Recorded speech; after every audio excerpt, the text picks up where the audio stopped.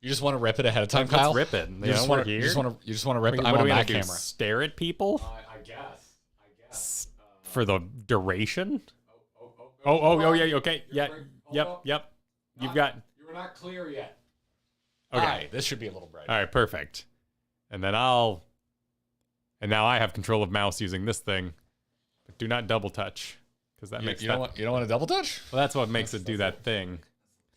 Because it's for laptops. I'm happy with that. Go away, and here we are, and that is ready to go. Perfect. Hello, everybody. I am getting earbuds so I can hear if I'm breathing into the mic. Which I tend to do when I don't monitor. Well, this is working, right? Yeah. I don't think there's any sound we'll be needing. We can do that.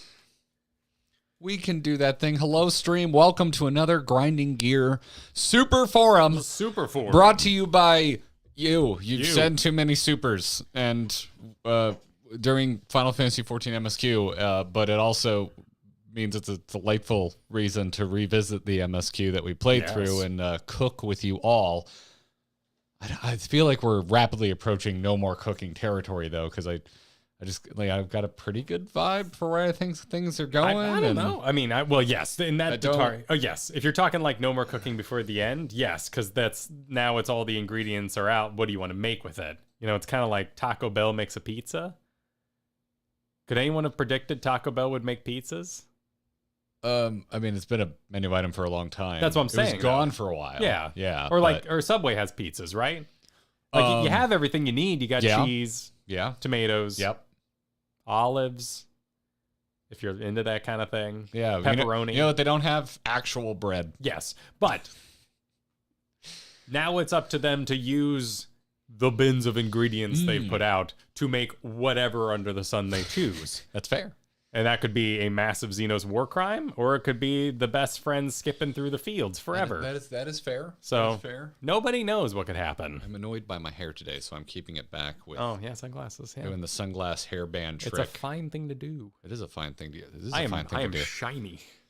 Are you? Did you rush out? You know, we're in that territory. You know, so I got that territory. Well, yeah, because you know we're a week until 4 weeks till it's go time, so it's appointments all the time. So oh my god, you know, just in case we went to the park because I took her to the doctor's today. So you know, Those are adorably tiny shoes. I got all the accoutrements. You know, I'm ready. I was ready for any kind of adventure today. So I've been busy. If I need a wipey, you got me covered. I got you covered, man. Nice. If you need me to hold your nose and blow, you go for it. You just ask. I am prepared and ready. Oh that thing man, is stacked. Oh boy, snacks. That is the coolest dad bag. By the way, like the absolute raddest sack of dad I've ever seen. Thank you. Ever. It's very cool. And very cool that we're getting support right now on a thing where we're trying to catch up on your support. Chris Majors, thank you for the 20 months. Sorry you got the flu. Feel better. Indeed, it's going round. Feel much better. Das, miss you too. It's all right to VOD Squad. And again, congrats on the new job. I'm happy to see that you're at work, dude. That's sick. So, yeah. Thanks for being there, Garrett. Love you. Of course, Das. And I have that too. We are looking at that, Das. And you gifted memberships. Thank you very much. There you That's go. super the kind. lineup, the full array. Yeah. And Photo Ziggy got the full 14 array with the 14 number on how many months they've been a member. Ooh, nice. Freaking rad. Can we do custom things? That'd be interesting.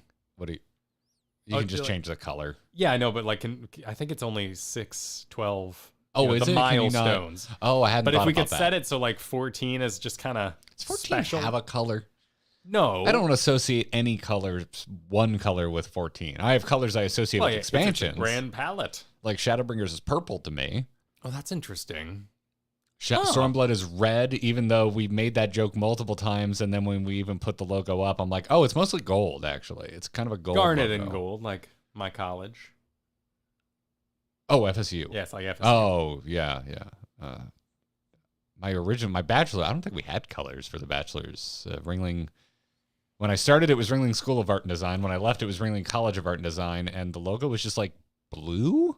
You know, just to give us a heading, though, that's not a bad idea for beyond 24 months because we were struggling because we were going to do loot colors, right? Because we did green, blue, purple, orange. Yeah, we worked our way up through the Warcraft, basically the Warcraft rarities. I mean, a lot of other games use that too. So we're gonna, we were gonna squeeze in a pink for a Realm Reborn. Yep. And then we should do expansions. I don't know what color a Realm Reborn is. I guess blue. I guess we can do like a light blue. Whatever the color of mid is. Well, what's a mid color? Blue. Blue's a mid color. The doodle of the ass on screen is blue. Doodle of the ass? Yeah, pull up the Realm Reborn art. It's there. Can't do There's it. a buttocks right in the middle of it. ARR FF14 art. Oh, no, I'm just going to get fan art. Oh, yeah. Oh, well, that's nice. It's like the logo? Yeah. No, that's all just fan art. Is there a buttocks? There is a fine buttocks right in the middle. Oh, I mean, it's off center. There's a lot going on. Okay. Yeah. Oh my god. Yeah, it's there. I've been seeing a lot of clips from that extremely horny game that everyone's excited about, and so by comparison, that butt is very modest. Oh no, tell me so I can avoid it. Stellar Blade. Oh, I didn't even what? A demo went up that wasn't supposed to go up. Oh. And then I believe it was Sony removed it from everyone's PlayStation. Like, oh, that's scandalous. Yes. Now people are going to extra pay attention. Exactly. Yeah. Exactly. Call attention to it. I think it's a Souls adjacent style game, but you play a basically nude lady. Oh. Yeah. Are they voluptuous? Oh, yeah. Oh, okay. Yeah. Okay. We are children of the 90s. To hold the mana. One would probably put it as junk in the trunk. Yeah. Yeah, I'm aware of the through line. Okay. All right. I'm glad. It's is it a near clone? Okay. All right. I'm gonna feel like I'm gonna sound like I'm protesting too much. Hold up. I'm gonna turn off the monitor there so we conserve. Oh, sure. Just conserve heat. I'm gonna sound like I'm protesting too much, but I legitimately have just not paid that much attention. I saw I saw there's been a lot of GIFs, and then I saw one person be like, I think I saw a joke when people are like, oh, these, everyone who's thirsty is going to be so pissed when they can't beat this because it's a Souls-like or whatever. And I didn't go any deeper. This is based off of a random comment I saw. Yeah, have you absorbed? I haven't looked into it at all. So, only a slight impact. I don't know. Is it very Korean? Okay. All right. When I think of Korean, I haven't played a lot of Korean games. So when I think of Korean games, I think of Aeon, the MMO with the wings, the Angel Wing MMO. Oh man, I don't remember that one at all. Katie and I played a bunch of that back in the day. And just because I do believe that was a Korean MMO, that's where my brain goes when people say Korean games. Lies of P was Korean developed. Yes, and it was good. Yeah, it was really good. This always irks me because it's using bits we don't need to use. Also, it's on a massive delay, so it doesn't. Yeah, our feedback. It bothers me. I have a really, for anyone wondering, we have the YouTube dashboard up, and I always like to pause the little window that shows you the stream because I have this. Don't worry about it. I have this fear that will unmute it and like get double sound. Sure. And also, it's like you don't need to use that download because you don't need it. How conservationist of you.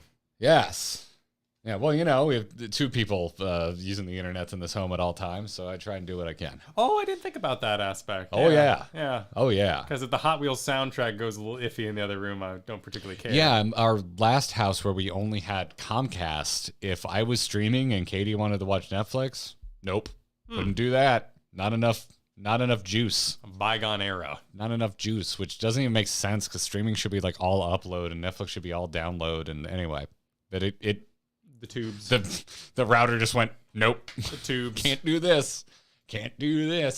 One Gunslinger, thank you for the super. Good day back at you. Said, as you get to the end of Endwalker, now seems like the two of you should stall more by starting Monk. I like that idea of One Gunslinger. I legitimately, I do want to play Monk.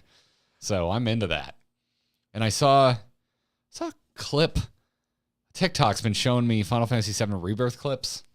Was it Tifa? I think it was Tifa, just like throwing down. She punches. I guess she would be considered a monk. Yeah, right. I never really thought about that. She wears the cuffs. She has those metal. Dude, I know so little about Final Fantasy VII. I've seen Advent Children, which I remember almost none of, and I didn't really understand it because I didn't play 7. And I've played Kingdom Hearts 1 and 2. That's my Final Fantasy VII knowledge. And but I'm very aware of Tifa. Never really thought about it. But yeah, she's a monk class. Yeah, that makes sense. That totally makes sense. But yeah, I saw some clips of like Tifa combat from Rebirth, and I already really wanted to play Rebirth. God damn, I really want to play Rebirth, dude. It looks so good. It looks so freaking good. And hearing from folks that the side content, the non-required content is legitimately solid. Oh, that makes me happy. That makes me happy as we get into a section of required content that maybe all of it wasn't as high quality or to the same level of quality. Oh, wow. As all of it. The Labyrinthos bit. I know, but yeah. That felt like required side quests. That's what that felt like. Well, we really wanted to go around a bunch of dungeons and dig up Halligan stuff. That's again, I will say I had so much fun doing it and going through that insanity. Yes, it was very fun together. But if I look at it through a critical lens, I would rank it about as high as the beginning of Stormblood. It's tough. For me, that'd be very much one of those, and I come across these all the time in books I'm reading. I'll be reading a book, and it's kind of a part I don't like. Maybe it jumps to a character if it's one of those kind of books where it's just like a bunch of characters, a cast. It reminds me of the casino section in Last Jedi, where you're like, why is this even here? But that's happening in front of you. Movies are such a different beast. I mean, if your story's linear, you can draw a through line. I see what you're saying, but for me, if I was playing that all by myself, get to the Labyrinthos, they're observing the architecture and the waterways. I would have skipped the shit. I would have just been like, oh, and you put down the book and you just kind of go, yep, that's just one of those parts. I start skimming at that point. Yeah, that's what I do, and I don't. But I acknowledge my own. It's not really burnout, but it's a impatience. And I put down the book on one of those little. I don't own one of those little triangles, but I want one of those little triangles. I mean, there's different ways to do it. You could just put it down and come back when you're more interested, or you could skim, or if it's a video game, you could skip, or if it's a TV show, you can pull out your phone. Yes, and you start Wikipediaing or whatever. Hardcore am against pulling out my phone in movie theaters, though. So that's affects the people around you. That's why I'm probably the most critical of movies I go see in the theater. There's also money cost, like $1 per second. Yeah. Investment. I don't think about that as much because it's always was my date thing was going to movies. So it was like. It's just what you were going to be doing. It's what I was going to be doing. Yeah, exactly. Okay. Now they're getting a little more rare, but honestly, I would say the price of movies haven't gone up nearly as much as the price of everything else in my life. Yeah, movies have been consistently expensive for a while. Yeah, like my grocery bill sucks now, but I go see a movie and I'm like, oh, it's kind of the same. Like, I'm still getting in for under $40 for 2 tickets. I feel and I'm surprised about that. Anyway, sorry. Hi, welcome to a Grinding Gear stream. You're used to this. This is how it goes. Das, thanks for the super. So the Vons have been helping me so that y'all. I'm going to say thanks, y'all, for the cooking, and Kyle for holding down the fort. It's been a good distraction with what happened. Also, horny game, and you aren't immediately asking if I played it. I'm hurt.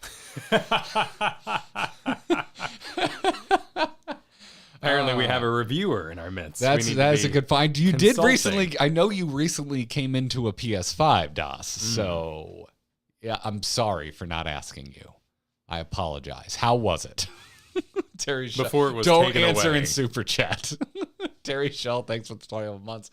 Mel said, it's 4 a.m. and you are now keeping me. I can't read it over the. Allow me to make. Yeah, I had to say to shorten it up. This is my fault. I had it set up like this before you even came in. Here we go. It's 4 a.m. and you are now keeping me company as I grind and all from level 21 MSQ to the end of base Realm Reborn so she can get a car. Thank you. Have some money. Wow. Today's the last day, right? If you're choosing to rip it and get it done. Yeah. You could do it. Some people were concerned. I did get my car, didn't do it on stream because it was like Friday, and I was banking on the Friday fashion report to get me the last bit I needed because I know it's not a ton of MGP, but as you all know, I haven't done a ton of Gold Saucer. It's pretty good. Yeah, you got 60,000. Oh, yeah, you get a shit ton. Yeah. It's a chunk. And you don't even have to get 100. You can get 80. And I I feel bad. Chat, who does the cheat sheet every Friday? Because I used it, but I didn't retain the Twitter account. Someone puts out a cheat sheet every Friday, and I would not have gotten it if it wasn't for that cheat. Kyoko, shout out to Kyoko. Yeah. Is it just Kyoko on Twitter? Because I got it from Twitter, and then also Azumi just sending me the image. Yes. I woke up Friday morning. I'm making my coffee. I come in. I'm slow to get in here last Friday because we had a 12-hour drive back on Thursday, the day before. So I was full zombie mode. Come in here with my coffee, and I just sit down. I'm like, oh, I've got Discord notifications. What's Kyle got to say? I'm like, oh, it's not Kyle. No, it's Azumi. And I open it up, and it's just the Your fashion report for the day. And I'm like, oh my God, thank you, dude. Apparently, I got sent one this week. I don't know if it's done. Maybe it's still coming up. Maybe chat can let me know. But you get the fashion, like a title of being like creative fashion or something. Fashionista? Maybe that's it. Maybe. Apparently, so it's not just one person. It's not just Kyoki, but it's an entire Discord community that kind of figures it out. That is fantastic. Fashion leader. And what you have to wear is the Rathalos stuff we already own because we did that stuff. Yep. And then like gloves you get for being subscribed for 150 days. So if you want that title, do it again this week. And apparently just bust it out 100 points, no problem. Oh, shit. I thought it changed every week. It does. That's why it's going to be, Friday to Tuesday or something like that. It's Friday to Tuesday. It's a weird rollover. Yeah, it's a weird rollover. Well, it gives you. I like the days, but yeah, Tantalus gloves were a thing last week. We had the dye them soot black, I believe. Oh, you did a different one than me. That's right, because I did mine on Monday. I was just going for the 80. Yeah, because I don't care about getting 100. Yeah, because this week it would be over already, right? Because it resets it. Perhaps. I don't know the finer details, but. Yeah, and Mel, thanks for the follow-up. Super said, by the way, the alt is a Lala named Lara Croft. Oh, wow. That's fantastic. Nice. Well done. That's good. I like that. I like that a lot. But yeah. I'm just gonna scroll. Nope. Other direct. There we go. Perfect. There it is. There's the thing with the stuff. But yeah, Shall we dive in? Yeah, we can. I can pull up the thank you here. There's many we missed. As always, folks, I try to go back after the fact and grab all of these supers that we didn't catch, as well as the membership chats. There look at that. Are a lot. There's a lot of them. Yeah, just go ahead and hit play. It should already be muted for you there, buddy. Nice. So if we miss you, I'm so sorry. It's such missing was not my intention. But I tried to catch you all. Try to catch you all like the Pokemon that you are.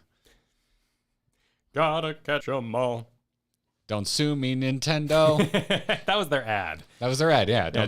It didn't play in a song, but yes, don't sue me, Nintendo. Gotta catch 'em all. Don't sue me. I will say that the Bard don't play copyright music pop-up agreement is quite immersion breaking. Because when you reach level 30 and you unlock performance, you mean the one ho adventurer, the one that obviously everybody listens to. Everybody heeds that warning. Hast thou wishest to play the harp? No bard has ever played copyrighted music. Do not play copyrighted music. You will be, and just like it comes at you. I understand Square's concern, like a big company, you gotta be mindful of that. But I don't understand folks who are worried about it from like a streamer's perspective, because it doesn't sound anything like the actual recordings of copyrighted music. I think the music's the instruments sound so different for most songs that I can't imagine a world where YouTube Spider would ever pick it up. I think certain songs, clearly it happened. There was some streamers who experienced it and expressed concern, but it's an ever-moving goalpost of what that algorithm can grab out of a video in the first place. Because I can only think of it through the lens of music that I know.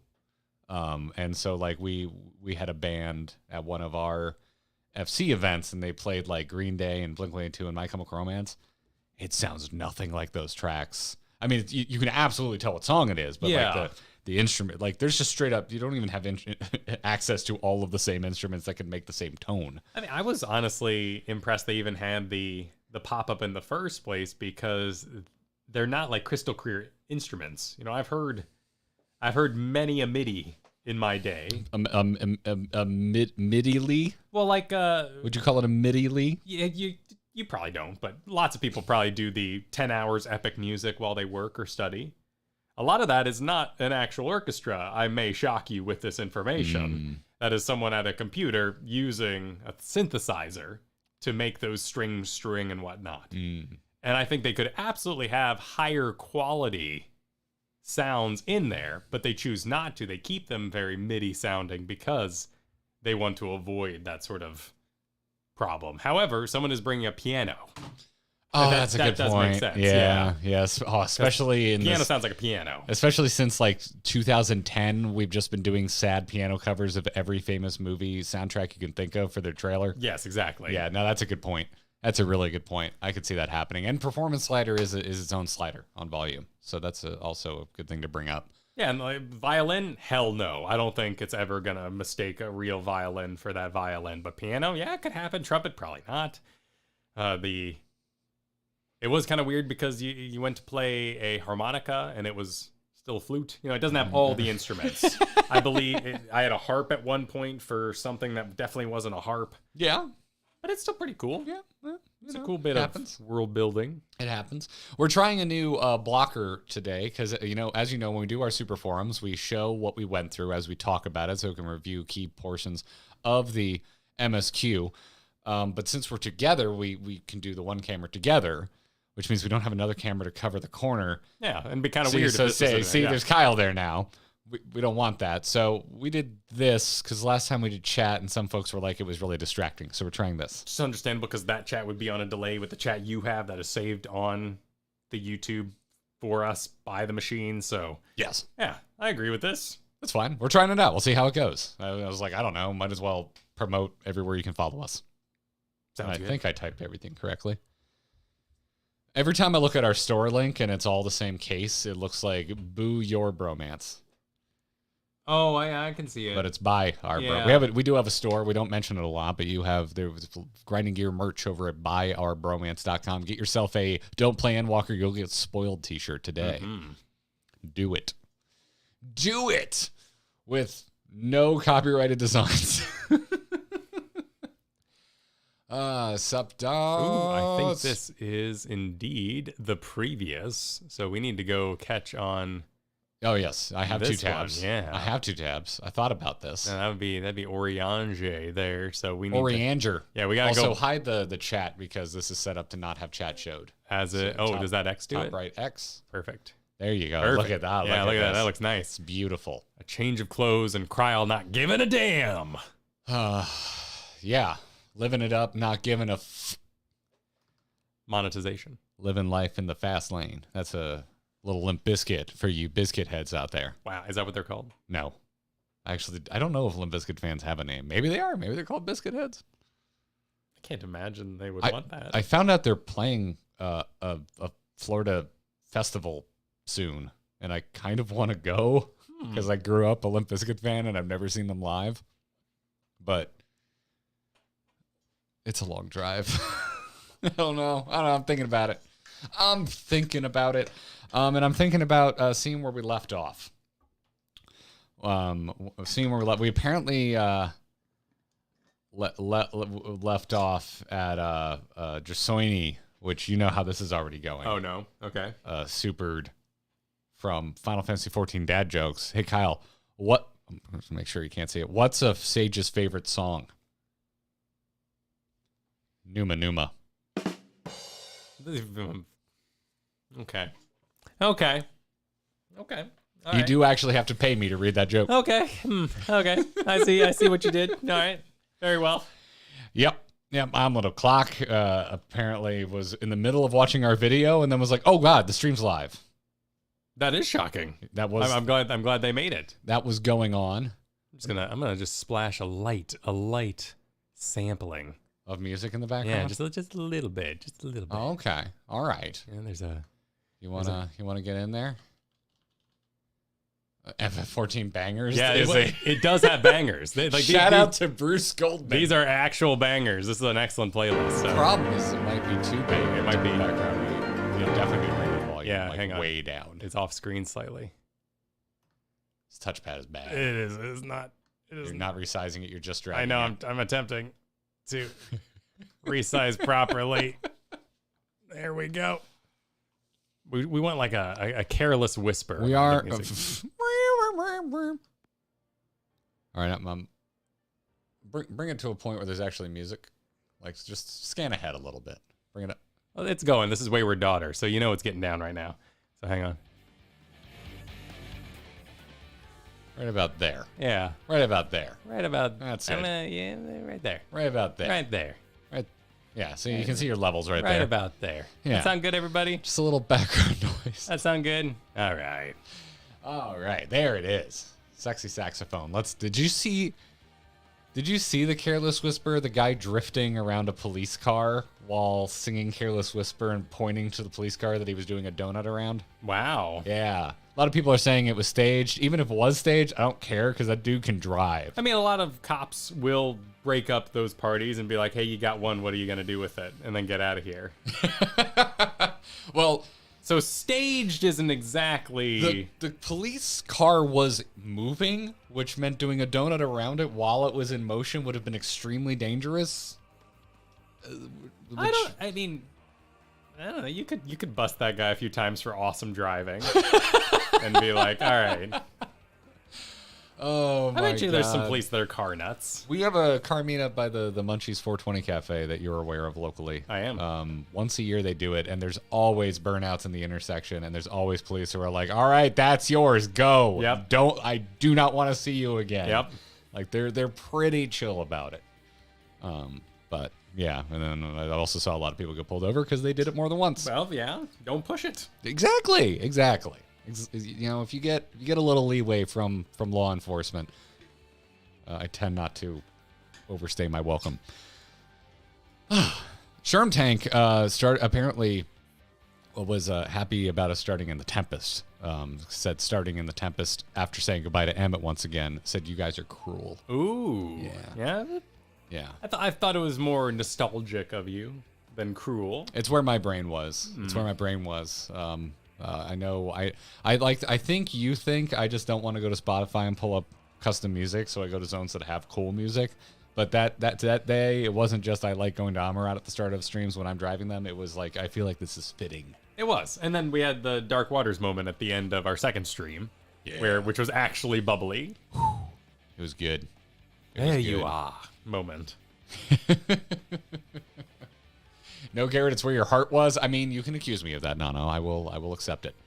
I will accept it. Squishy Revenant, thank you for the super during this stream that said, thanks for helping me get through these annoyingly long queue times, boys. Enjoy the rest of the expansion. We have been. Ooh. We have been. Bunnies and all. Queue times. Bunnies and all. Queue times are intense. Yeah. Streamer privilege, I'm not aware. I'm so sorry. And then it seems like we were helping Vanitas escape from not a great day, saying dealt with transphobia the day that we were streaming this. Gross. Which, yeah, I'm sorry to hear that. Really bummed me out to hear. And also, I'm bummed that I missed it, Vanitas. So I hope you're watching and you hear this. That sucks. May this be a double helping of better day in that regard, then. It's a good way to put it. Yeah. It's a good way to put it. Hope we can take your mind off of it. Don't do that. Yep. That makes me want to go off. Das. Das, you super in now and you're super then. In the past. Oh, I'm so sorry I missed this, Das, because I don't think you saved your plate from that night. But Das asked for a favor and had a G-pose idea and wanted our plates so he knew what we were wearing that night. That was I liked your glam this night. I'm still wearing this, obviously, because I don't change my glams very often. But you had this kind of like adventurer, like sleeveless adventurer thing going on. My adventurer sweater, I believe. I was tied around my waist. Yeah. But you were more like steampunk colors because of the gear we've been getting out of. Oh, you did send me a request for this, so it's my bad. I dropped the ball. You sent me this request on Discord. Oh my God, I don't remember. Because I was off to Disney that weekend, so I left on Friday. That's why it never happened. Then I still owe Doss an apology because I never sent him what I was wearing. Okay, well, we both dropped the ball on this, and we apologize, Doss. All right. Okay. All right. Carrie Ann, I hope you're feeling better. Just wasn't feeling great, but still tuning in. Feel better in the past. Yes. So you are now better, I hope. And then Bandit, super. Catching guys during work always helps the last hours go by. Hell yes. Goal. Varying levels of like severity on what I'm glad we're helping take your minds off of. But I'm happy to do it regardless of how severe it may be. Yeah. And then let's see. Kiryu. Love the name. Just recently started playing. Or at least testing the waters of Yakuza. As you knew this, we had this discussion already. I haven't done any more. I need an evening game because I'm rapidly You've been gone running for out a week. I'm rapidly running out of TV. Getting caught up. Everything's week to week now. Like we binged Tokyo Vice, and now I'm week to week. Yep. Shogun is nothing but week to week. We've been enjoying the final season of Curb, and all of the anime and stuff is week to week now. So I'm like, I need an evening game. Curb Your Enthusiasm. Yeah, it's still going. Final season is currently coming out. I didn't know it was still going. Yep. Huh. Season 15, I think. Damn. And they've always been wild, right? Like they've had like 4-year breaks at a time. Yeah, well, they're like Futurama. They just come and go. Yeah, except they were never canceled. They just like come and go. When Larry David feels like making it is when they make it. Sounds like good life. So, yeah, Shogun has you in a chokehold. It's a truly awesome show. Excellently made, like meticulously made. For many, many, many reasons. Yeah. Listen to yesterday's podcast. We go off on it for quite a while. Yeah. Coeurl yelled, level 88, we're in the end game now. We are, in fact, in the end walker game now. Yeah, I have a level 87 red mage, so doing these quests on my maxed out 90 was kind of like, oh.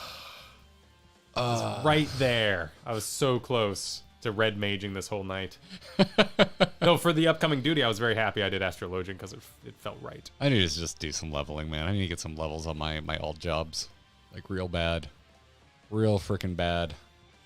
Concept Curb Your Enthusiasm starring the cast of Elpis. Burb Your Enthusiasm. Oh my god, wow. You ridiculous people. I love you. I freaking love it. Let's see. Zervin supered Garrett and Kyle burps. Their wives go skill issue. Good. I remember what we were talking about. We were talking about how both our wives have more epic burps than ours. Oh, sure. Yeah. Oh, yes. We don't lay into it quite enough. Yes, that is correct. It is in fact a skill issue. Our wives work for the Helldivers 2 development team. Call it when they see it. There's a comment saying we didn't go deep enough into just how awful the feedback from the one particular Discord in question was, and I'm like, I didn't bring it up because I just figured it was assumed that people were being asses. Yes, that they were pushed to such a degree. I don't think it's news to say game community is overly mean to developers. Sadly, I don't think that's news because it's so common. Unrelated to being mean to people, just in news in general. So changing subject slightly. Did you see the thing going around today about Yoshi P regretting that Endwalker's so casual? No. Yeah, apparently. No, the only Yoshi P thing I've seen going around is everyone on Earth reposting that he wants to make another game after 16. Oh, yeah, that he wants to direct something. I mean, and then the people who were mad that he made 16 and thought that it took away from 14 happened. are here. It's been happening. It really happened. It was much smaller than I predicted it would be, but I never saw it happen, so yeah. At least my prediction kind of came true in a negative way. Happening. Yeah, it's happening. It's happening. The one critique I agree with is that there's no Eureka or Boja like. Yeah, we haven't experienced the end game yet, and I really like that content. And so if I was current this entire time and I didn't have that to play, I would be kind of grumpy about it. So that's the one critique I really like. I really agree with. The further I get into this, the more I understand what endgame typically looks like. So, yeah, that's what's going on with that. But no, I did not hear about that. It's an interesting concept. I'm curious to get to Endwalker endgame and feel if it is easy, if it is just kind of Island Sanctuary, missing that more hardcore grindy element. You know what he's talking about there. Yes, but I understand. Like the hard content's still pretty hard.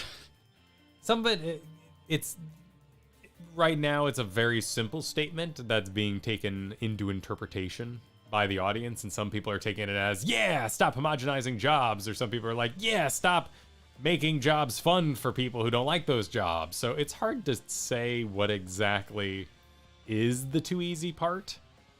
But to me, it sounded like there's too much solo content. The focus went so heavy on their development time into getting those dungeons solo ready, which stripped out some of the difficulty because the AIs didn't want to dodge Race Vulgar in that particular way or whatnot.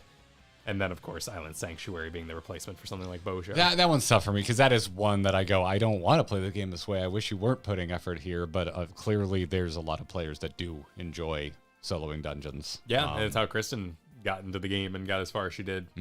Because she certainly doesn't want to get yelled at, for a few hours a night to be an adult, and last thing you want is other adults yelling at you after a day of kids yelling at you. That's fair. That's fair. Yeah, it's I try to keep that in check. But like deep down, I'm like, I don't care. Personal preference and all that, yeah. I don't care. It's not for me. We missed one from Valea. It was a generous one, too. Thank you, Valea. It said, hey, have you heard about those grinding gear guys? They're pretty good. They make those kind of videos you're interested in watching. You should check them out. I remember the bit that Valea was riffing on here. Thank you for jumping in. Yeah, thank you, Valea. Much appreciated. And Vernacular Ham supered. I haven't had a bad day, so here's some money. Go tell Coeurl the whole thing for democracy. For democracy, yes. We did tell Coeurl the whole thing, and Coeurl did not care. Coeurl loves democracy. You saying Coeurl's the emperor? Well, she's wearing a hood. Wait, the democracy in Display and Helldivers is not the democracy we're thinking about. I'm thinking about the forum and stuff. She's a Charlatan. They vote. That isn't. It's more of a republic. That was not what I was thinking of. Yeah, I was thinking of the prequel. You're thinking I love democracy. I was thinking of the prequel you were name, prequel, okay. which I would say is a similar democracy that's in Helldivers. It very much is. Yes. Yeah, I would say that's a similar democracy. Crusader Boy was informing me of the Moogle Tombstone event that gives a good amount of MGP. This is the beginning of people telling Garrett telling me I could get a. Why am I speaking in the third person? A car. I could get the car. Because when we reacted to the old pint video, I was like, yeah, this was me. I thought having a car in the game was weird. But I think we both started playing heavily around the last incarnation of the Car Quest coming back. So there were more cars than normal. That's a good point. There were a lot of cars.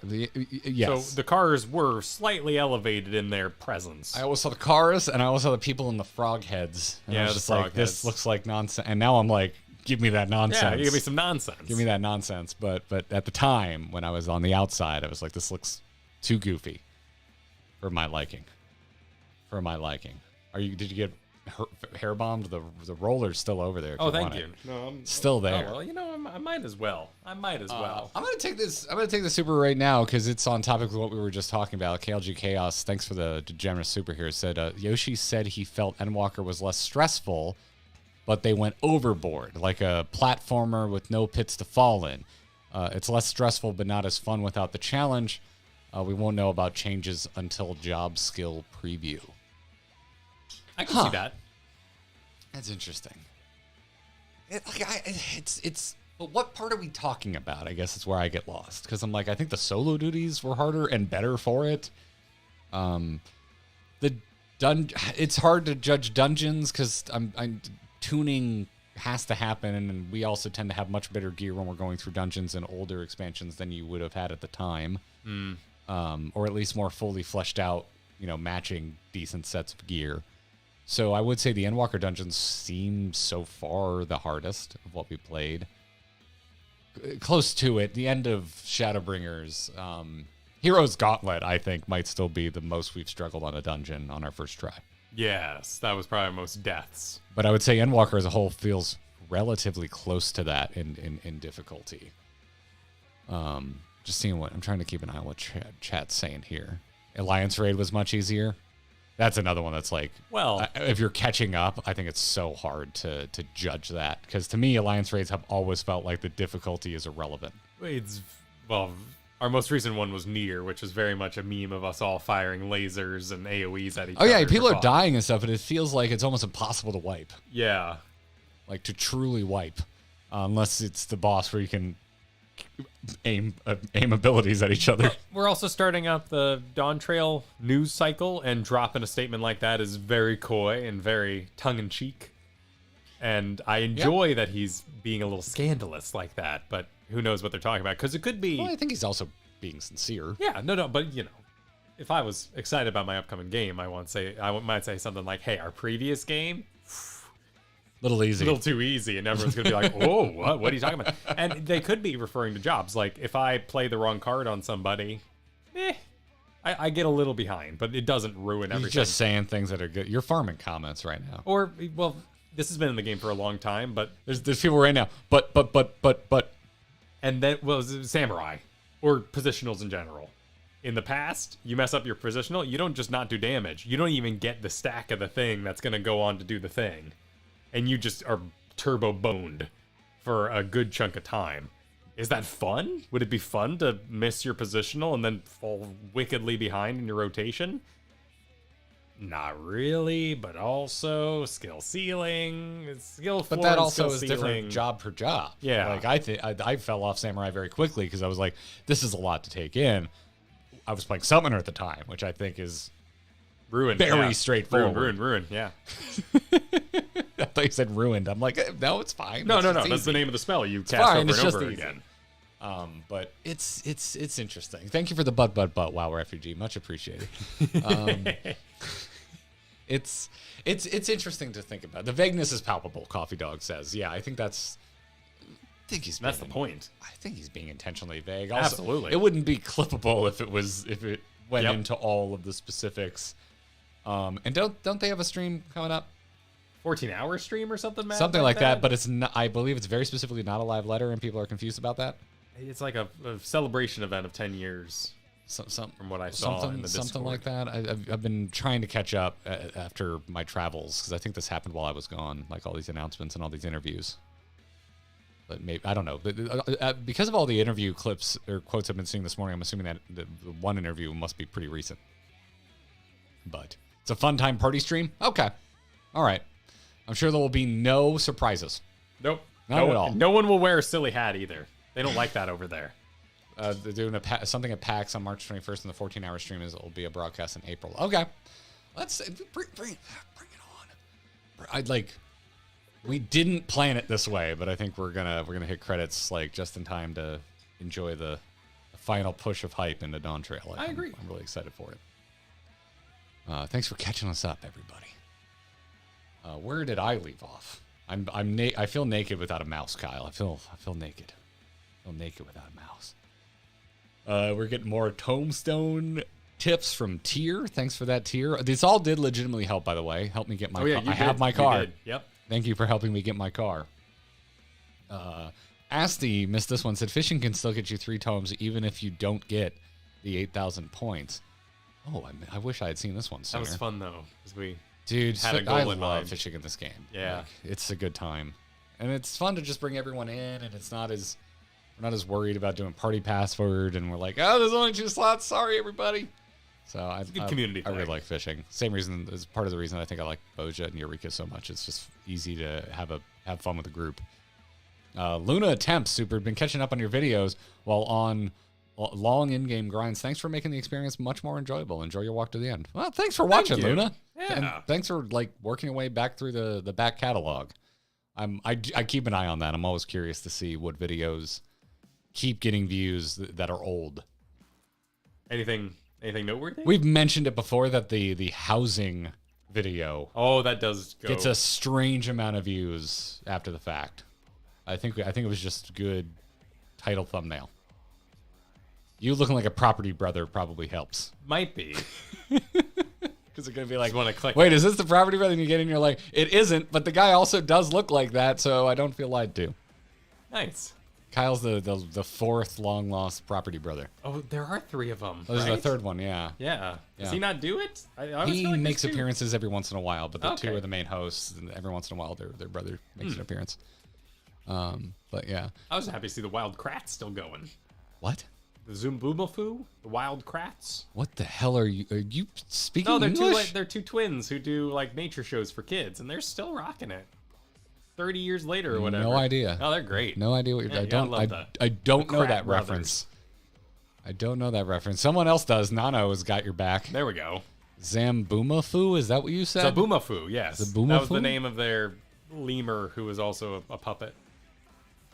Oh, I know the lemur. Yeah. I've seen the lemur. I just never watched it.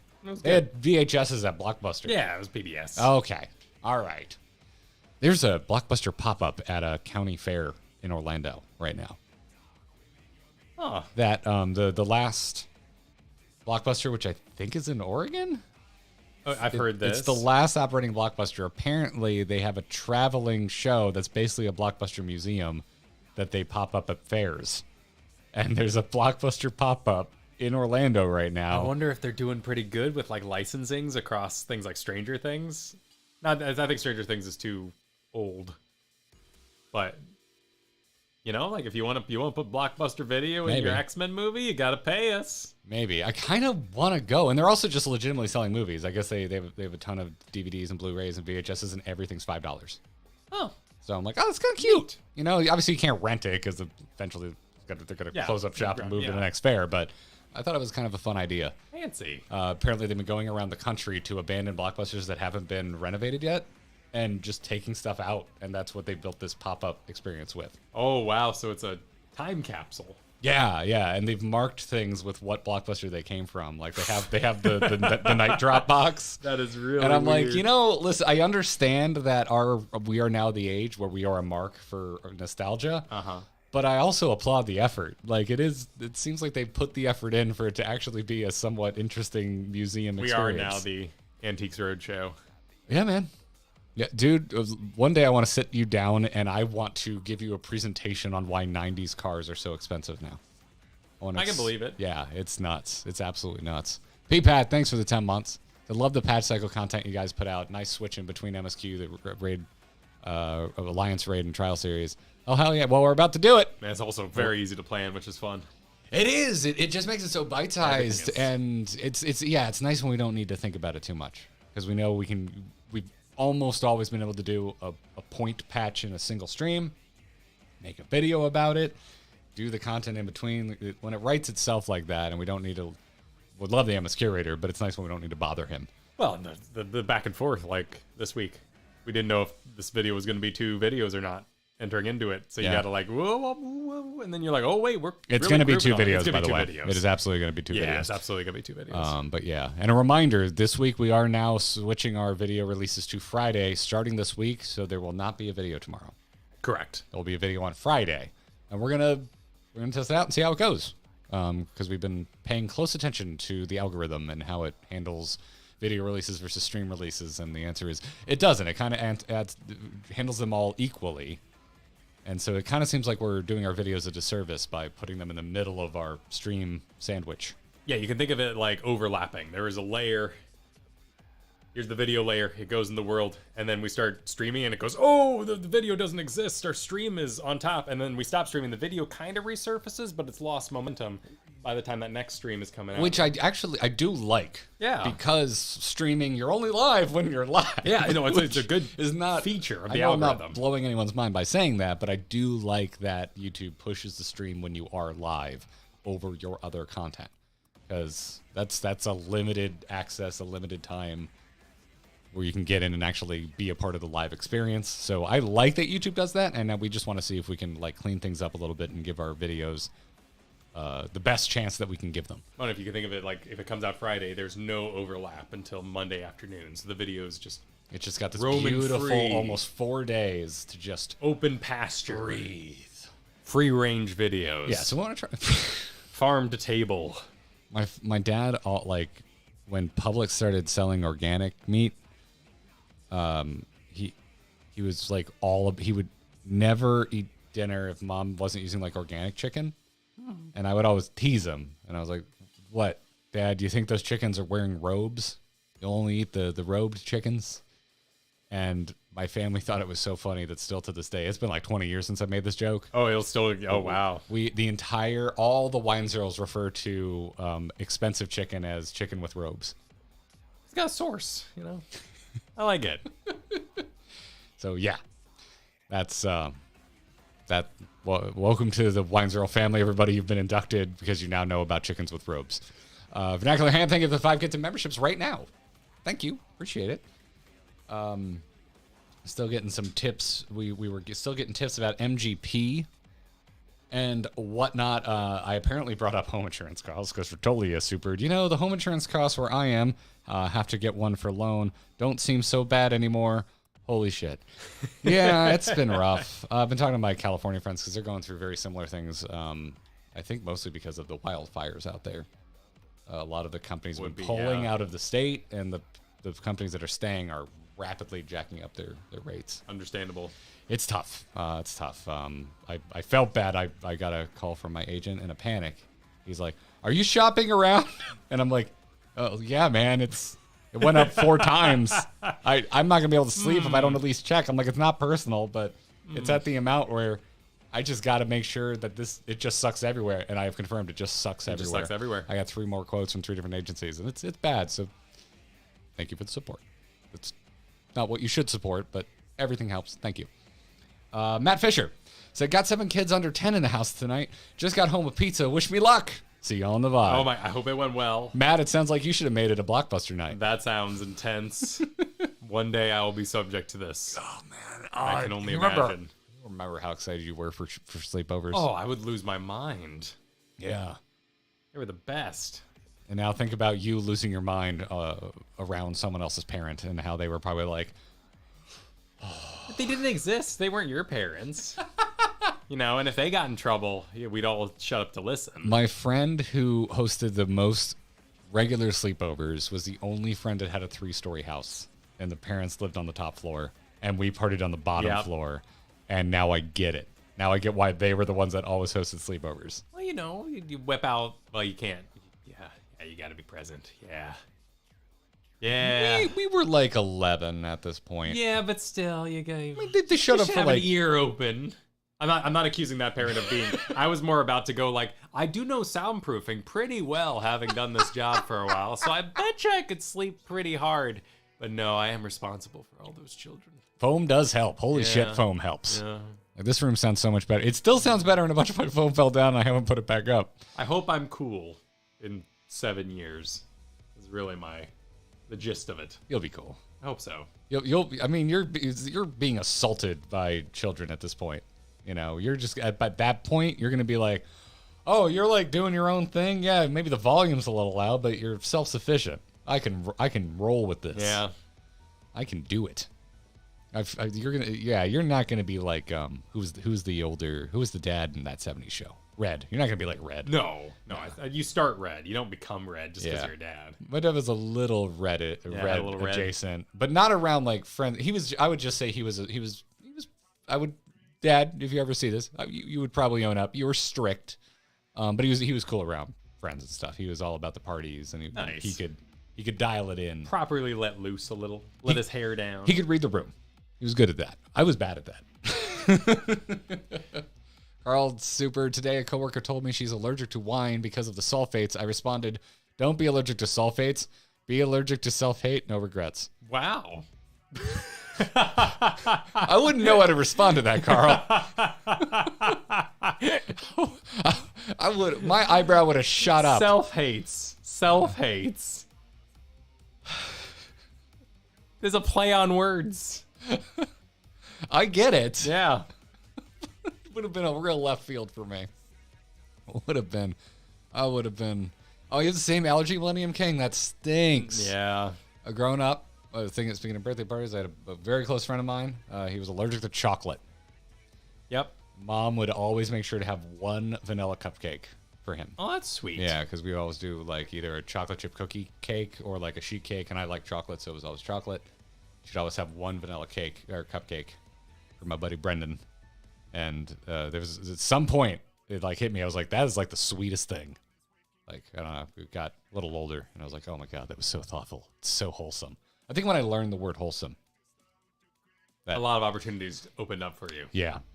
Metallic supered that YouTube auto-played them into our 3.3 stream today and said it was nostalgic, even though it feels like y'all started streaming yesterday. Got me thinking, what's an extreme from earlier expansions that you're looking forward to the most? done everything from Shadowbringers at this point. Oh shit, that's the answer. Because I accidentally watched the video. Shiva?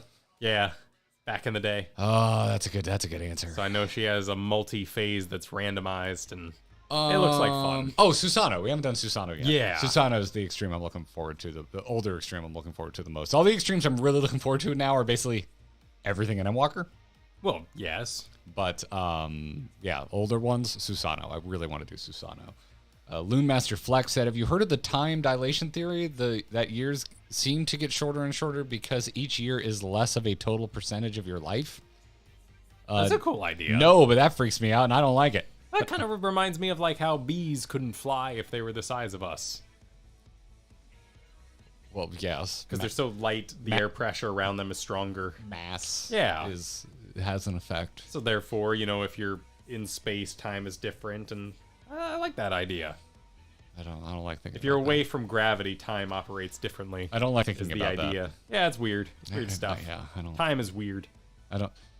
It's like I was thinking about the fact that I was close to playing World of Warcraft for the half of my life, and that's just gonna get smaller and smaller the older I get. I find that comforting.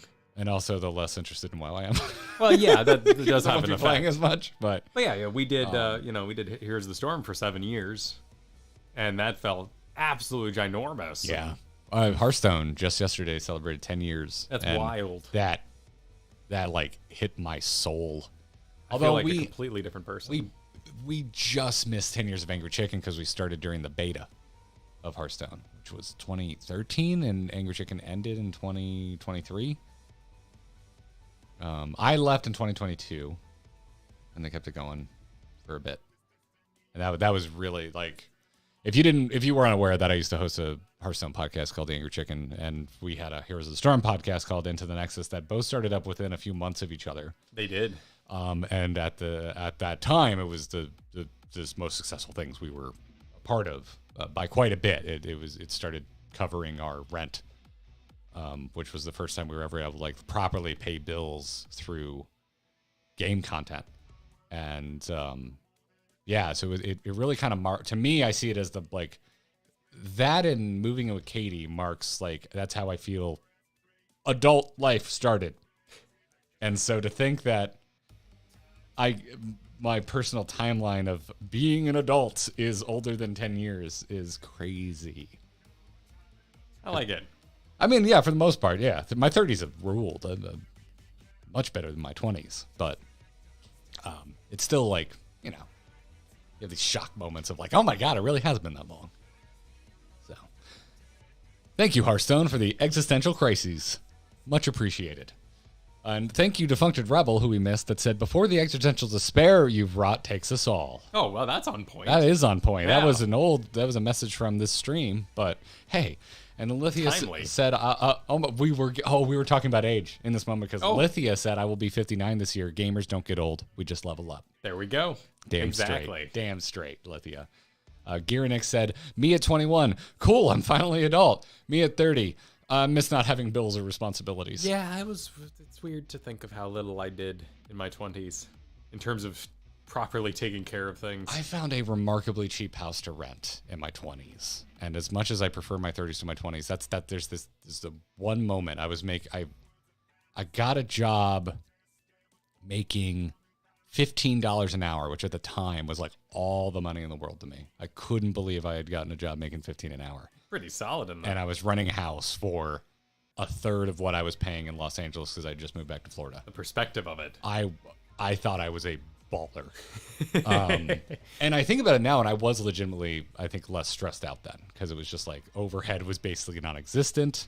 And even though things are going better now, there was something about then where there was less to juggle. But there's a little. We also pay our own taxes. They don't, they don't disappear into a magical tax bubble.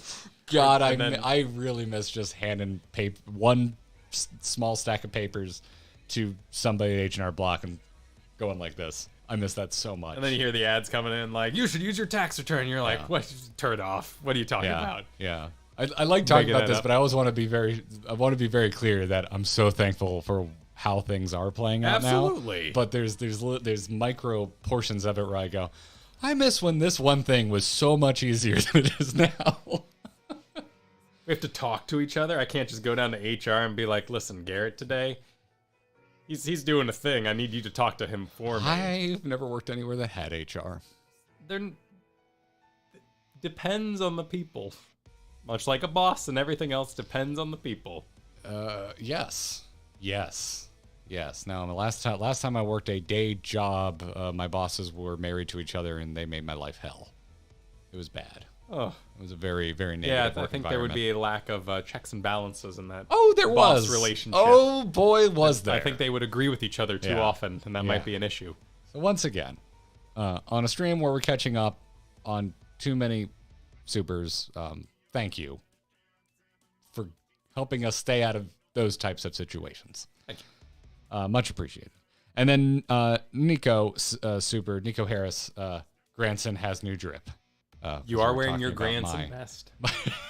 my glam. And Granson. Then I have marked this where MSQ begins. Okay, the Garlemald solo duty. Yeah, which makes sense because Tooney supered, Garleans never despair, they just get surlier. Oh. You know, I mean, obviously there are blasphemes in Garlemald, but did we actually see one transform? Anywhere in this intro bit? Because that guy's having a bad time, clearly, but he ain't despairing. Well, hold on. Keep it going. Oh, no. Okay. He's despairing, but he's Hanish. He's not Garland. Oh, yeah, you're right. Oh, because they were helping out. They were bringing the Hanish to Garlemald to use the teleporter to bring them to the moon.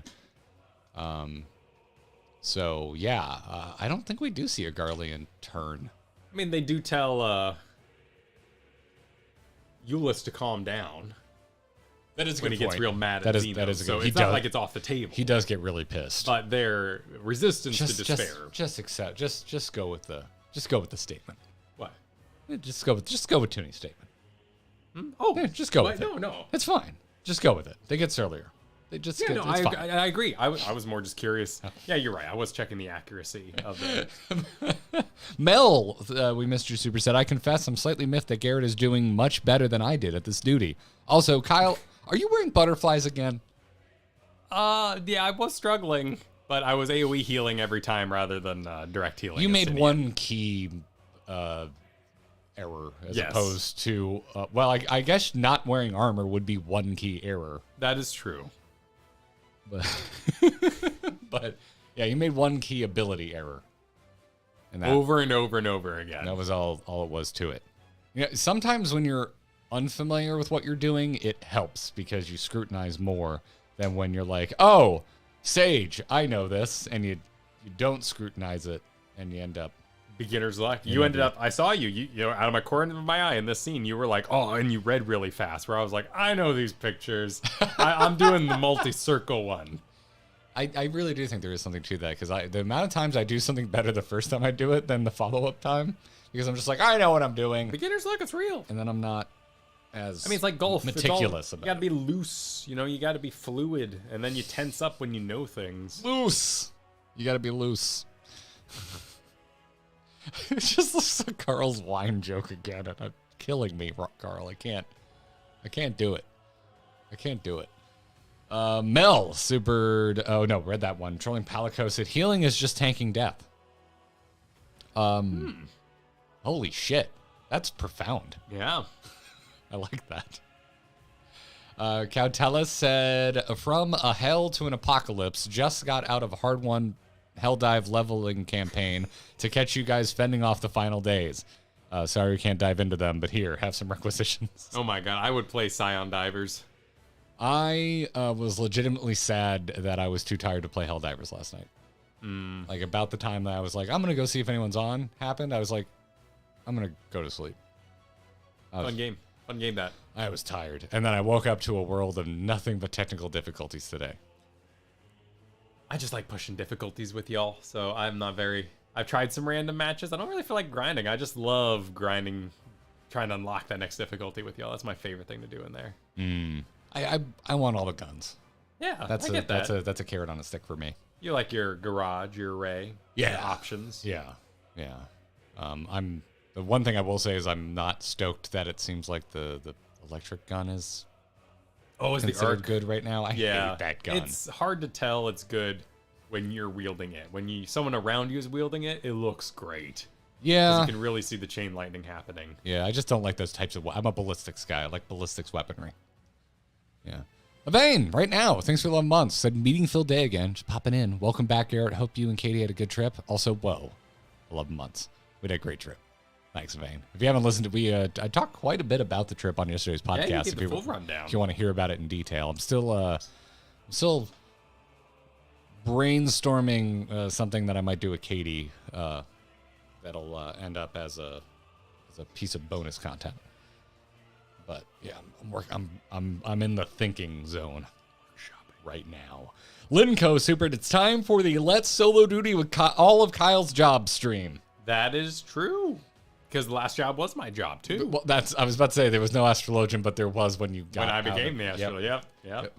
Imagine you go from sage to sage. How you would have been like, oh, well, yeah, would have been kind of a one-upper. Wouldn't have been exactly a good move on Alphano. I went from my first sage to all the sage. Oh, I saw your mom gave you guns. Oh, sorry, Alphano. I was just so busy being great at my job. Just bam. Yeah, just Arnold Schwarzeneggering out there. But healing instead. Yeah. The trees are all growing in that scene. Kiaria Ida said, I remember this part of the MSQ. It's one of my favorite parts. The other favorites being gestures at basically the entire story. The rest of it. That's the other. This was really good. That's the other hot topic today. What? I think they announced when people will be starting new characters in Final Fantasy XIV. What? Why? Was that a thing? That gut check here, folks, 'cause I didn't go digging. Again, I was just like, I was on Twitter and putting out fires that pertain to this week's video today. What does that so mean? I didn't dig deep.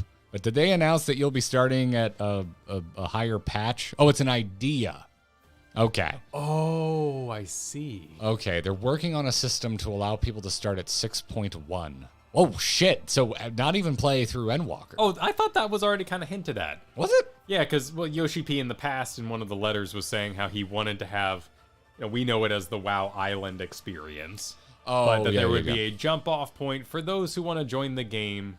Not that they want to necessarily skip the Hydaelyn Zodiark saga, I think it's called, formally.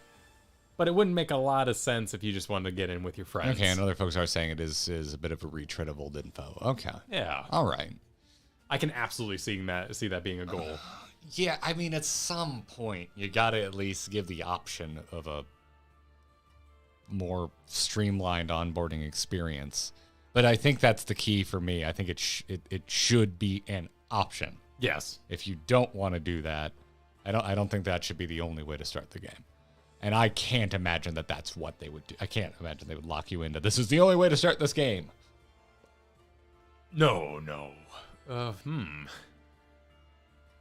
I mean, Haru there says they should not do that. They should overhaul A Realm Reborn.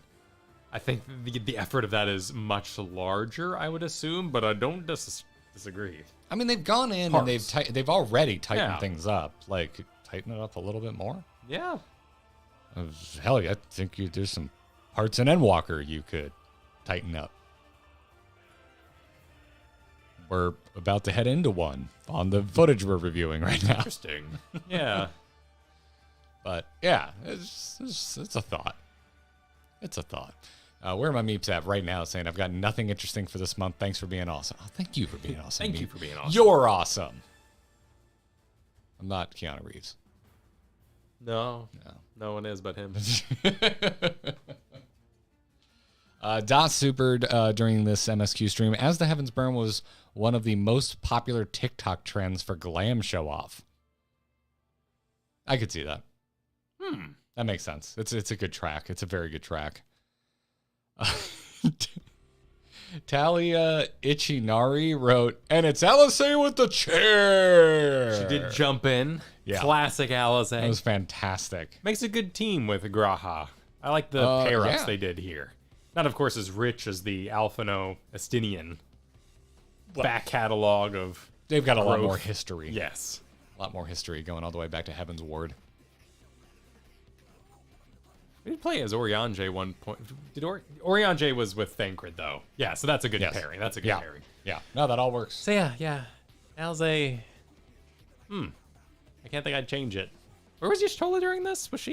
Where was she? Off doing something. Doing stuff? Doing something. Was she foruming at the time? Was she even in Garlemald? That's a good question. Yeah, I'm not sure where she was. Now I'm looking at chat. Yeah, I don't remember. She's, knocking her cheek. Which always looks like she's kind of holding the vape. Now you have to do that. Now you have to do that gag. Oh my god. She's with Matoya. Oh, that's right, because they were looking into the underworld. Oh, right. Yeah, she did mention that. Yes. Yeah. Because then she comes back, and in our next scene where we tell the Scions all the goodies, she has like one line of like, but that's just a theory, and we were calling her out on doing that. This is close to the end. So you're saying Y'shtola drives a Subaru? Is that a connection? Is that like the BMW's crowd? The joke about shopping for a WRX or an STI is that the listing on Facebook Marketplace says rare, never vaped in. Oh, I see. Yeah. Oh. Yeah. That's the joke. That's the joke about those cars. Now I know. Yeah, because hot boys, which is the polite way to say F-boy, they like those cars, and they like fruit-flavored vape. Oh. Yeah. Yeah. Interesting. I like them because they drive heavy. Gail knows what I'm talking about. They drive heavy? Yeah, Subarus. You got to really push down the gas a lot to make them go. And I like things that feel heavy when I operate. Interesting. Because if I was in a mech, I'd want to be like, oh, and like my arm. I would never want a VR mech. You should legitimately super lame. Get a pickup truck then. You would love it. Probably. Yeah. They kind of all drive like that. They have a lot of body roll, so you feel the weight transfer. Yeah. Yeah. And then you can listen to Pickup Man everywhere you're driving. I know how much you like country. I don't know Pickup Man, but how do you not know Pickup Man? Maybe I do. Sing me a tune. Oh my god. Over the top of Rise here. Lay me out. You could set my truck on fire, roll it down a hill, and I still wouldn't trade it for a Coupe de Ville. Oh, no, I don't. That's not the country I get down on. Mine is more like, I've been watching you, Dad, ain't it true? You're my buckaroo. You also, I wanna be like you. I know you also love country that involves romance, because also in the chorus is, I met all my wives in traffic jams. That's just something the women like about a pickup man. That's not romance. Yes, it is. The entire song is about how his pickup attracted his wife to him. Nah, I want to like weep in a corner. About dadisms. No, dude, Pickup Man slaps. Okay. Also, Post Malone recently did a cover of it, and it's very good. Oh, okay. It's very, very good. So it brought it to the forefront of my mind. But my dad would play that every Sunday while doing chores. That was part of his country loop. So, hope you enjoyed it, everybody. Someone recently tweeted at me because I was tweeting about going to the wrestling event. Garrett, I love you. But sometimes your Florida leaks out. And I'm like, what does that mean? I like wrestling. Wrestling's cool. Yeah, don't limit my activities. Yep.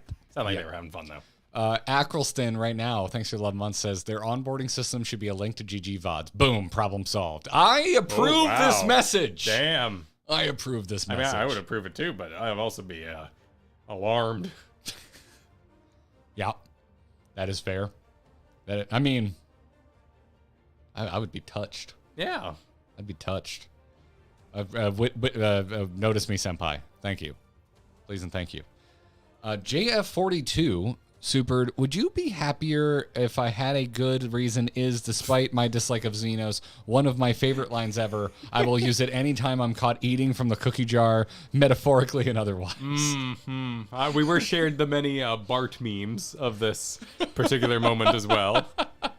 Yes, absolutely. It's freaking fantastic. The scene is wonderful. We've already done our recording for the next video, and I go pretty deep into my thoughts on this. Yeah. It's probably my favorite Xenos scene, at least from a dialogue standpoint. There's action scenes I like better, particularly at the end of Stormblood.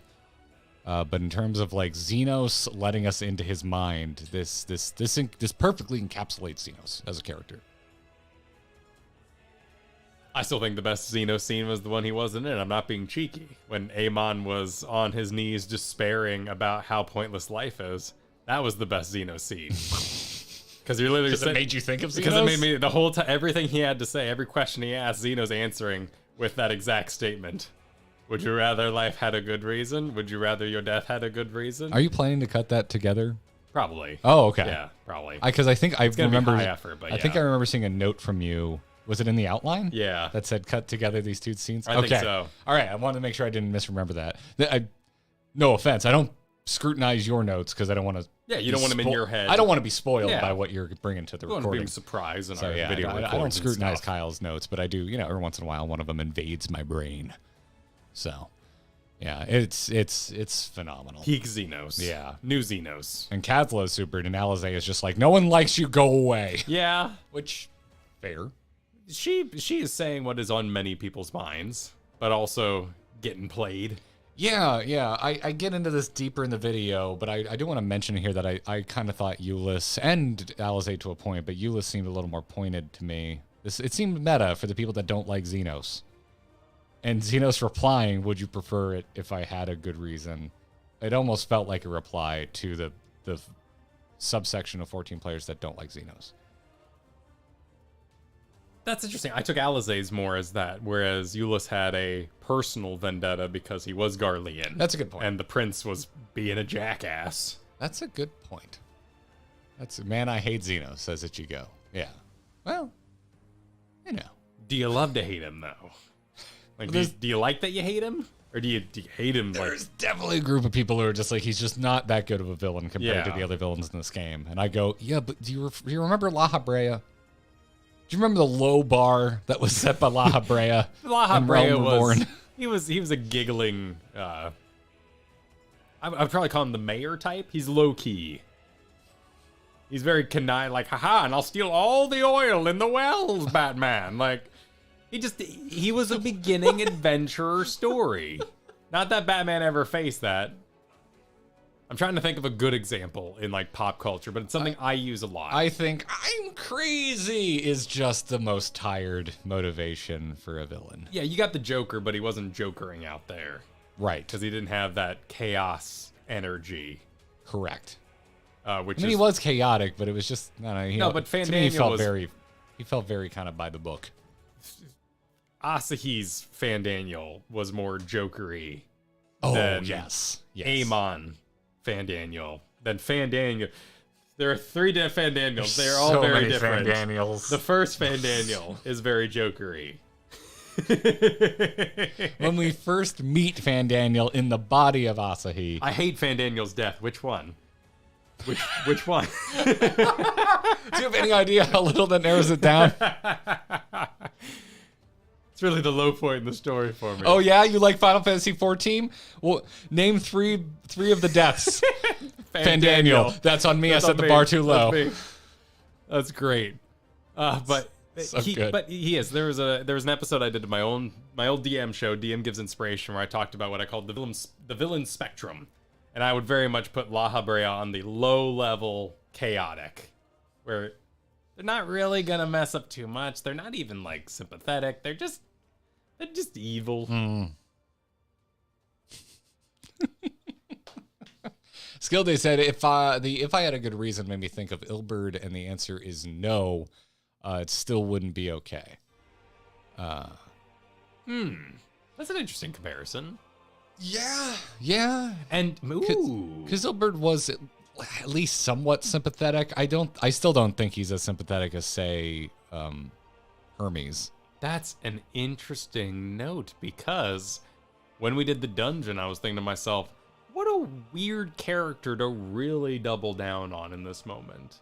Hermes? With Ilberd. Oh, Ilberd. Ilberd was in there, didn't we? He was a mini boss. I don't think he was a full boss. Yeah, he was a mini boss. He was a pretty substantial villain in the moment. In patch content, at the end of A Realm Reborn. I think of that death scene frequently while playing 14. It's dark, man. It was interesting though, because he died with a smile on his face. It was a dark scene, so talking about it's going to be dark. But he seemed, when it panned over his face, he seemed rather pleased. In the since he was smiling upside down there. He's an absolute bastard. Yeah, and his sacrifice to make Shinryu was his goal. So I thought it was interesting they invoked him there with such a heavy note on Garleans as well, with Warframe and Double Shields. Because I would argue they make they at least make an attempt, and it's on you if you actually think it's a successful attempt to make them sympathetic, but I would argue that basically every villain in Final Fantasy XIV, they make an attempt to make them sympathetic except for Xenos. Xenos is like the only truly unsympathetic villain. He does not have a backstory that should elicit sympathy, or I think even attempts to elicit sympathy. Yeah, we don't have any scene of Varus being like, Xenos. Oh, sorry, Valens. Yeah, that is correct. Sorry. Yeah, Valens is a piece of shit too. I forgot about Valens. Valens. I thought you were correcting my thought. So No, I'm rewinding for a hot moment. Yes. Well, Valens is thoroughly a piece of shit, straight down to the glass of milk. Like, that was let's play with villain tropes, and we'll throw the whole bag of them at him. It was, you couldn't help but laugh, because it was comically absurd bad. Yeah. How bad he Thordan's was. an interesting thing to bring up too, because Thordan, we don't really get much of his background in the game, or if we do, I truly do not remember it. But my jumping off point here is, why invoke, and maybe I should save this conversation for when we get there in today's super chat forum, because we might very well talk about it more, but why did they invoke Ilbert before doing Warframe and Double Shields?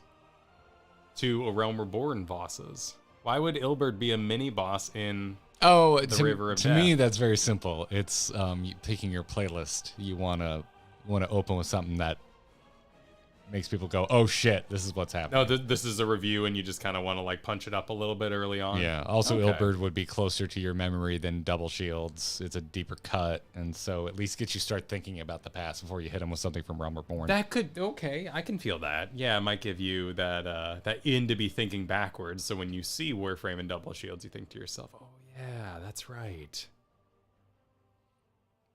Potentially. That's where my brain goes. People are also saying plus the Papalimo link.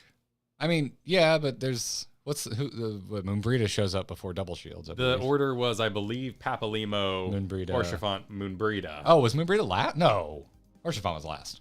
Was Moonbrita second then? Because Papalimo's death still would have been after both of those. So it is out of order. But then again, the live stream Underworld might be Moon was first. Okay, a fluid place. Okay, then they're not even really connecting to the bosses, because like why would Papalimo show up before Double Shields? Yeah, because we go Ilbert. So we go Moonbrita, Ilbert, Papalimo, Double Shields, Horsefant, Amon, and then Warframe Lady was before Double Shields, which would have been reversed as well, because you would have killed him back at Cape Westwind. Yeah. And then killed her at Papalimo was the first one. Okay, well, I'm listening to chat, and I'm getting missed messages, and I don't remember it that well. Well, let's see. We'll see it later. Pause the conversation, everybody. We will see it on screen in a short amount of time. Okay. All right. And we'll restart this conversation. Okay. All right, cool. So Pappy being with Ilbert makes sense, but the rest don't really matter. They could be nodes, though, of time that we sort of slip through. So we're gonna see it on screen. Let's review. I think I'm right. Yeah. I think I'm right. I think they just wanted to open with something more memorable. I agree with that. I think that's a fair assessment. Yeah. Got one guide. I always get one guide. At the beginning of this, I didn't know anything, and so I just assumed chat was always right. And now I know things. But I haven't adjusted my everyone's one guy sometimes.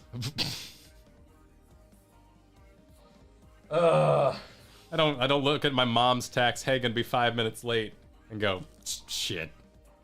Got one guide, man. What a strange... What? Never mind. It's fine. We have so many things to get One through. guide is getting an act of prolonged misunderstanding by one person. Having a short misunderstanding due to one comment is not a one guy situation. Yeah. Is my point.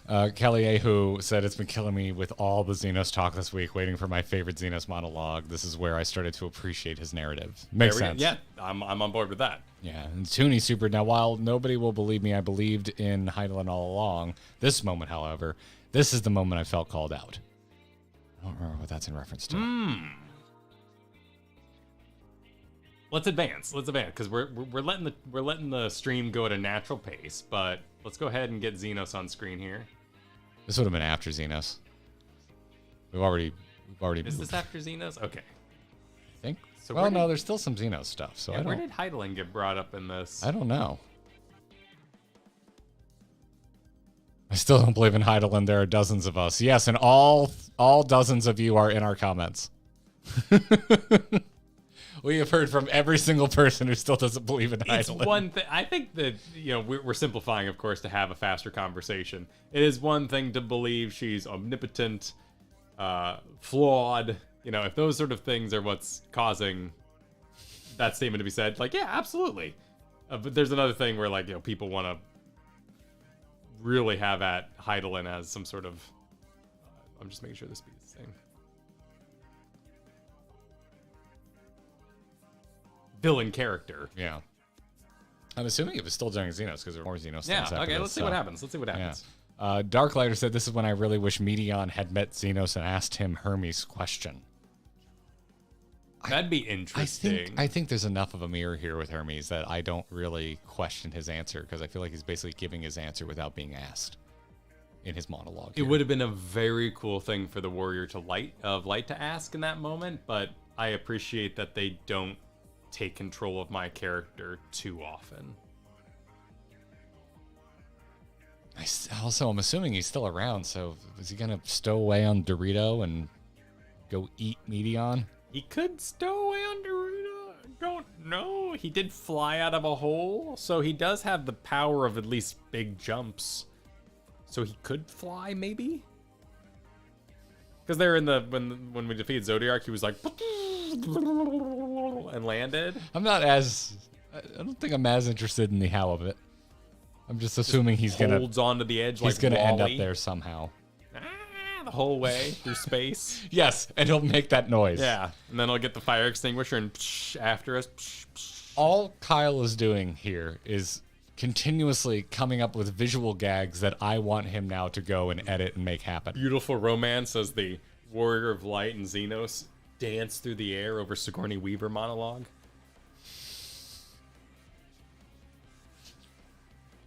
Yep. Print it. Yep. Done. Yep. Cut. Print it. Done. Army Dillo supered. Xenos just casually reinforcing the ideas from Elpis. If you ask the universe, what is my purpose? You get nothing. We make our own meaning in life. Xenos certainly has his. Yeah, that's exactly what I'm getting at here. Because I think there's very intentional parallels here with what kind of drove Hermes to despair and what drove Xenos to be hyper selfish. Yes. Yeah. They're. Yeah. It's different reactions to nihilism. Different flavors. There is a reason why this scene happens after Elpis. If you put it before it, it has a very different meaning, and it's probably a lot less enjoyable for those of us who enjoy the trope. Yeah. No, I think it's all part of the same theme to me. I quite like it. This is very well pieced together for me. Jonathan Harrison said all Xenos is actually doing is using existentialism to excuse how he threw everything away. Alizé told him exactly why he's full of shit. Yep. Well, he is full of shit. He is absolutely full of shit. Yeah. I just don't think he cares. And he basically tells us that he doesn't care what any of us think. Well, these are actual schools of thought, and you will find yourself getting schooled should you misrepresent nihilism, existentialism, and all these sort of ways.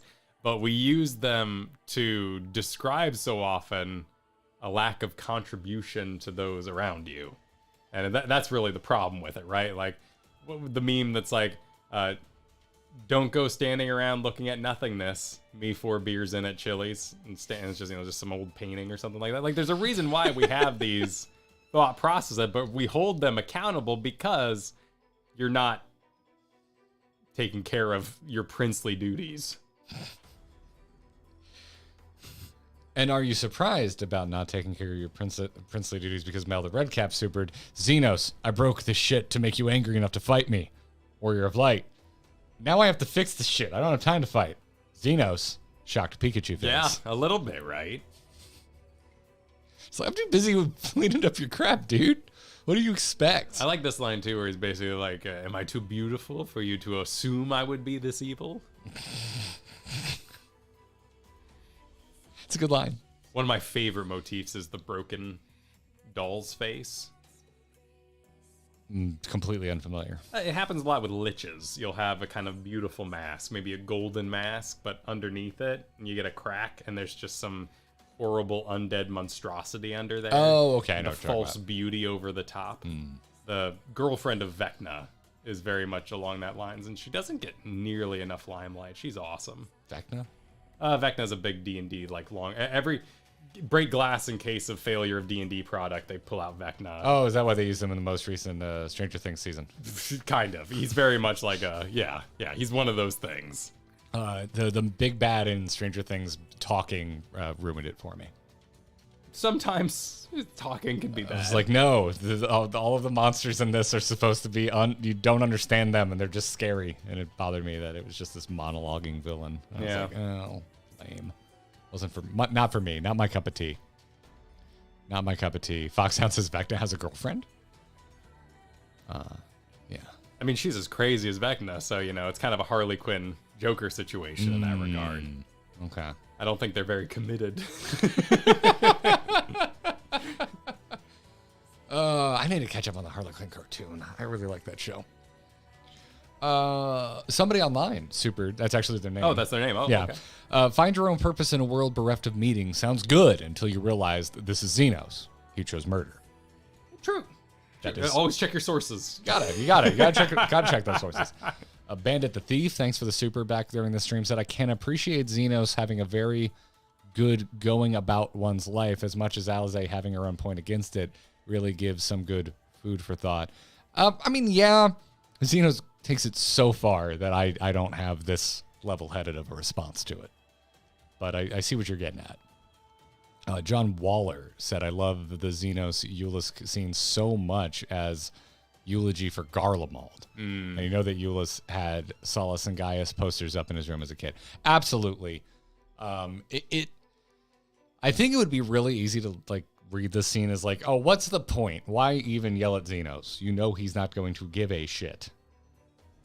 It's not about that. It's paying respect to the humanization of Garlemald from the first chunk of Garlemald in Endwalker. And everything else that humanized Garlemald throughout the way.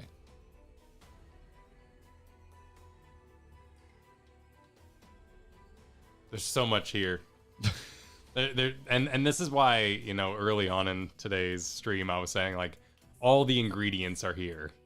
It's really up to them if they want to make a pizza or a sub or a taco. This could be so many different things. Like this right here. You will never get the battle you crave so dearly.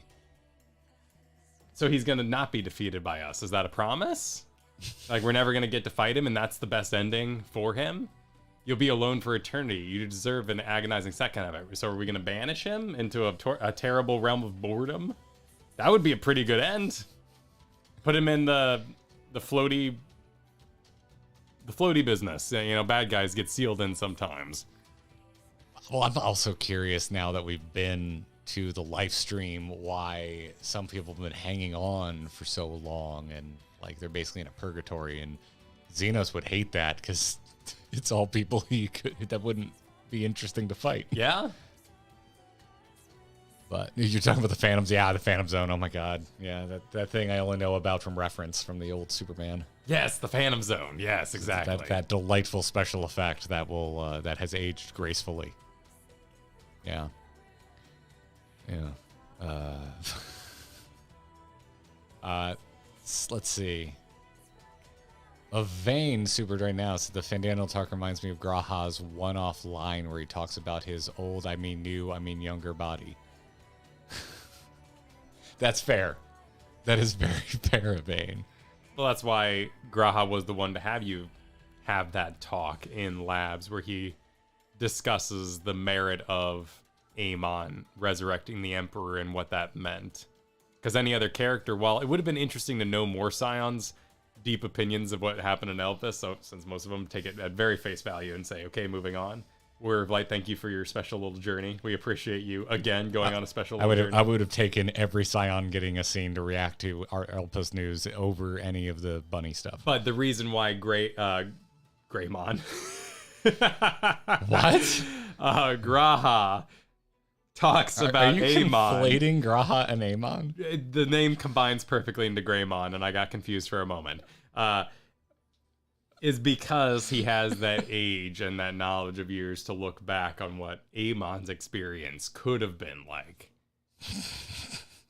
Sounds good. And then getting into this, Stitches said, I think of it like this. They appeared because they hate you.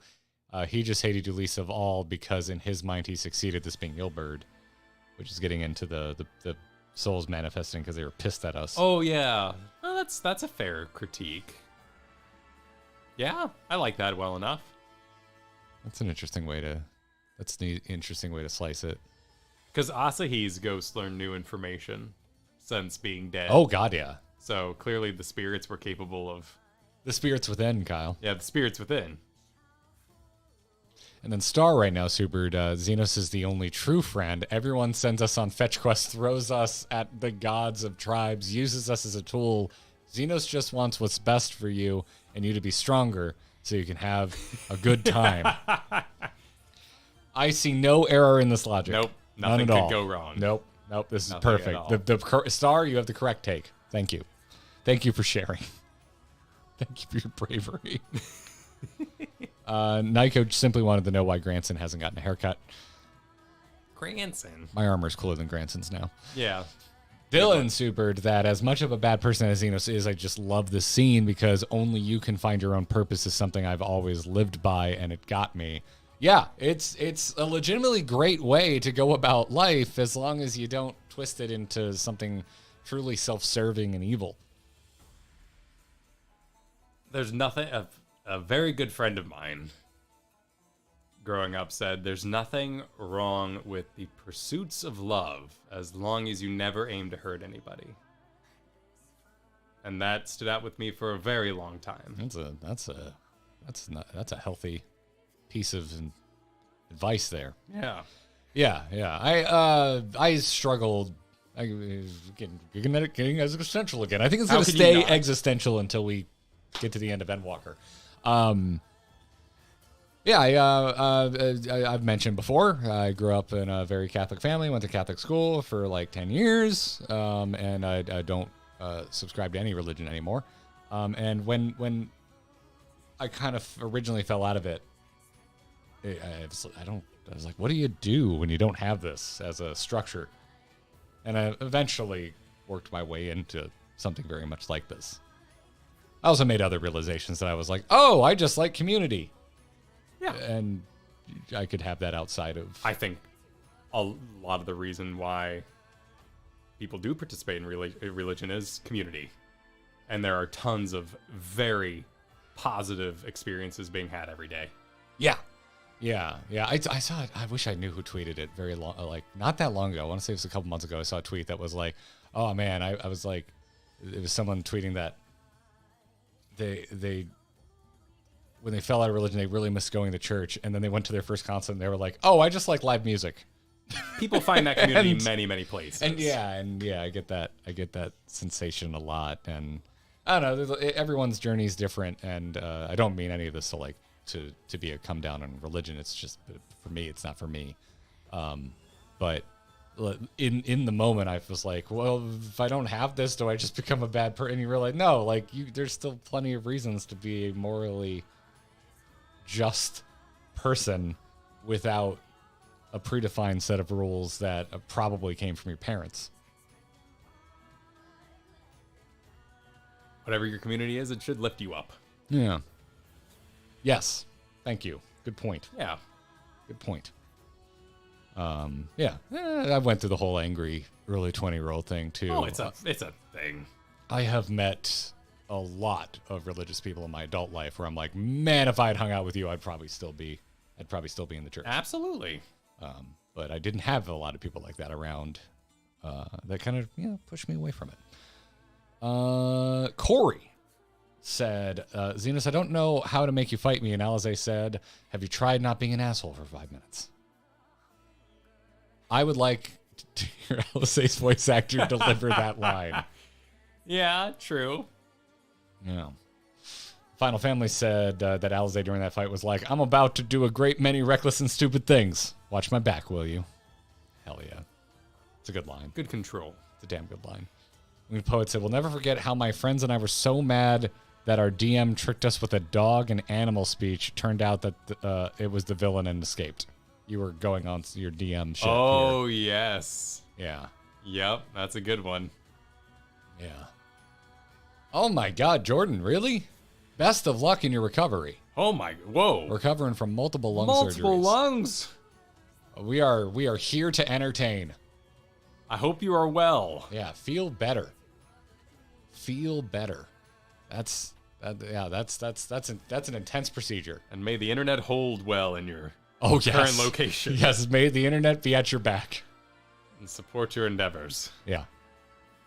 Yeah, and then Just Blue Jay said, speaking of Greymon, they've been celebrating the 25th anniversary of Digimon anime this week. Crazy how Jesus Christ. Yeah, that lines up. Oh, because I have Netflix right now for the live-action Avatar thing. They keep advertising the new Pokemon series, and I'm like, this feels so weird not to see Ash. Oh, is it like a new one? Because there was the new one that had Sword of Ash. Yeah, but he was animated very remember last differently. year, Ash had his final episode. Oh, I didn't know that. Yeah, they did a proper send-off for the character. I only know what's on the Pokemon app. Because watching Pokemon is a fever dream of figuring out. It's impossible. It's awful. I would never advocate for piracy, but at least you can watch it in order. Ellipses. Yeah. Eric H, thanks for the gifted memberships. Appreciate it. Thank you, Eric. I'm assuming you were moved by getting a little real on how I grew up. That's it. I find it very awkward to talk about, but it's also like, how do you not talk about It's an experience a lot of people have. Yeah, it's I mean, at some point. It's an important part that made whatever your beliefs were upon entering this world, you probably at some point at least questioned them. Or ended up in a community you realized you didn't enjoy being a part of. Yes, that was definitely it for me. That was kind of the final nail in the proverbial coffin. It was like having that realization of like, oh goodness, no, this is I don't think this is healthy for me. So, Jacob, super during the stream, said, would you prefer it if I had a good reason is the hardest line for a bad guy I can think of. Does go hard. Yes. I would, yeah, it's up there. It's like, I think of like, you know how I got these scars is the first thing that pops into my mind as one of the hardest lines I can think of.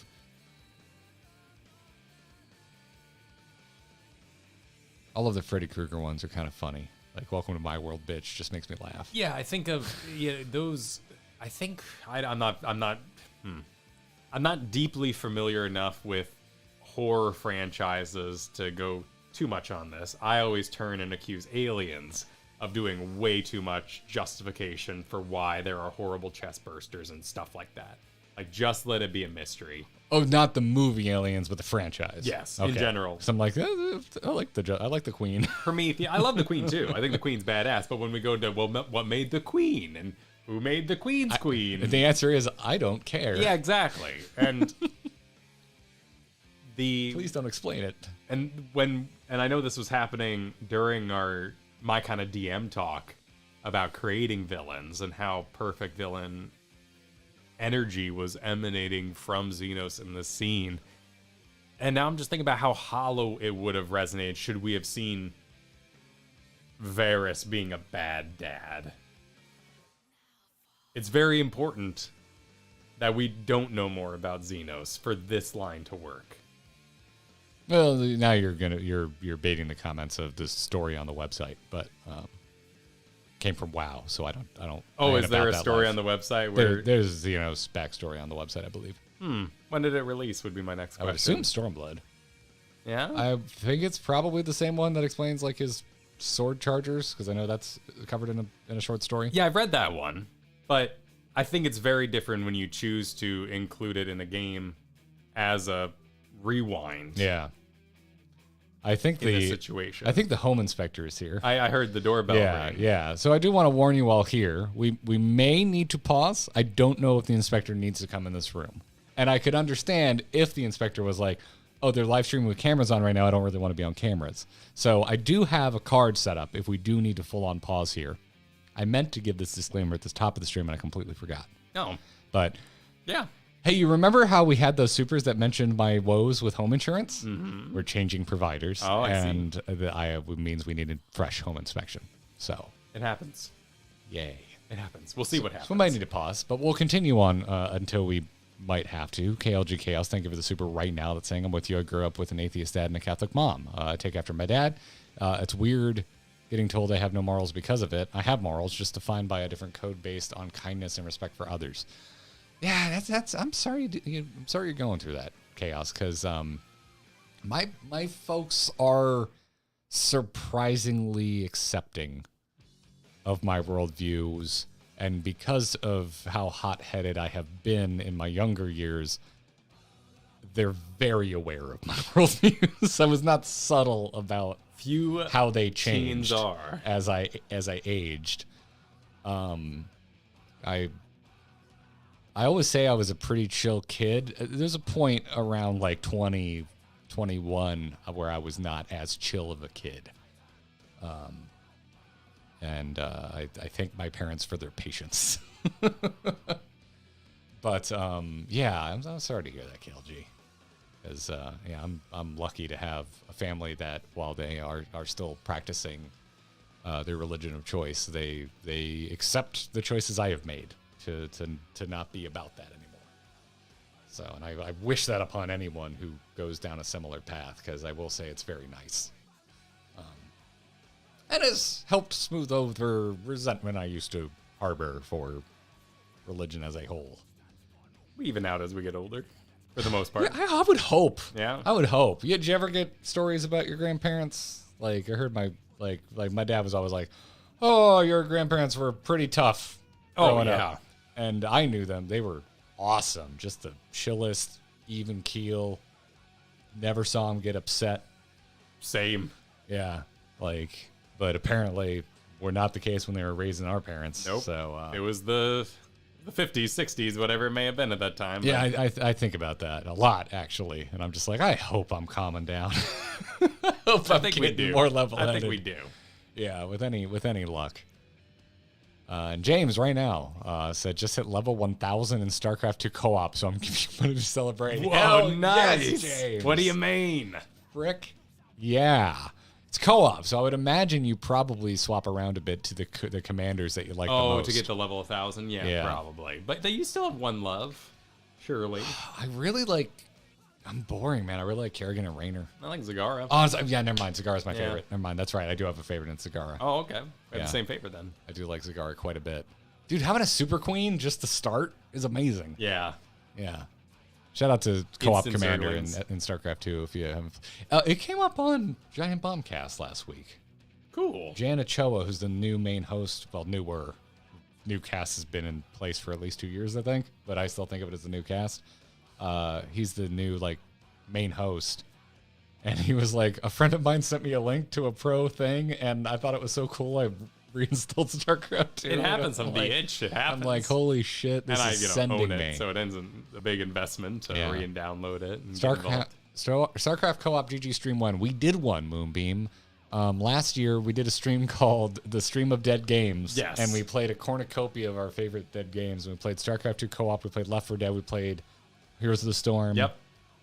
Is that it? Did we play anything else during that? I think that was it. The joke, of course, being that they're still very easy to play and still have a thriving community. Yeah. And they're still fun as hell. Yeah, it should be in the VODs. I believe it's unlisted because it didn't get a ton of play after the fact, and we do unlist VODs if they don't perform great after the fact because it does have a negative impact on the algorithm of the channel as a whole. Overall, but that's why we have a live stream playlist that you can find below, and it has every live stream we've ever done. We don't completely hide them. They're just unlisted to help us with the algorithm. So yeah, go enjoy, and we'll probably do another one at some point.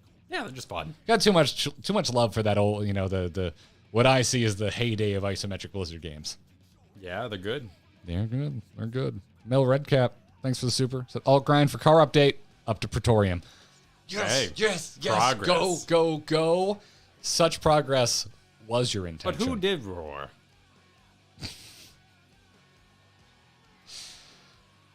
Oh my God, Kyle. Oh my God. Okay. So, Elvin, thank you. Going back in time again, getting back in the time machine, said, agreeing with you all, having a villain in this game that you don't want to understand. Great to have Xenos whose sole purpose is just to make you want to take a swing. Yeah. Yep. A bit. I'm in the camp of like, dude, go away. You're small potatoes. Like, I just found out there's an ununderstandable like despair bird hive mind at the edge of the universe that have to go fight. You just seem you're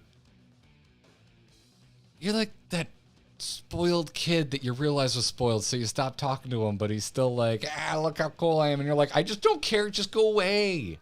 I don't care anymore. It's like your school bully trying to keep in touch with you on Facebook after you graduate. It's like, I'm on to bigger and better things. You have no power here. That's why I really just don't cook on Xenos right now, because I'm like, hey, bud, do something. And it's not, and I'm very... You're the stick meme? I'm very curious to know what he's going to do. Because he has something. a purpose because of the Amon speech, but what is that purpose? How will he perform it? Yep, that's fair. Burrito Taco, what are you going to do? That is fair. Scott Lee's just yelled DM hole. Yep, okay. Fidgel said Xenos Ancient Sona is Sisyphus absurdism. Oh, okay. Yeah, that's fair. That's fair. Sharonda Roller said, do you guys have favorite characters in Walker yet? Even minor ones. Scratch that, especially minor. Coeurl is now my new favorite minor character. He's fantastic.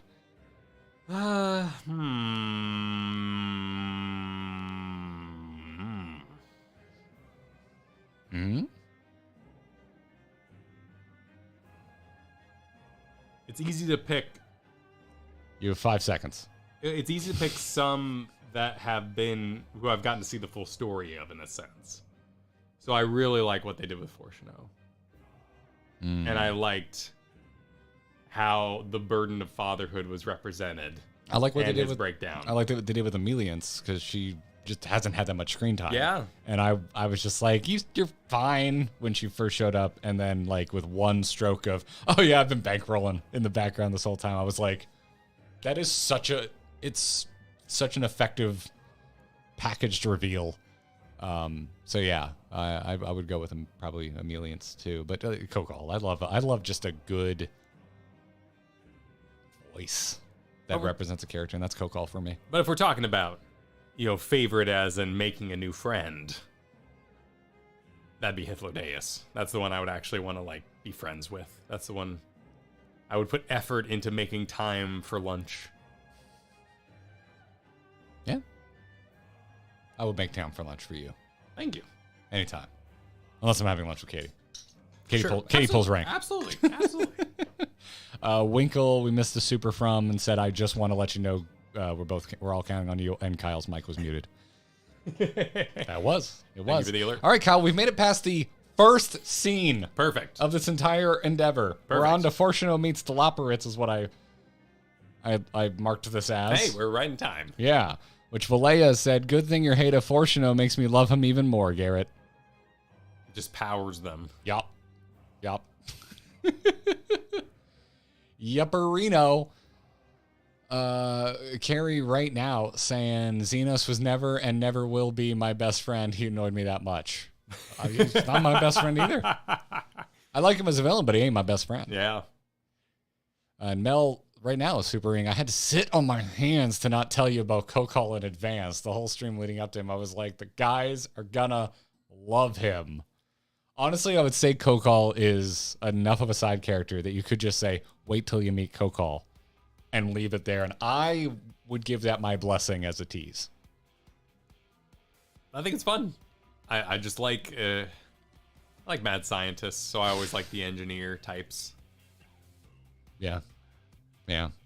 Must have been bringing up President Dragon here or something because Coeurl supered. Garrett, how could you possibly hate Imagine Dragons? Imagine Dragons did nothing wrong. I mean, they put out music that I had to hear, and that was wrong.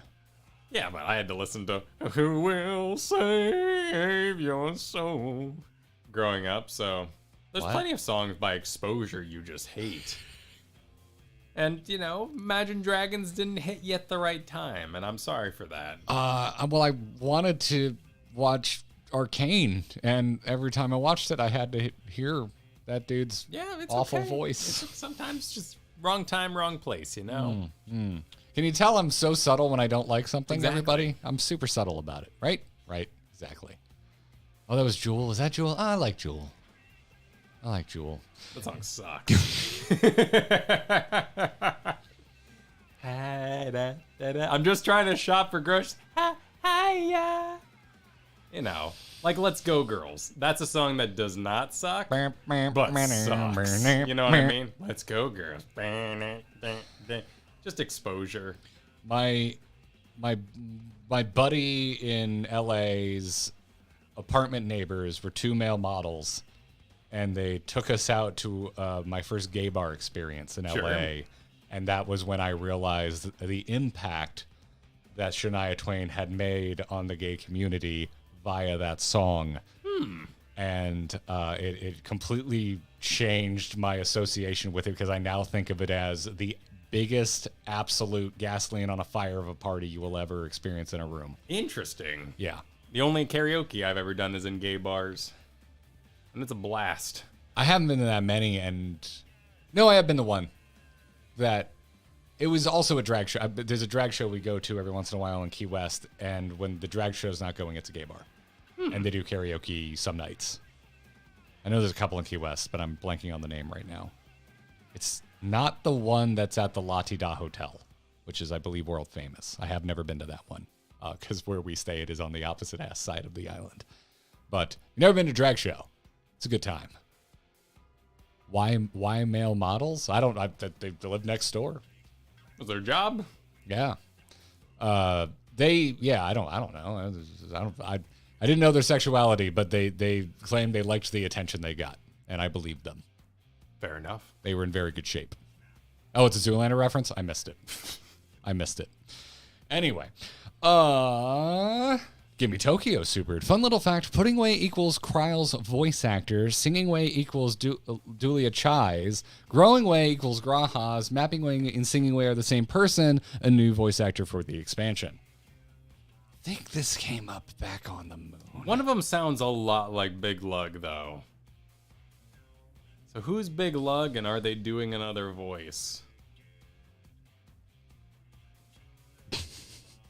I don't want to ruminate on this. But video game voice actors are so hard to track, and it's a constant shame, and I get very angry about it very quickly. So yeah, I will avoid it. Super uneven on whether they're properly credited and properly tracked in IMDb or not. Yes, and they should be on covers because they're so important. They're also pretty long casts, so it'd be hard to get everyone on the cover. I know, but you gotta stare at the stars on movies. Do it for voice actors. It's rare that they do that on the cover of the actual box. It's usually a poster thing, not the actual box thing. That's true. The boxes rarely have featuring so and so. Yeah. People just yell. Sirena is Beck Lug. Oh my God. Is that actually? Hold on. Is that actually true? Well, it's Noelle. I trust you, Noelle. Yeah. I trust Noelle. I don't want to get one guy. The last time I bought voice actor trivia at face value, I was wrong. And it was about Coeurl, as a matter of fact. He's not a Final Fantasy XVI voice actor. Oh. Would make sense. But I believe I have a note about it in here longer. Okay, or later. Noelle did look it up. Okay, well, there you go, Kyle. There you go. Serena's Beck Lug. There is your factoid for the day. K-Cat, during this sequence, that this is the face of a man who realized he dedicated his whole life and estranged his family to do great work with goofy moon rabbits. Yes. Fortuno gets owned multiple times. Repeatedly. Throughout this segment of the Endwalker MSQ, and I live for it. The the fact that he can still pick himself up at the end of it, that's pretty commendable. Yes. Yeah, it makes you not wallow in the dunking on Fortunately. At least that's how it affected me. It makes his responsibility real, too. If he wallowed in his own self-pity that he participated. Plus, it would be very rude to the moon rabbits. You wouldn't feel bad for him because you'd be like, oh, come on, dude. Get back to work. We got a world to save. Yeah. And he does. He gets back to work a little too fast, in my opinion. And I was having whiplash of my emotional moment. Arwo just during this said, I both look forward to and dread the day my 13-year-old child looks up at me with grown-up determination and intent with the belief Daddy Levier is such a well-written character for me. Now we know. I believe it now. I feel that way getting to the end of this segment. Yes. I wasn't there yet at this point. Rogue Mage said, speaking as someone who is 6'5", I feel actively threatened anytime I can see the top, or I can't see the top of anyone's head. Tall people problems. It is always shocking. 6'3" myself, I do rarely find someone taller than me, and it is alarming. I used to feel that way, and now Kyle lives here permanently, and I'm constantly not seeing the top of his head because he's taller than me. Well, you do. I mean, right now you probably could. You sit taller than me. It's about even. I bet I hunch. Your hair goes up. Oh yeah, I got some. The fluff covers me. I'm not seeing the thing. I'm assuming we don't need to worry about it. If Katie hasn't. Yeah. I hear her talking to him in the distance. Studio. Yeah. All right. So now we're to the forum vote, which folks didn't have a lot to say about, which makes sense. It's not like it's a. Oh, need to. This room? Perfect. Oh, okay. Do we need to leave? Oh, we can.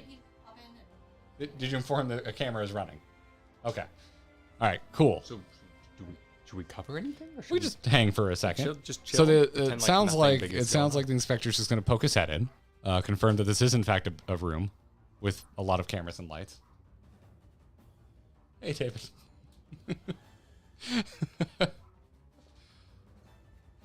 All good. I think we're all set. Confirmed room with lights. Confirmed room with lights? Yep. You confirmed it. Confirmed room with lights. All right, we did it. Room with lights. Huzzah. Thank you for helping us get the best terrible insurance rate we can manage to find. Was he cute? I gotta answer that. He can hear me.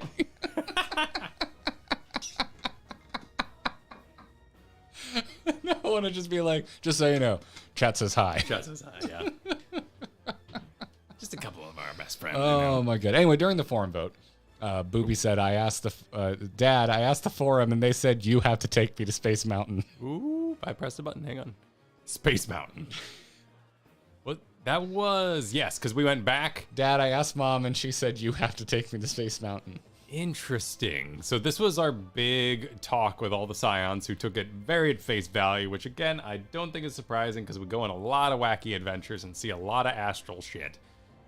Then they knock on the door and they're like, okay, come on down. And here we are. Yeah.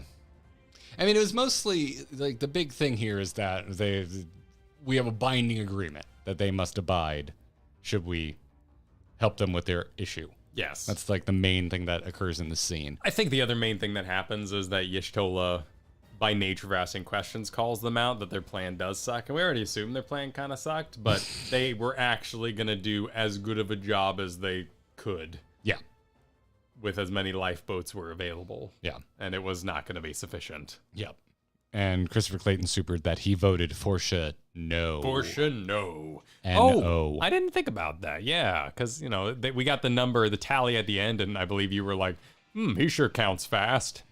But yeah, I believe Dad did vote no, didn't he? Dad did indeed vote no. Yeah, well, it involves his kids. What a butt. Yeah, but now we know it involves his kids getting in a spaceship to go fight despair, so I'd probably vote no, too. Though I hope I was a more active dad and I saw them level up to level 90, a good chunk of it anyway, and I'd be like, you're amazing. I've seen you fight. You got this. Yeah, I've seen you fight the Emperor's disembodied moon spirit. And I think you can handle this. So, you know what? Okay. Fair. All right, we're at Alfie Calls the World is what I notated here. These are the supers we missed during that section. And this is the correction. Coeurl is not voiced by the same actor that plays Gav in Final Fantasy XVI. Coeurl is voiced by Ciaran Owens, same voice actor as Hancock, and Gav is voiced by Christopher York. So, retraction, because I got one guide. Well, to be fair, voice acting is not a terribly profitable business if you can only do one voice. So when you called in, you do a lot of voices. Unless not just the one you're there H. for. John Benjamin. Well, yeah, sometimes you can have just one incredible voice. Yes, that is, you can't copy. Or you have an amazing voice that is so amazing, even though you do other voices, they only want you to do that voice now, like Keith David. Yes, Keith David, H. John Benjamin. He does a ton of other voices, but Billy West famously just did his voice for Fry because he had been... they hired other people to do impressions of him for other characters in the past. And he's like, I'm never going to let that happen again. This character is just going to be me. So I like that story. Because I'm like, oh, I could see that happening. Yeah, freaking heck. And then Shakal supered, this is Alphanel. The Scions have need of you. The 9 most powerful words in the world.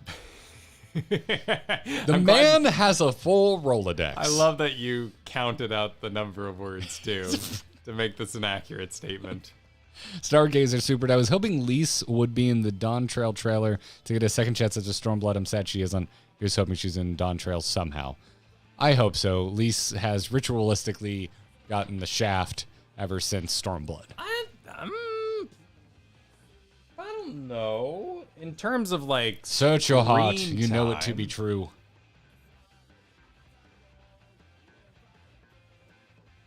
It's tough because I don't think we got to see Lise fully realized enough on screen. We haven't...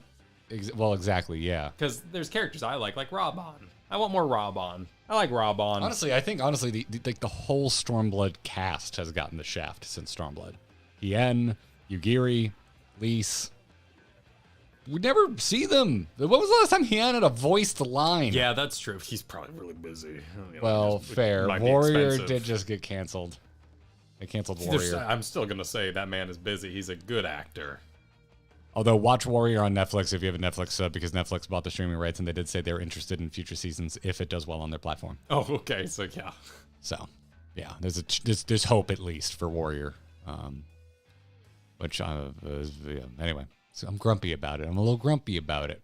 Well, we honestly don't know. It's very easy to be like, oh, well, it's a voice acting issue, but we're also in English. You know, is it fair that they would cut Hien when there's also French versions of the game and everything else like that? Like Pippin, you know, that whole scene with Nanamo. I was like, Pippin, come on, Say Pippin. something, Pippin. Come on, Pippin. Because I like him. I like his play. I like, dad-son figures, obviously. So the Raban relationship. As I get to the end here, I get very grumpy when I see Nanamo get yet another voice-acted cutscene, and I'm just but there's so many side characters I miss, and they're barely involved, and we haven't seen them in forever. Nero shows up in that is a voice-acted cutscene. Never mind. That is, but doesn't deliver any lines. Yeah. We don't get any of the Sid Nero banter. That's like, there's a desire here for your favorites to get the limelight, as you're stepping towards the finale. It gets into armchair understanding. Yes. Because one thing I could say is like, well, I guess if you didn't do Omega, the effort you put into spawning Alpha and Omega, standing there next to Sid, might be less than coordinating Nero to participate in some snappy dialogue. Because if you didn't do Omega, Nero's kind of bad. Like a bad person. Like, he unleashed Omega in the MSQ and hasn't done anything since then. You do miss a massive chunk of his character development. Yeah. Like him being, Yeah. No, that's... handsome. That's a good point. But nonetheless, more of my favorites, please. Please and thank you. Let's see here. Dark Knight of Anime said, so cool thing about this moment is how it plays out. It changes depending on the amount of optional content you've done. Yeah, so we're to the doc scene at this point. We talked a lot about this in the moment, but thank you for the super there, Dark Knight of Anime. We got almost perfect. We didn't get the Eureka extras. No, but I believe we were sent one screenshot of the line that would be brought up. It was about the size of the Boshan reference. Okay. So it wasn't huge. You better damn well believe that when I clear Eureka, I'm going to replay this cutscene, though. Was that in the next stream that happened? Yeah, because we would have gone basically questing from here on out, so we were probably in tune with chat for most of this. Oh, did I not make a... Oh, I didn't make a break here. I'm sorry. We are on to the next stream. Okay. My apologies. Perfect. Yeah, because we hung out afterwards, too. You mean no one had a lot to say about the Labyrinthos section? No, we were just reading it in time. Don't accuse people of disliking the Labyrinthos. I don't know how we were... Bandwagoning. I can't imagine a world where we had time to take our eyes away from the riveting story of the Labyrinthos to keep up with the 3 messages. No, it was like we all had fun. Like, as much as we can meme on it, I do want to reiterate just how stupid fun it was. I think being a goof with you during that part. I think oh wait, no, my thing did a jump. Never mind. No, never mind. There's plenty here. Oh my god! My thing did how a jump. could you? So I'm how like, could did you? we actually Rewind. Never mind. We actually have 6 messages we missed during the what I called Cooking Way Escort mission. Okay. Oh, the grapes, pumpkins, and lemons. Yes. Perfect. Which began with Pythos, who said, "Hey Garrett, try the liqueur pavane. It's grape flavored, and I don't mean wine. I mean like grape soda grape." While we were, Pythos, did you miss the part during the stream where I said I cannot stand grapes or anything grape flavored? Except wine. I can do wine, but it has to be super dry. I hate sweet wine. I agree. I know nothing of these things. Yeah, but you like grape. But my little bit of experience has shown that wine pairing is an important aspect. And I want my wine to complement and constantly be washed away by food.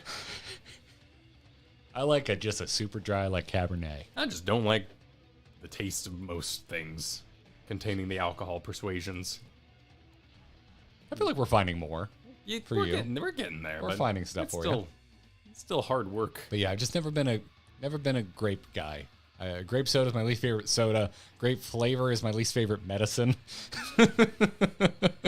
I would go cherry on that one, but if raisins are in your cookies, I will never ask you to bring dessert to a function again.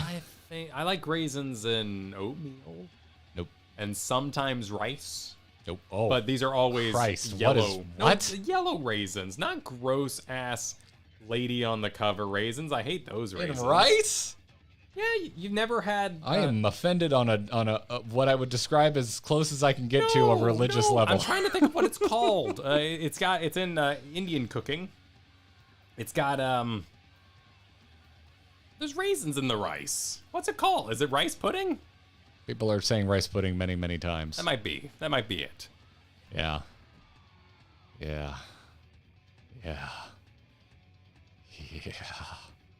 Just so it ain't super that this whole section is just the writing team getting ready to start for the upcoming dropkick. By God, that's insert favorite wrestlers here's music.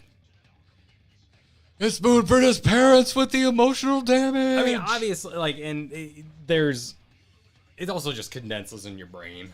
You know, we were just talking earlier about like picking up the book and you put it down and you don't hate the book. No. You don't throw down the book. No, like Mel right now saying, confession time, I hate the Labyrinthos. I said it. I don't hate I still quite like the Labyrinthos. I just felt that this felt like a massive e-brake pull.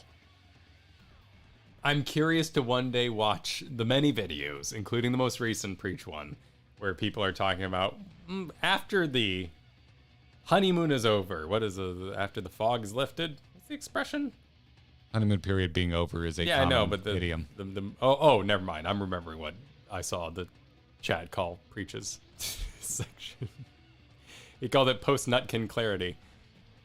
Once that is you've had some time incredible. Away from it to go back and critique it, I'm curious to see what people remember. Because one thing we did see constantly throughout the stream was people saying, "Oh, I forgot it was this long." Yes. Oh, we see that a lot. So during all of the slower moments. So when you have streamers like we are right now talking about this for an extended period of time, which I'm now nervous we're talking about too long, we're exacerbating an issue we're all aware of too. Yes. So let's move on. Yes, let's do it. Welcome to the loop. Don't forget you're here forever, said Eric. Oh, thank you, Eric. Thank you.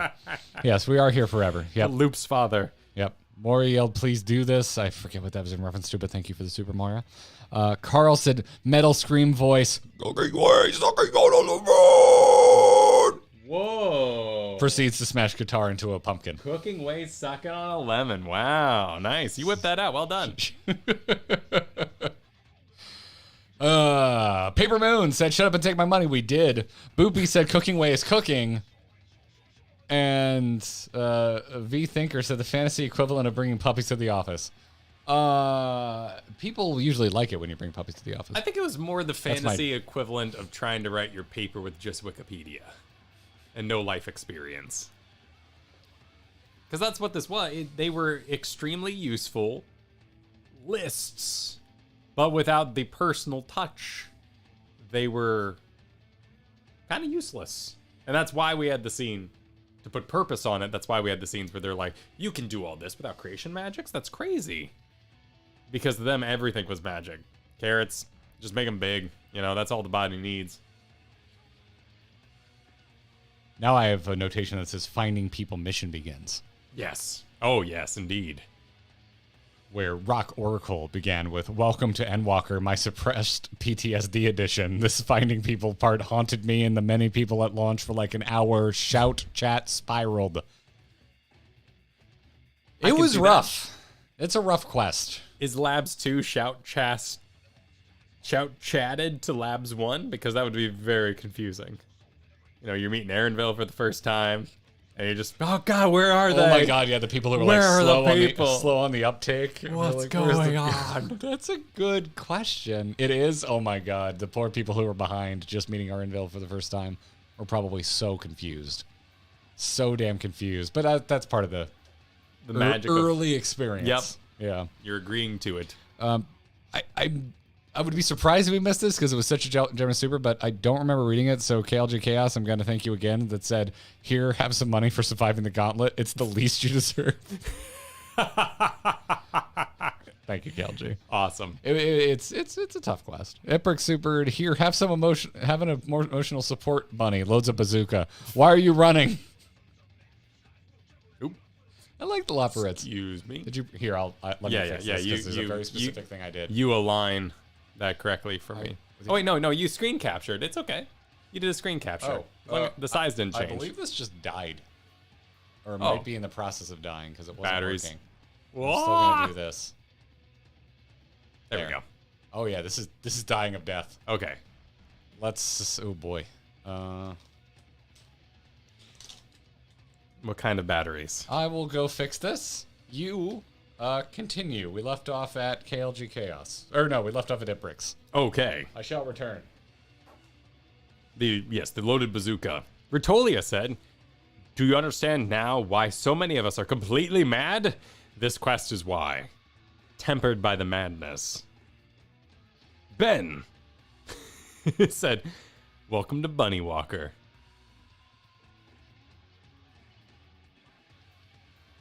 Yoshi P gave me 3 weeks of sub time for completing this quest. That was the reason. You did it for us all. I was in A Realm Reborn at the time, and receiving the free weeks felt, well, generous and weird. Green Boots said, now you know how Sid felt with all the Moogles. Well, that was for Garrett. So we will inform Garrett on his return for the batteries, which is sounding quite successful out there, I will say. Turn off all chats to avoid. I just said an event chat. There have been a number of times. There have been mostly just repeat messages telling me to do a thing or see a thing that I end up turning that off. But since I have you all here, I can reveal secrets. Secrets. I'll tell you what we're doing Thursday. Thursday, we're going to do a P.O. box and combine it with filming the support duties. So we're going to go do the Antioscope again. The dungeon. Film it. Get our shots for the video. Then we're going to do the Mothercrystal again with the Scions. And Sprinkled between there, we'll be doing a P.O. box. So that'll be fun. But don't say I told you. All batteried. I had to pause here at Green Boots, who had a message for you. Now you know how Sid felt with the Moogles, Garrett. Yes. Now we come to... Nope. No. Yeah. Oh. The parent scene. Moonbreeder's parent scene. Yes, there was... as you know, Kyle, I at times do, like we're putting together a yearbook, superlatives, clubs, if you will, when I notice a great deal of similar messages. Accolades. The dogs are pissed. Achievements. Dogs are pissed. You got batteries without their permission. Katie was, by the way, update on the home inspector. He's done. Katie was disappointed that he didn't have to go in the attic because he would have seen our graveyard of Halloween skeletons. Oh, that would have been quite horrifying. Yes. That would have been quite horrifying. But as you know, we have a lot of skull decor around the home. And I guess he was like, I love all your skulls. And Katie's like, did you have to go in the attic by any means? He's like, no. She's like, oh, we would have been in it for a surprise if you had. So, anyway, we have a new club, which is Uri Hug Made Me Cry Club. Oh, sure. Which is full of Nano, Daykoth, Das, Linko, Overnight Joe, Starlin, and Blasty. Thank you all for your membership messages and your super chats, which were some variation on I'm not crying, you're crying, as supered by Das. Which makes sense. This scene is maximum emotional damage. Yes, it's very, very well done. As I clear my throat with her muted microphone. But yeah, James Thomas said torturous quest followed by a shot to the heart cutscene and then cursed music plays again. Read the mood. Yeah, James, you pretty much perfectly encapsulated what's like to play through this segment. Like perfection. The whiplash. Perfection. Like ease me in. Absolutely. Ease me. I get into more constructive thoughts in our video here, but boy, the whole time I'm like, this is a great scene, but craft the journey to the moment a little more intentfully. Yeah. This is such a wild segment. It's like I need to get some distance on it because the more I'm in it right now and I've had to think about it a lot, I'm a little grumpy about it. I don't think it's the best put together. You talking about the section as a whole? This whole section, yes, because it's like they just kind of like drop kick you with this scene, which is incredible, but the bread on either side of the despair or the emotional damage sandwich is just like, I needed like maybe some mentions remind me of the parents because that was all the way back before we teleported out to Radzat Han. Hey, it was the lingering thought for Rianjay, and again, and I think some of this is just really that stands out because there are things in here that are so expertly crafted. Like who's talking right now? Like Thancred. Thancred is a fully realized character. He's in the know of all of this. Yeah. He's also a counterpart to Rianjay, so it makes a lot of sense for him to be here. Exactly, but Thancred's done his growing, and it was in Shadowbringers, and now he's watching his friend, and he's basically saying, look at him now. He's teeing this up, and that is good-ass writing.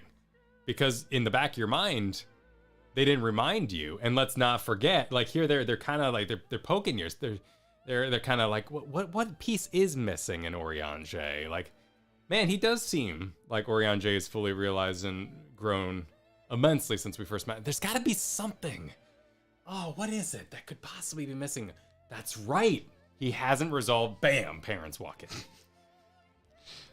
But instead, I'm just going, will the music ever stop? Yeah, So will the music ever stop? And then wrecked. The forest for the trees. Yeah, I love this scene. It is one of my. It has got to be a top 3, like character moment for me. Yeah, probably. I'd have to sit down and really think about it, but it's beautiful. It's like legitimately beautiful. Like who doesn't want to give someone this peace of mind? When they feel that they have been left behind in the wake of somebody's death. Like, whew. It's powerful shit, man. I don't really have a whole lot to add that we didn't say that night to this segment because it was so... It hit me.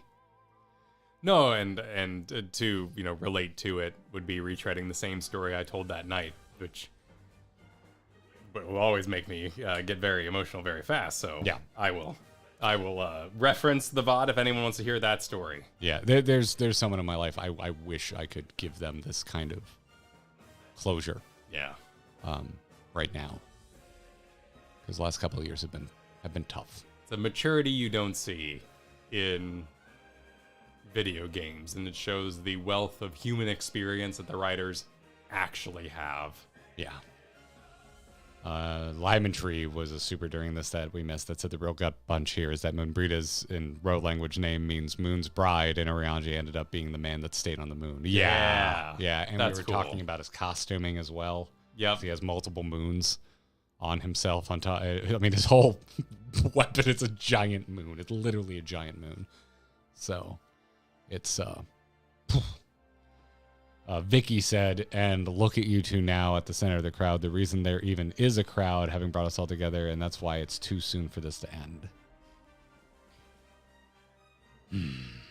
Yep. Leonis supered that Lahi couldn't drive him to utter madness, but Labyrinthos could. That is an accurate statement. Which Maury said, something, fair emotional value, emotional vampirism. Thank you for letting me relive this with you guys. Thanks for being here for that damn long, which Maury. You've been here for quite a while.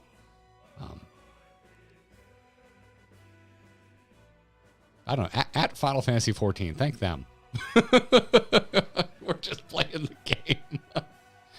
So just like, no, do not explain it. Just being like, thanks for the Moonbrita scene. Perfect. No context. I want to see a bunch of tweets at the Final Fantasy XIV English account that say thanks for the Moonbrita scene. That's what I want to see after I come out of this stream. No context. Just thanks for the Moonbrita scene. Send some good energy that way. Yeah, just do it. Just do it. There's a lot of people with opinions right now on the future of Final Fantasy XIV. Let's get some fun context going. Go fire up your Twitter right now. If you still got it. Fire up your cesspool of a social media application. $12 bucks a month, I know. Do at what is it? What's the actual EN account? Because I think it's like at FF14. It's FF_XIV_EN. Flows right off the tongue. Yeah, just flows right off the tongue. At them and tweet at them. Thanks for the Moonbrita scene. That's what I want to see. That's what I want to. That's what I want my feed to be flooded with. Eolin said it's a great representation of a rogue wave of grief. God Almighty, yeah. That's a cool imagery. It's what fiction does to you. It's a rogue wave of grief. When it makes you think of moments like this in your own life. It's some shit, man. There's a scene I watched Poor Things over the weekend. There's a scene with a dying loved one. That boy was it make in a weird way in a movie that mostly traffics in coming of age through sexuality in very raw way. Also made me think of the passing of my grandparents and stuff like that.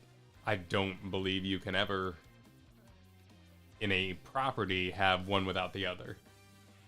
There's a reason, as much as we memed on it, sex position worked in good Game of Thrones, because you have extreme death and extreme life, if you will, paired with each other. Well, yes. And when one gets out of balance, that's when we go, "Why? What's wrong with this? Why does this feel weird?" Yeah, no, it's a good point, because for a lot of people, that's like an ultimate indulging of life. Yeah, the Shakespeare little death. Your mileage may vary. Yeah. But for those in the Shakespeare know. Yeah, that's a good point. That's a good point. Is it worth watching? I would say it's definitely not for everybody, Dallas, but if you are into Oscar bait, because boy howdy, is that a movie-ass movie. I quite enjoyed it. But that movie goes places. I'll just say, it's definitely not going to be for everybody, but I quite enjoyed it. Our Wojo supered Final Fantasy XIV, the game that shows the good, the bad, and the ugly side of parenting and does it so well. I wouldn't know. Would you agree with that statement? I think you would know well enough. You got some bomb-ass parents, man. Your parents are great. But you also have your own stories of growing up and going too far and all that. Yeah, no, that's fair. That's so fair. you might be missing one aspect of it, which is the analysis of your own parents' actions versus how you now act and the highways of your own emotion that can be created. I've never had to make the choice about how I'm going to parent. Yes. Yeah. And it is difficult. Like, there are we call them highways because they are. Your brain, repeatedly, it's how muscle memory works, will create between two nodes a communication line. And the more lanes are needed because you use them so often, they get more and more lanes for these cars, if you will. And so something, I don't want to say, like, use your words when you're having an emotion, child's experiencing emotion for the first time. To me, saying use your words isn't a very kind thing to say in that particular moment. But it's the first thing that comes to mind because of what I was told. Use your words. Focus. Use your words. I'm sure you can probably make the assumption I was an unfocused child. You? And so you have to build new roads. You have to break down those highways, and that analysis would be, I'd say, the main thing. As 50% of what is accused to be the most focused channel on YouTube. Absolutely. I'm shocked. Nothing but through lines. I'm shocked. Yeah, because I was obviously a focused child as well. Yes. Yep. Right now, KLG Supered, what hit me about this is that Oriange always had some self-hate for his deceptions and Nubrita's death, being told how proud her parents were, and thanking him for who he is was just what he needed. Yeah. No, it's wonderful. Kyle's having a technical difficulty. Go do it. You can make it. Click on literally anything else. I'm trying. It's really trying. It's doing its hardest. There we go. Oh, I guess not. There it goes. Perfect. Oh my God. I don't even know what that thing is or how to disable it. I believe it's a double swipe for laptops that Windows 11 probably has built in, and since we're on a touchpad, it's activating it. I know, right? I hate it. No one wants news suddenly bombarded in their face. That's why going to a gas station in Florida sucks. I was in the Carolinas. They all do it. It's so hard to pump gas while someone's yelling at you about their podcast. Back to KLG Chaos here.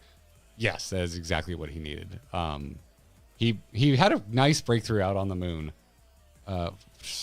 Wild sentence, but that chapter hadn't been closed yet, and yeah, he needed this scene. It was fantastic. Then Kiro Lakestop followed this with a thought. We see Uri first shaking from the cold in Garlemald earlier, and then shake here from the warmth of the parents. I didn't put that together.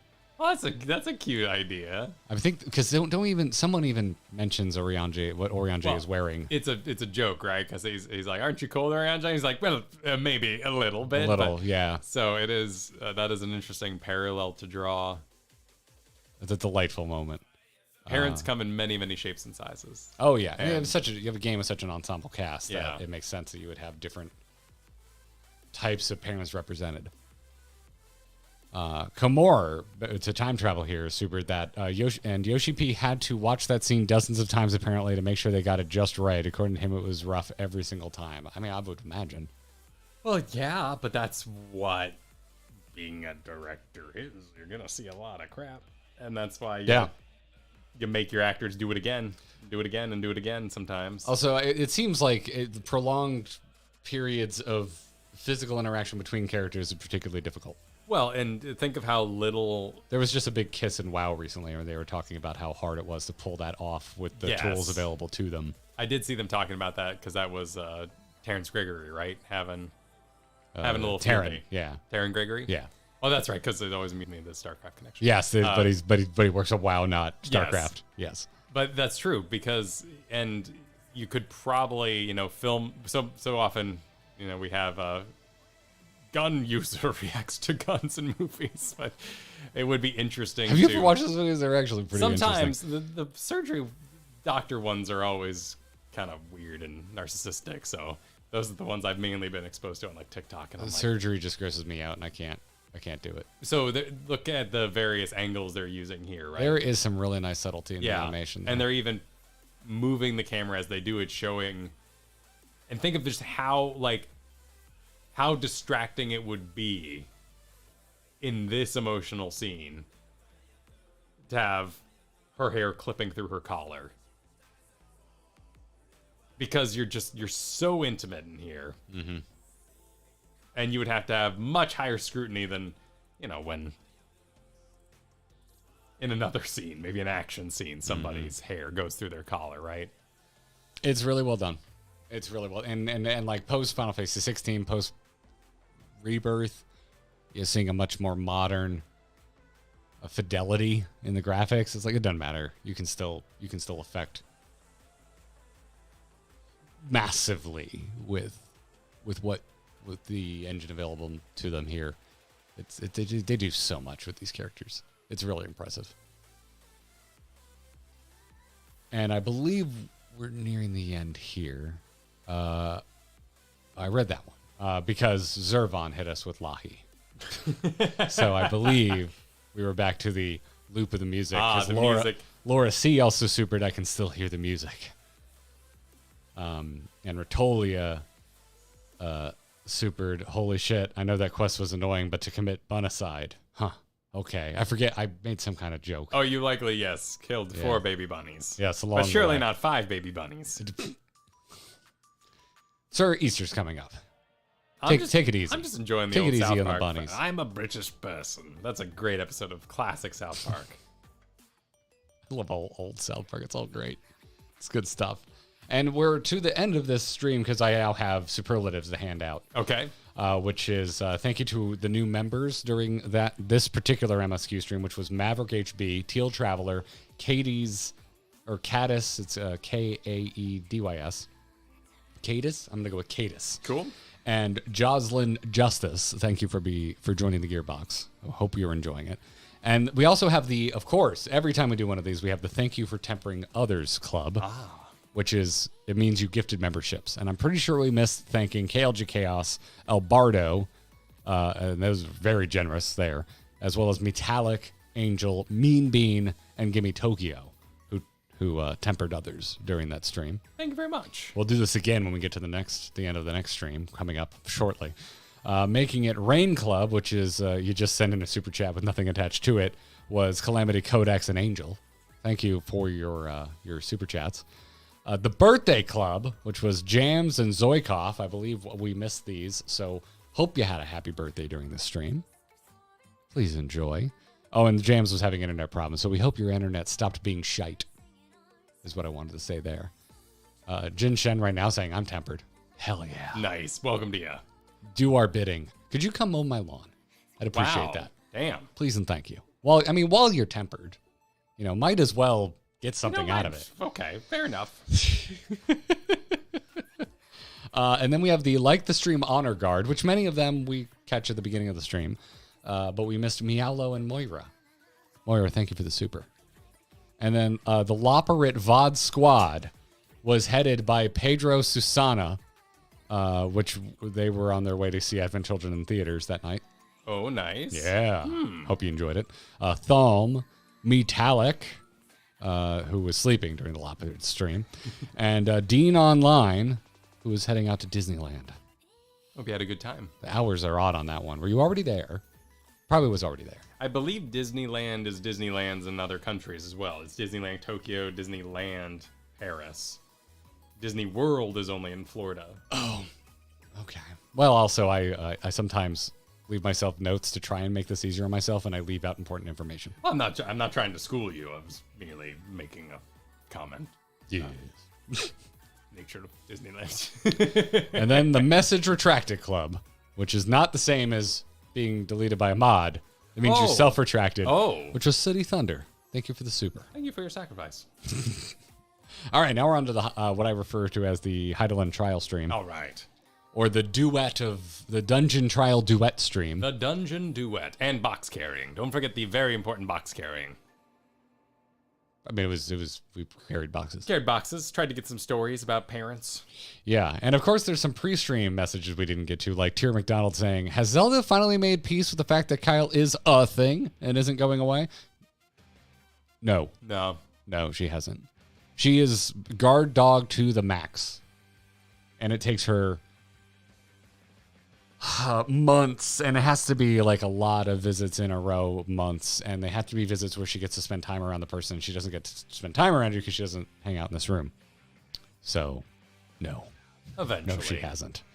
When you leave and if you actually spend a little bit of time here after we stream, which is rare because usually you have to get home, but when we go relax out on our back patio, or if you sit down on the couch for a bit, she's fine. Yeah. It's when Kyle's up and moving, she's just like, The get out of my house. Yeah. Shaggy-like proportions that alert the dog's senses. I never thought about that, but you are kind of shaped. You're shaggy shaped. I am shaggy shaped. Yeah, no wonder you don't have long hair. Yeah. Carrie Ann, hope you're feeling better. Had a cold that night. Sanaka Supered, I have now ground out the achievement of purchasing a house extreme. Whoa. In real life. Wow. So I'm learning all new adulting. I hope you're having hella fun tonight. Freaking congrats, Sanaka. That is a massive milestone. Hope it goes well for you and that you're not in Florida or California and have to deal with those two states' insurance rates. It's rough. Sal C, unfortunately, got laid off last week. Best of luck. Oh, wait. What? That's awful kind of them in a super form stream. Yeah. I hope you're doing well. It's a membership chat. We understand if you need to pause it for a bit, Sal. Yeah, absolutely. No worries. Or you never, it could have been gifted. That's true, but Could have still, I hope you're doing well. But Sal's been around for a bit. That would be a Yeah. lot of gifts to catch in a row. You're doing But well. hope you're doing well. Hope the job hunt's going well for you, Sal, if you're here. Let us know in chat. You're being late. Oh, that sucks, gent. I'm so sorry. That stinks.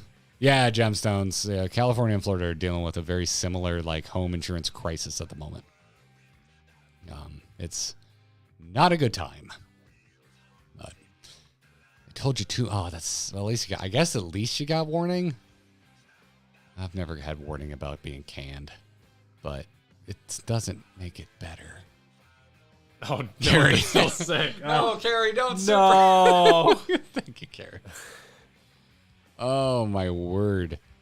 They've been around for a bit. Tenku, who's asking if YouTube memberships are a new thing. No, they've been around for quite a bit. As you might be able to see, we have some members who have been around for almost 2 years, so that's about as long as we've had them enabled on our channel, and they've been around longer than that. Whenever YouTube started to push streaming, when they were trying to contest Twitch, I think that's when they added them. Yes. And they try to do a little extra with the comments you can send with them, and those are sort of banked, which is a cool idea. Yeah. I think I use them in the month that you have them. And the split is better That than too. the purple site. That is true. We do get to keep more than the purple site, which is nice. Rogue Mage, super. Did someone say Eureka? Super hype for the Eureka stream. The previous stream would have been a Eureka stream had we finished Eureka. So we would have gotten the Eureka scene. Oh, that's right. Yeah. No, Eureka. It was technically a Boja stream because there was Boja. I'll just have to redo the cutscene when we finally beat Eureka. Exactly. Etherstar, super. I am so ready, y'all. Oh wait, and then something of a gifted membership, but I think it's pretty close. Looking forward to the stream. Hell yeah. Thanks, Etherstar. Boopy, super. Remember when Doc Brown said when this MSQ hits 86, you're going to see some pretty serious shit? Or was it 87? 88 maybe? Probably 89? Definitely 90. Thank you, Boopy. That's high on my list of 4Ks I want to buy. What? Oh, Back to the Future. Back to the Future are very highly reviewed 4Ks. Really? Oh, I guess it would be on that traditional film. Apparently, James Cameron movies are bad 4Ks. That is so... He's trying to get rid of the film grain, and so he's putting it through digital noise-reducing filters. He's going... Yep. He's going George Lucas. Yep. He wants to be in the past. It sucks.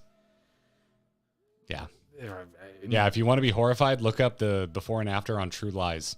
No, True Lies is one of my favorite movies. It also never got a Blu-ray release, so your only option is DVD or digitally washed over hell fuel. Yeah. Warts and all, no. Yeah, sucks. No. It's a shame. Just accept the film grain because it was pretty. That's how the medium works. We like it. Yeah, it's a shame. I was thinking about buying it, and luckily I was able to find some side-by-sides, and I was like, that looks like a Photoshop filter. Ew. That looks terrible. Yeah. Hark Magic supered, and we want to say that we hope you got to watch enough of the stream on battery. Oh, no. Because they were experiencing a power outage. held up, hopefully. Yeah, hope you made it through. Hope you had a good time, Hark Magic, and more importantly, hope your power has returned. The Mirror said, don't feel guilty. Call Heidel and collect. Crystal Mom always accepts charges. Oh, yes. The Heidelin phone. The Heidelin phone. Turned out to be a little more involved. It was, a bit more interesting. Than just being like, boop, boop, boop. Hello. What's up, Crystal Mommy? How you doing? We're kind of curious what we should do next. Got to see her in all her glory. And kill her. I love that they put seams on the back of her legs for T for teen. What? The back of her legs. Why is that T for teen? Well, I know what you're mentioning. Because it makes it a jumpsuit. Because otherwise she'd be naked just without nipples. So by running... But she doesn't have butt crack. You know how many other, like exposed legs without seams have been in this game? But why are there seams on it then? Because it looks cool, makes her look weirdly alien. No, you put seams so she's not naked. I think there have been many naked people in video games that have poorly defined butt cracks. I think that's going too far. I think you're going too far. I think it just looks cool. You think seams are cool? Legs look cool with vertical... But one down the back? Designs. Yeah. Oh. Yeah. The whole thing to me, I would say, looks like she's kind of wearing a suit. Yeah. Like there's some kind of device, like I don't know what to call it, but I don't think it's. I think of the lack of a booty as more of a. It'd be hard to zip up with those wing head things going on. You would have to she's always spinning her ass. You have to get a lopper to zip her up. I don't buy that if there weren't seams, it would be a ratings issue. I don't buy that. No, that's my prediction. I'm not on that. That's my. I'm not on that page. I'm not on that page. It kind of just looks like she's wearing a jumpsuit in general.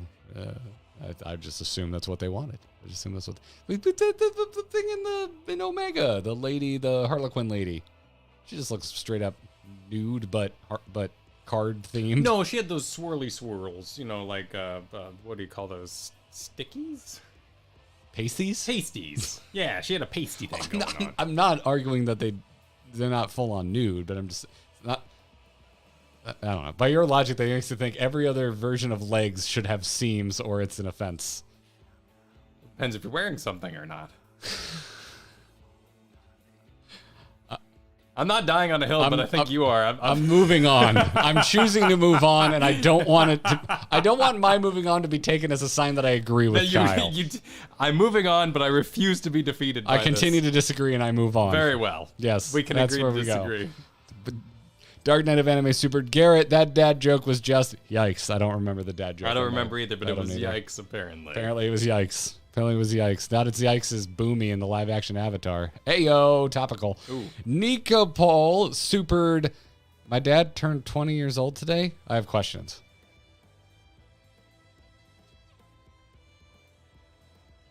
What part would this be at?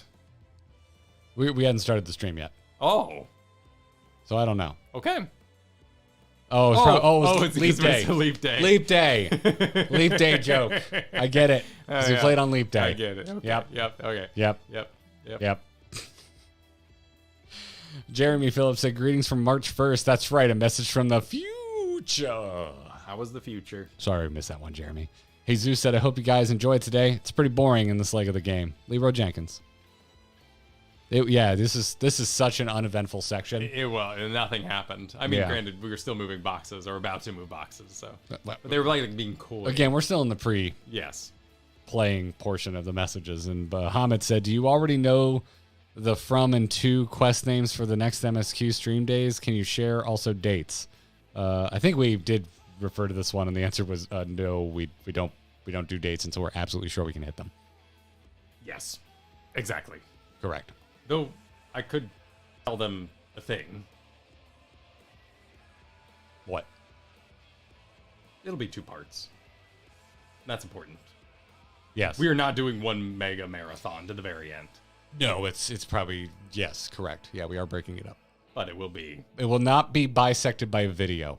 When it happens, those 2 parts will happen in pretty quick succession. Not like, but like. It'll probably be a Tuesday, Thursday marathon. Exactly. Like in the same week. Yeah, it's going to be. We're not going to wait for a video. We're just going to go and finish it. And there won't be like a Thursday. It'll be like close. That's what's going on. Yeah. How many people are here? How many people? I want to know how many people can keep the secret. Okay, good. Can't. Oh, That's very important. Piece of Go shit. sideways. This thing sucks so hard. There you go. All right. All 600 of you need to keep this a secret. Okay, it's a very big secret. All right. Don't tell anybody. That's what you get for not coming to the stream.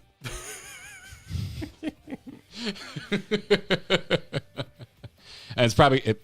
We want to tease the week. Might as well. It will we thought it was going to be next week. We cannot make that happen right now. It's probably going to be the final week of the month. Will be the Tuesday, Thursday, knock it out of the park, complete Endwalker. Watch the video Friday. You'll see why. The video. There's a second video. Also, we want time to promote it, like legit. Yeah. Like we'll just tell you, we haven't had time to schedule it and make thumbnails and all that kind of stuff. And the arting. I came home to some pretty serious tech issues that luckily have been fixed, but it caused concern. So, yeah, if we were probably a week later than we wanted to be, but yeah, expect to see thumbnails and scheduled streams very soon. Yep. It's no longer a tease. There you go. Nope. So your question has been answered, Tenku. There it is. But we don't usually do that. But now we're done. So yes. Who knows what's usual anymore. Sherm Tank. Super. Kyle, I need to question, how did the Venat fight with no pants on? I just wiped her for the 4th time in a row. Skill, Kyle. Yes. Kyle's a skillful player of MMOs. Which I'm not saying you're not, Sherm Tank. I did put on clothes for the second attempt. Also, he was greatly motivated by the gloating of his friend. That is true. Yeah.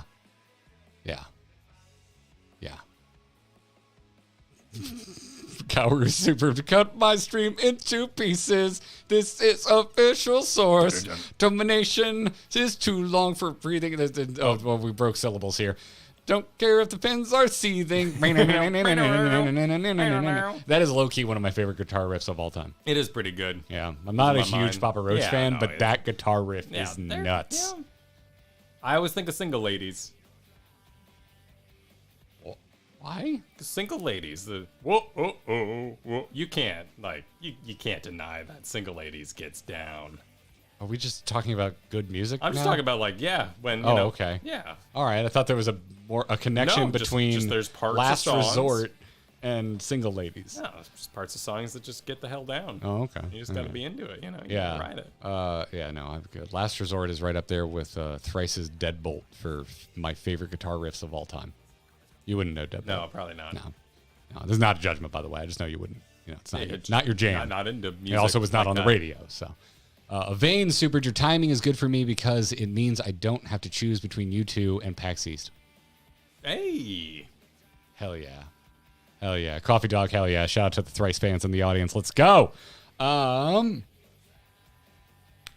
Super, looking forward to a few games like Dragon's Dogma 2. If you're an RPG fan and you missed Dragon's Dogma 1, you should try it sometime.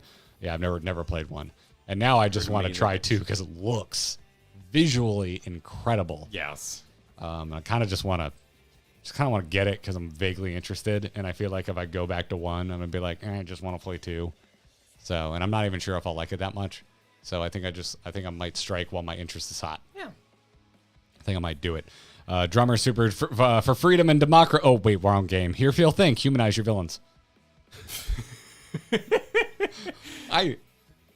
On the one hand, Yep. and on the other, these are the same thing. Naturally. Here, feel, humanize. Amado Clock said, none of these poll options are deep dungeon. There's a reason for that. Loon Master Flax said, how much Eureka will $2 get? This much. We'll mention Eureka. There we go. Yep. David Super, waiting to hear my cancer results, so you guys doing MSQ will be a great distraction. David, holy crap. Hope it went well. Hope it went well. Hope it went well, David. And now I'm like scanning. I'm like, is David here? in here? Can they tell us? Yeah. Well, I read this next one. Stangard. Kevin Lord of the Slime said, got called off work today. You guys are making me happier just by streaming. Sweet. Hell. Glad we could help. Yeah. Or called into, not off. Oh, Sorry. no. Into work on an off day. Ah. Oh, big. I we made it better. Shouldn't even be here today, Energy. Yep. Yeah, now I'm just like camping. I don't think David's here today. David, if you're seeing this after the fact, hope it's going well for you. Sooty Thunder said, not gonna watch tonight. Playing Rebirth, but want to show support. Thank you, Sooty. That That means a lot. It does. Rebirth is hype. So thanks for even showing up. Quinn Bell said, been working 12 hours a day until April. Glad you guys are filling my evenings. Ooh. Happy to help. Damn happy to help. Ethra Star said, Lahi is good for the soul, because that's where we were hanging out. Yeah. Oh, that's right. I needed to find something a little more calming than the music that was currently playing in the MSQ. So, yeah. Miss Katonic said, I forgot to tell you guys, I proposed to my boyfriend who I met in 14 on Valentine's Day, and he said yes. I proposed with a bunch of flowers crafted to look like Elpis flowers. Holy shit, that's awesome. I'm so sorry we missed this that night, Miss Katonic. That's awesome. I think I've seen you in here today, so I hope you're still here to hear us read this. Freaking congratulations. Which ones did you go with? Was it a metal proposal with a bunch of black roses? Despair? Yeah. Despair Elpis flowers? Because there's options. Could have gone green, gold. Color of friendship. Yeah. Yeah, that is absolutely freaking adorable. Massive congratulations. Where's our wedding invite? If it's in game. Or in Florida. That's true. I would travel to Georgia. I'd go as far as Georgia. Georgia. On your mind? I was just thinking about Made in Georgia. Oh. The cartoons are. Okay. 10 days supered. They then formed the big bird. It was very bright. Grandpa? Grandpa. Who made a big board? I don't know. Oh. Hermes probably made a lot of big birds. Oh, that he did. Yeah. Bird imagery. Night Shifter was VOD squatting. Hope you had fun at Distant Worlds. Holy shit. Jealous. Those are the Final Fantasy concerts. Oh. Concert series, yeah. I'm still thinking about Big Birds, my bad. I want to go so bad. I like Big Bird. I believe they've come through Florida. I think they've done Tampa at least once. KLG Chaos, we missed this super. It said Emmett was rendered. He was just a gremlin. His true form. This is when I was Yes. complaining that Final Fantasy XIV trailers are actually bad because they've never given us a fully rendered Emmett. That was my I see. my joking, not joking take. We get a fully rendered Xenos and M-Walker and no Emmett. Arr. I'm rioting, Kyle. Yeah. We're getting to the end here, and I'm noticing all the things I'm never going to get. He was also in And I have notes. Shadowbringers trailer too. He was the gremlin. That was it. No, Xenos. Oh, also, Xenos. Yeah, he was in his armor. Well, technically a it little was bit. Elidibus. Technically, it was a little bit. Yeah, there's a lot of technicalities with our villains. And the character models in M-Walker are too smooth. They all look like sex dolls. They're too... They're a little perfect. They're a little waxy, man. I think you gotta have the lips if you. And I've been told, folks have gotten in touch and been like, it's a different studio, and I'm like, I can tell. Oh. I can tell. Everyone's a little too clean. A little too clean and waxy in the Endwalker.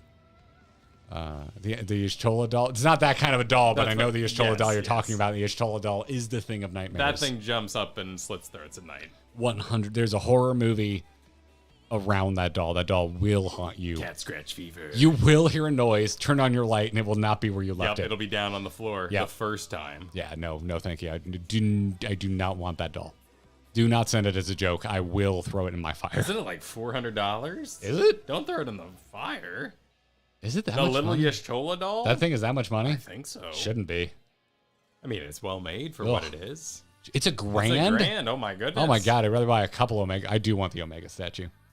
What furniture could she shelf on? No. Y'shtola I'm not. Nope. We don't have time for this. Y'shtola on a We don't have time for this.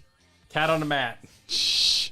KLG Chaos Super will be landing in Florida the night of your last base Endwalker stream, so we'll probably have to VOD it. So here's the congratulations in advance. Oh my god, KLG Chaos. Also hit me up if we're free that weekend. I'd love to come say hi. Hit me up.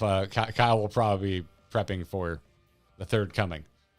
Yes, but we're safely before the true danger zone. Okay, never mind. I'm bringing Kyle and family with. Let's go. I do have to stay within an hours of home. So well, I gave you an out, and you started breaking through my out. I don't want anyone being nervous that the streams could be canceled due to Baby 3. Oh, that's not what I was talking about. I meant like going to physically say hi to KLG Chaos. But I then was informing you of the reality situation of that I will remain in a certain range should things go down. Okay.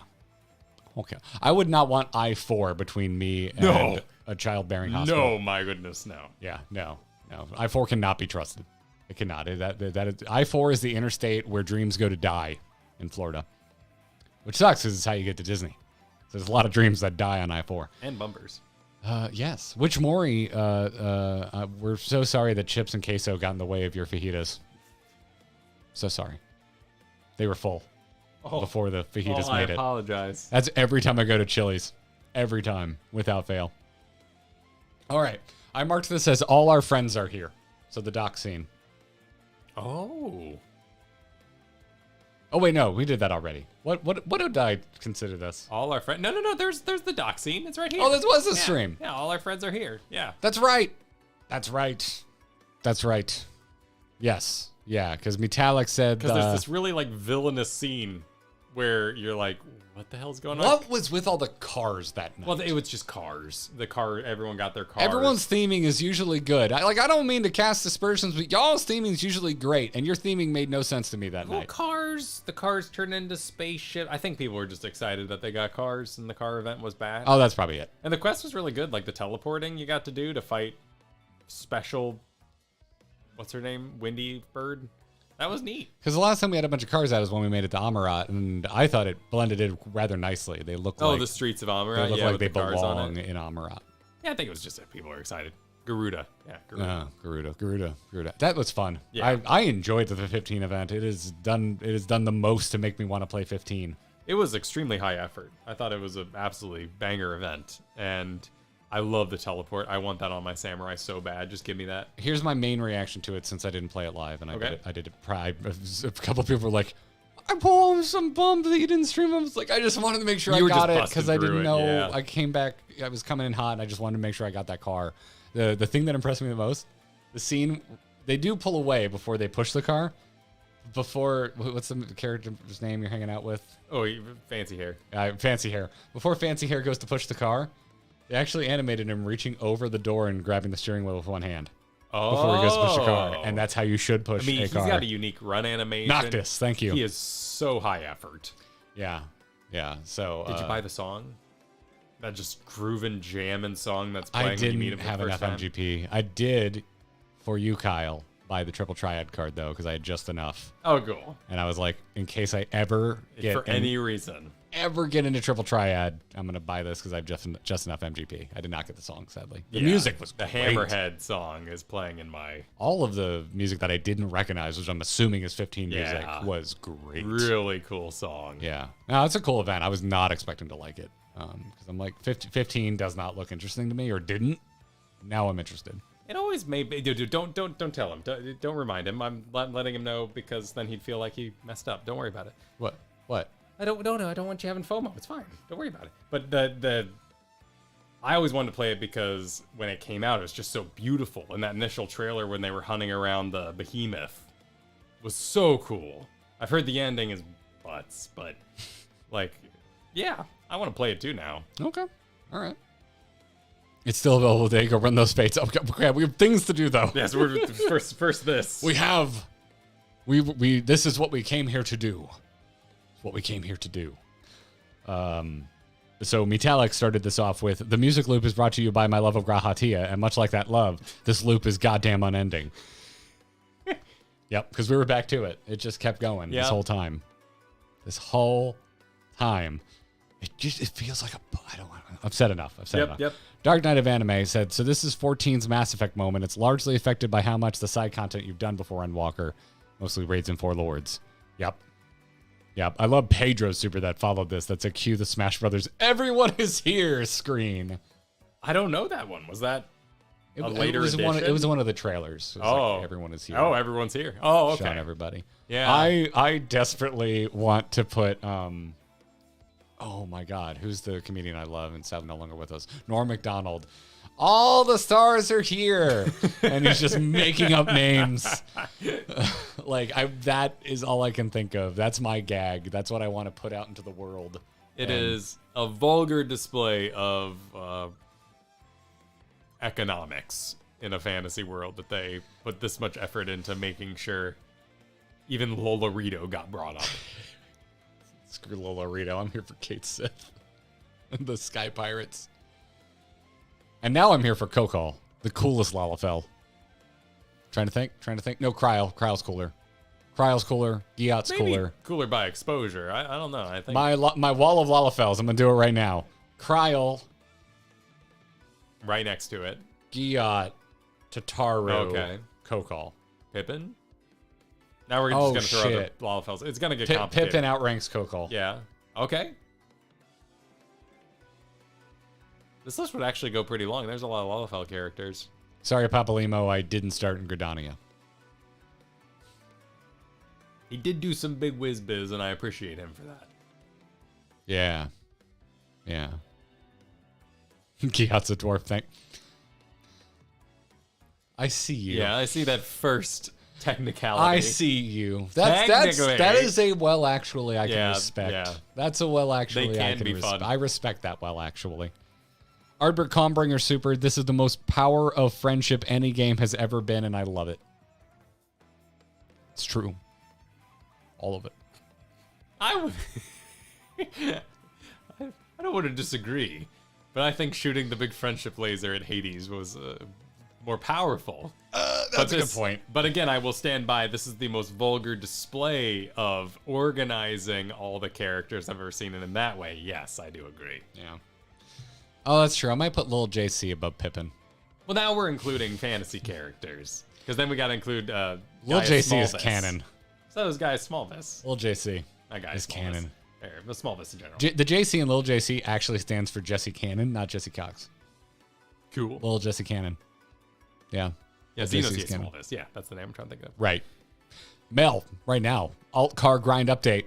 Prey and Ultimate Weapon down. Nice. Go. Almost there. Push on. You Almost can do there. it. I believe in you.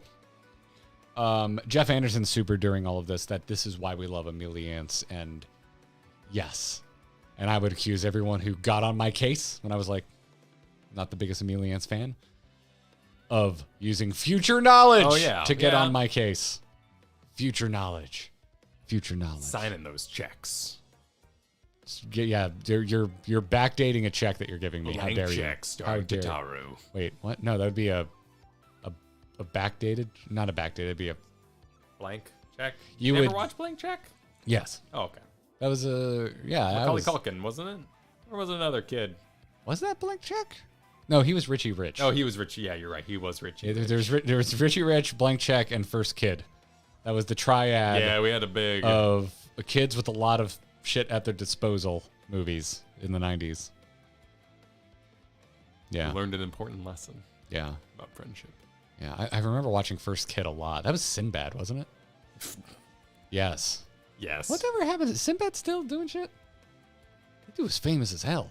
Where'd he go? I don't know. Anyway, getting distracted. Yeah.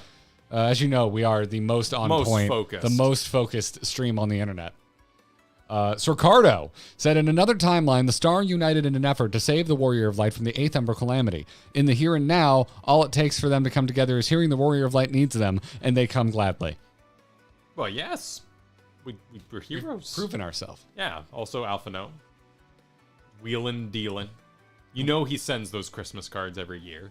It's basically the most awesome rendition of we helped all these people move, and we're cashing that that card in. It's being cashed in. I didn't have to help you with Jack really when you moved, so I don't have a card to call on when I need your help. We kind of just go back and forth all the time though, because we work together. So, that's fair, but I didn't help you move a bunch of shit. No, I didn't have a lot of shit. That's fair. You did a big purge. Yeah, big purge. Move purge. Love that purge. The purging fire of the move is the best part of the move. Mm-hmm. Highbrow Stonebender supered. If I remember correctly, the Leviair family is heavily invested in the Ether Crystal Transit Network. They get a cut of every one of your Ether current fees. That's a deep cut that I do not possess any knowledge of. Also, they rode the Ark, or their ancestors made the Ark or something like that. So, they got a longevity, a long storied history of transportation fees. Just don't pray to Grandpa. Yep, don't pray to Grandpa. Don't pray to Grandpa. Don't do it. And we got Anonymous Supremacy yelling. Oh, boy. Yeah. She'd be higher on my list if she stayed dead. None of Wall's not even on the screen right now. No, well, we were doing the wall. Oh, we were the talking wall about- of yeah. the wall of potatoes. Yeah. The potato wall. At the very top of that would be like shoestring French fries for me. Here comes the eeriest scene in all of Endwalker. Why is it eerie? Just something about the way she tilts with Tataru, and they share this moment coming up. Oh, I loved that. You thought it was eerie? I think it's creepy, man. Oh, I thought it was wonderful. Oh my God, it's Sage and Jeremiah both coming up with the same joke. Wallafeld. Wallafeld, yep. Well, now we need to actually do it because that's too good of a name to not use. Put a sub number on it. That's not eerie. That's adorable. Yeah, that's creepy. That's adorable. If I saw two people do that, I would be shaking my head. I don't know what your problem is. I'd have big Fortuno energy if I ever saw that. You already have big Fortuno energy. Dino supered all the warriors. All of them. They were all there. Except Arenval. Oh, yeah. He hasn't shown back up yet. No. There's going to be a reveal that he is healed. I'm calling it now. That's a lot to squeeze in. Yeah, we're not even pursuing that. I don't know. That might be patch content. Getting back, because that's Fordola's story too. I want to know more about that. Because of people not being super subtle, I think it has nothing to do with what we're currently doing. Well, yeah, to an extent. I think it's more. I don't know. I don't buy that in some degrees. I know at some point, I think there was an Estinian GIF that made the rounds that I don't think is from this. I think it's from patches, so we must check in with the Scions at some point. Probably. So, because it was like literally inescapable on Twitter. It's like a shirtless Estinian, I think. I would assume. But it's not the first time I've seen someone with white hair and mislabeled the character. Yeah, I would assume the majority of people probably took a very, very large break following the end of Endwalker, came back, maybe a little raring for more. Post-nut clarity, as Preach likes to put it. Found themselves like, oh, this isn't as on point as I was hoping. But I bet you it's more on point than we're likely feeling based on comments. But I'm not looking at comments right now because I don't want to know. I think it's going to be a moment of Arnvald comes out and he's healed. And he's fighting with us. But I'd like to be a part of it in some regard because I really like. Well, Fordola and Arnvald, they seem like they're hooking up. So I'd be sad if I missed, part of it. They never confirm it that deeply. No, but I want to hang out with both of them. I do quite like them, and they're a very good character pairing. Yes. Yeah, they work well together. Zervon supered. So how about optional content that doesn't impact MSQ? Well, there it is. On screen. Got me. The alpha. Theo Waters said, can someone add, oh God, I'm a dad to the quote books? Yep. It was great. Kyle gets into it on the video this week. If you want more reconciling with, oh God, I'm a dad, you will get it in this week's video. Friday video this week. Friday video. And for the foreseeable future, Friday videos. The King of the Nerds said, God, this game emotionally destroys me. Every chance it gets. God bless the team behind this game. Bless them. It's good. It's because it's a slow burn to get to this point. If they were just like, wow, just getting there one after the other, it wouldn't land. They earn their moments. I mean,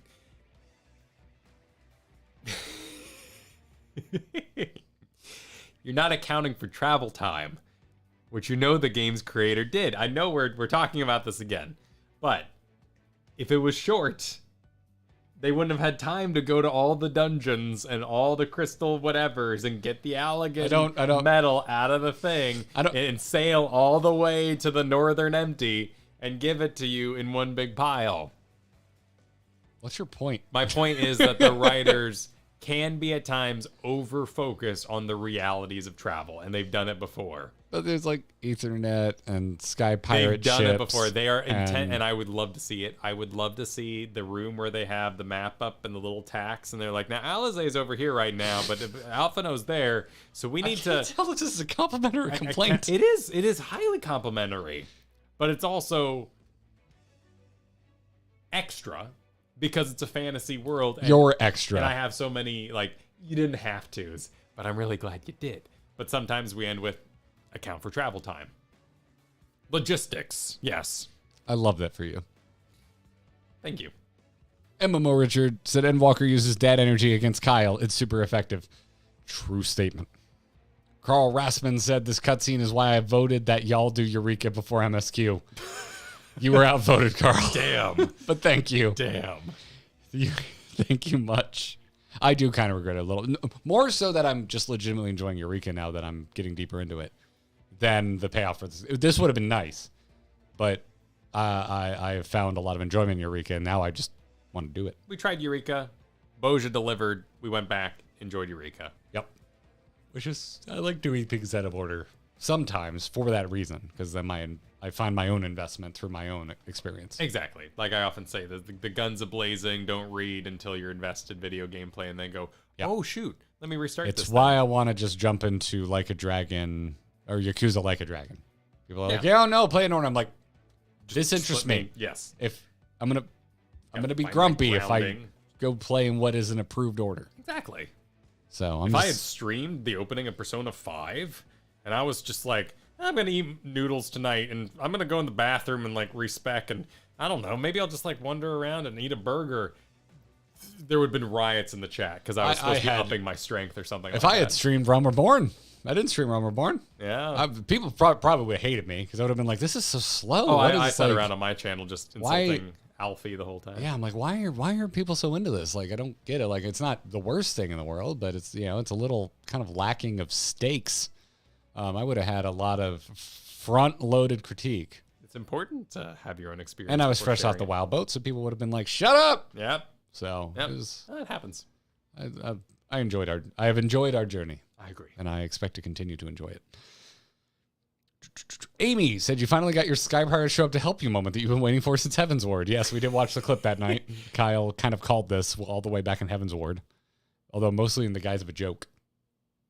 Yeah, I like the characters a lot. If anything, it was less of a joke and more of a wish. I just had so much fun voicing those characters and enjoying their wacky adventures. I really like that raid quite a bit. I'm going to get into it more. Durax said, Garrett got a taste of the joy we emotional vampires feel by watching Kyle have a powerful dad emotion. Did you see that screen cap too? Oh, of me just being like... And you leaning over to like look at what I was up to over there? Yeah. It was great. It was wonderful. Moment that couldn't have happened with us apart. It's true. It wouldn't have been the same. Yeah. I got an angle no one else got. It was great. Exclusive.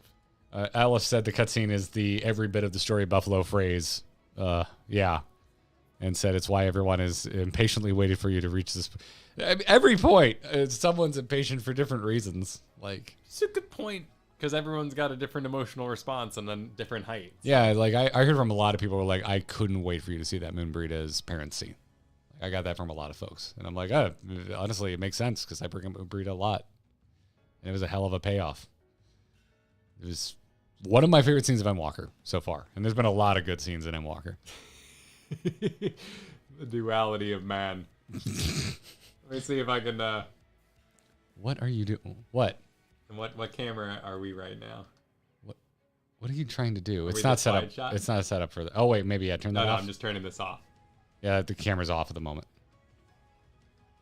What are you trying to do? I was trying to share your reaction. Oh, turn off. Wait. There. Turn that off. There we go. The duality of man. Well, the artwork that was done of this was fantastic. I don't oh have. My goodness, yes. I don't have it at the ready. I'll try and find it when we get to the end here of thanking everybody. But you click too fast. It's. No, you were right. That's it. You just didn't hit the eyeball. No, it's all good. There you go. It's all good. There you go. There we go.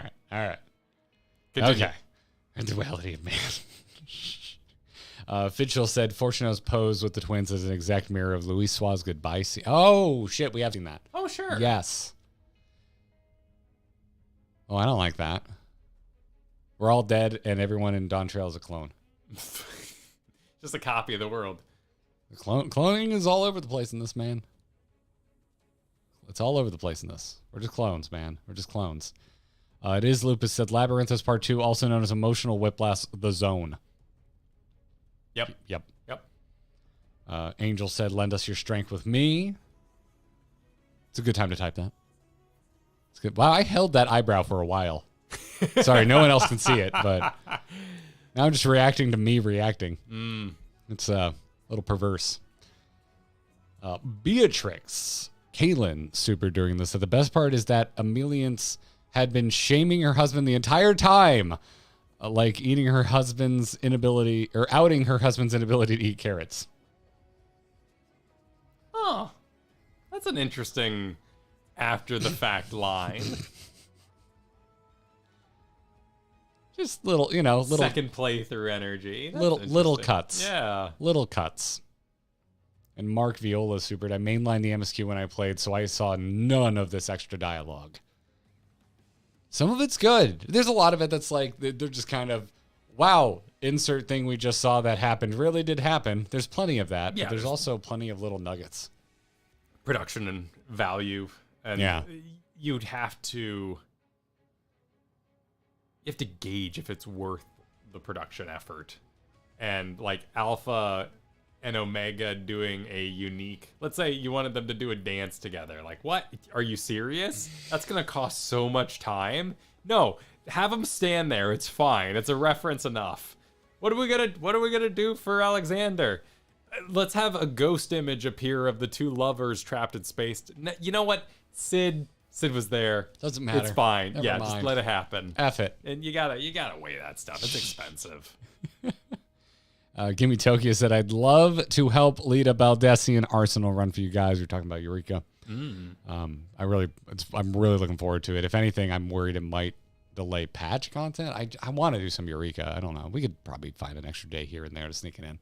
It's such a good community night too, and I feel those come up frequently enough where we're like, we want to play with a lot of people. Yeah. Gail said, Lala Garrett discreetly uncovering Kyle's reaction to the scene. Yeah, it is delightful. It was such a treat. This stream is one of my favorites that we've done because of that. Like, look at he's crying right now. Oh, dude, it was Kyle was having a moment. It was that big one water just like. Yeah. Sorry. Hold on. Let's just look at this man. Look at this. Oh, what? It is hard to do. It is hard to navigate. Working well. Did something happen to this? This might be just breaking because it's not working the way it should. But there is a camera cover. Look at this man. Look at this man. He had just 30 seconds before this wiped away a tear. Just look at this dad glow. Look at him. Look at him. But also look at him over there. It's fantastic. I get it. I get it. They did the finger thing, man. I will still fight you if you tell me I should be crying and I'm not. But I get it. I'm really starting to get the emotional vampirism. It's not. Yeah. Garrett vamping the vampire. Yes. Absolutely. Komor Maldeb super during all of this that can't make it on the Black Parade Black Mage, but I'm here in spirit. This is what I was saying. I was recognizing so many Warrior of Lights. Oh, right. Well. Yeah. And we had a lot of it was so much fun. Famous GGers in the crowd that night. Yeah. It was wonderful. It made the moment more bespoke. So thanks for coming out if you came out that night. Alex said the scene always hits, more so with my dad gone now. Damn, Alex. Yeah, I could only imagine. I'm very fortunate to still have my dad around. I'm very unique in that. Most of my friends and loved ones, their parents aren't with us anymore. Yeah, and I got to have. I've told the story before, but I got to have those big talks that so many people regret not getting to have. I had one with my dad very recently. Yeah, it's a big thing to stand up to your parents, and for the most part, I've always heard it's a rewarding experience. I'm sorry, I misunderstood. It wasn't one of those. Oh. I wasn't saying it up to my dad. No, we were just having kind of talking about life, the inevitability of everything. Sure. Those are good talks too. And started heavy and ended wonderful, as those tend to go. But yeah. Garrett's so close to becoming an emotional vampire. I've got some ideas. I've got some ideas. Industrial vampirism. Alex. Oh, no, read that one. Vivian apparently joined KLG in spirit this evening because they wrote, I'm drunk to play Monk. Because you remember we got KLG was That's like, I'm right. drunk. Yo, what's up? Oh. I didn't get too tore up while we were gone. Oh, no, one night we found a really good cocktail bar in Greensboro, North Carolina. And we looked pretty. It's very rare that I'll be like, let's just go and pay for an Uber and all that. But I was like, this menu looks pretty legit. Let's get an Uber and let's just assume it's going to be a good experience. And thank God it was. Sweet. I'm going to have to Google it. I'm sorry if you're in that Greensboro area, I'm sure you want the rec. But I'll Google it for a day where we're not trying to get through as many messages and give them a promote. But yeah, we had a lot of drinks that night. They were good. And, made it a stranger's problem to get us back to our hotel. They were paid. That was a good time. Mel, the Red Cap Super Smallvis, thanks you and appreciates the recognition. Perfect. Fallen plays supered. When that guy alerted Fortuno to a commotion in the harbor, my immediate thought was Charlene's must be turning into Amarat butt mouthworms out there. Well, yeah, that's what I was talking about. It was super ominous. Like, and Fortuno's like standing in front of his Giga Globe. Scheming. I didn't take it that way. Maybe I was only half paying attention. There's a lot to think about during this moment, but I didn't take it that way. I didn't take it that way. Yeah, it was like here, he's like, look at that shot. All right, that's fair. Look at that man up to some villainy. That's fair. Likely just, debating the merits of his plan that's going to leave the majority of people behind because he can only do so much. I give him a pass now. Fortunately, ain't so bad, but it was a long way getting there. Bandit the Thief during all this said that the absolute elation at seeing them bring up all the side quests was delightful. It feels like the devs were saying, we've seen the work you've done. Oh, absolutely. Yeah, for sure. It was lovely. I'm kind of hoping there's another scene like it. I like it so much. Mostly because I want your action-packed Sky Pirate moment. I want that. It'd be fun. There you're getting into how do we pull it off for non-people and maybe you end up with an actual world where the version where the Scions do it all is cooler. Mm. And they're like, oh, well, we can't have the Sky Pirates pilot the ship. That's actually less cool than Sid. It wouldn't make sense if the big end to all of this goes down at the edge of the universe. That wouldn't make sense. And that seems like wouldn't make sense for for them them to to be be there. the ship. And Yeah. heading out relatively quickly. We might do bunny or box moving. So who knows? But we'll see. Yeah. Very soon. Final Family said, fine, I'll bring my RGB Angel Mage over to join the crowd. And you did. Thank you for joining. Zachary said, Kyle continuing to either be top tier chef that Xenos plus eats the moon or wildly burning the cooking. Never change. I won't. Never change. Can't. And GG got dark about the Justice League because you were getting off topic, Kyle.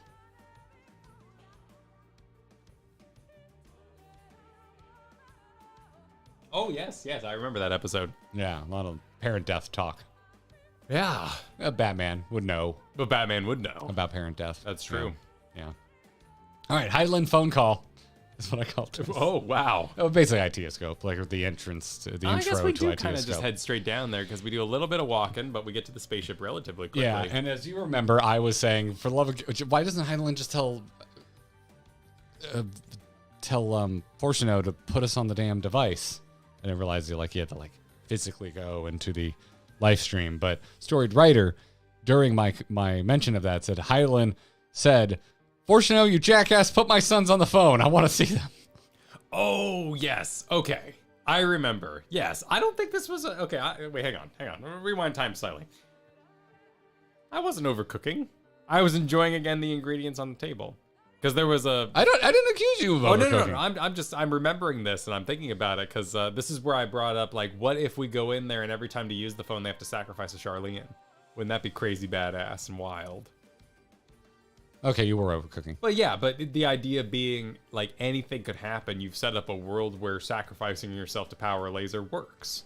So, if the reason they don't call Heidelin all the time is because You have to So like sacrifice that a Charlene every time you do awesome it. scene in Chainsaw Man, they just got a room of like blindfolded Charlene's. So they can cast spells? Yes, Yeah, exactly. And every time like they send someone in, like one of them drops dead. Yep, so she can kill people. Oh yeah. Not that kind of game, but no, it's a different, yeah. Oh yeah. Oh my god, I want to watch. watch. The reason we don't call her up all the time is because it's a super dangerous dungeon to go in. I want to rewatch Chainsaw Man so bad. You can, it's right there. I'm gonna.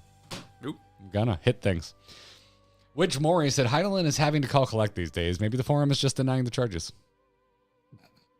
Good joke. Love it. James Thomas supered. Perhaps you complained about the forum and Fortuno to Vana in the past when you were doing the overview, so she maintained the sanctity of the timeline.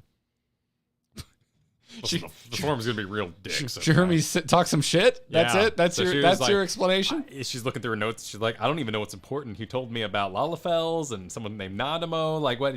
He hates that. God, he hates Nanamo. Is this important? Should I maintain this in the timeline? And then someone's like, Nanamo's gonna get poisoned. I And don't she's like, hate good. Nanamo. I think. Good, right? This is good.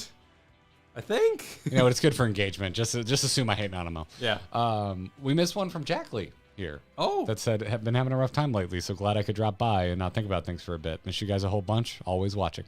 Hope things start getting smoothing out for you, Jack Lee. Glad you're still here. Hope you're doing well. Hope we can make you chuckle a little. And then Stitches said maybe she doesn't feel a need to talk to the Scions, even if they feel the need themselves. That very fair, and obviously we know now it ain't that simple. It ain't just a phone. And Swordbreaker said obviously she only takes voicemail, but her box is full and she forgot the pin. She's my grandmother. I see. Every time I call my grandma's cell phone, just this mailbox is full. Fine. And Pothy, thank you for thanking us for thanking you. Well, thank you for that. Thanks, Pothy. Terra Magus in chat. I also hate Nanamo. There are more than a dozen of them. It's fine. Nanamo's fine. Just feels a little overshone. Play clip of an hour ago should have stayed dead. I was being I was being intentionally inflammatory, and you know it. I know it. I do know it. I do know it. At least I call it on you. I tell you I think you're being overly polite for the sake of it. You're over here being That's like, fair. I knew you were putting on a thing, but I'm going to treat it like you were sincere. Okay. How dare you? All right, very well. Shakes fist. Shakes fist. Should stay dead. Crystal Fine, thank you for the super. Said, I'm home and free, and Bork Bork says puppers. They were barking. Bork Bork. Mayo Foxy, I'm so sad I missed this when you said show IKEA rat. Because this when Zelda invaded and she started barking at you. And her IKEA rat that is horribly deformed got brought up. I'm sorry. Missed it. They are $35 on eBay because they don't sell them anymore at IKEA. And apparently they are a favorite dog toy of many dogs. Wow. Yeah. Oh. Yeah. Because I love buying non-dog toys for my dogs, but it's really hard because it's hard to find stuff like that don't have like hard plastic eyeballs or beans inside, which would be very unsafe for dogs. I've done it twice. Once for Bone Shaker, the monster truck. His wheel broke off. I couldn't fix it, so I said Dad was fixing it. And you bought a new one. And then Optimus Primal. Oh. Yeah, Optimus Primal busted. See, my dad just straight up duct taped Raphael's head back on after the dogs got a hold of him. Well, he didn't have the internet. He couldn't, just jump online and... They were still in the stores.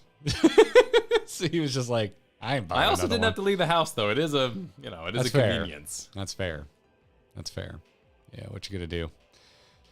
What are you gonna do? Elsbeth, during all of this super... Wait, are you getting... Yep, yeah, that's just Prime. Elsbeth super during this. I'm glad that came up because I almost forgot. Loved the walk video and appreciated the way these guys did it. Thanks for the compliment, Awesome. Elsbeth. Yeah, because we were going back and forth on that one. As you saw in the outtakes video, there were many recordings of that conversation. Yeah, Luke Eoff supered. Hi, I'm the shaft of the pint dick. Here to help provide a placeholder Eureka reference since we're missing the official one tonight. Wow. There they are on screen right now. Thanks. Thanks for being here. Fast Turtle supered. Come on down to Kyle and Garrett's used car lot.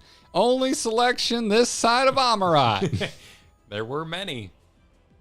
Slaps roof. I had an invasive thought because I saw a car for sale this week. Oh. Oh, man. I know you like doing the shopping. It's just what I do when I want to turn my brain off for a bit. I love looking at cars for sale, and I came across something that was such a good deal. It made me think of being very That's fair. financially irresponsible. I mean, I'm very frugal, so I open Ali's Express. I said that with a possessive. It's just AliExpress, but I still open it on my phone and peruse the random crap. Yeah. Don't worry, Gail. I can't do it. It's sold, thank God. Someone bought it. I'm so glad they bought it because I was just like... Haunt me no more, spirit. Exactly.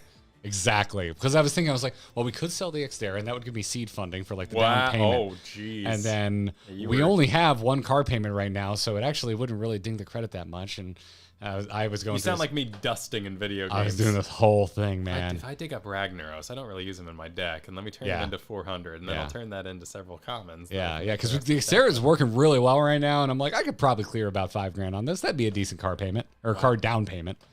And no.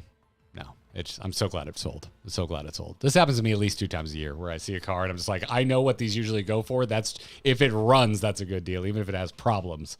And I'm always happy when they sell because it's like freedom. It's like you're like, oh God, oh, I'm out. Okay, Dorito Livestream Dungeon, Kyle. Oh, is where I put this because, and I knew we were still talking about the ship because Melt the Redcap Supered in space. No one can see your perspective. Because I was questioning if it's actually the Dorito the whole time we were staring at the spaceship. Because it doesn't really look like the imagery on the Endwalker logo. Again, I do say that it is because the butthole on it. It is. Yeah. No, I'm not questioning that, but I was questioning in the moment because it's not perfectly like one-to-one. They do a lot of weird stuff over on the team in order to foreshadow and also obscure. Yeah. Do you call the exhaust pipe the butthole in your car? Yeah. Not like this was a thing. If you watch, there's a channel I love on YouTube. It's a car channel called Donut Media, and they actually riffed. They did a long riff, the cast and crew of this channel, where they were trying to figure out the parts of the body that are a car, and they all agreed unanimously that the exhaust pipe is the butthole. Yeah, food, you know. Sevens! Yes! It sounds like a donut video. Yes. Yeah. It is. The grill was the mouth, I believe they agreed on. Well, that's because you got the eyes right there, too. Is the engine... I think where they couldn't agree was, is the engine the lungs or the heart?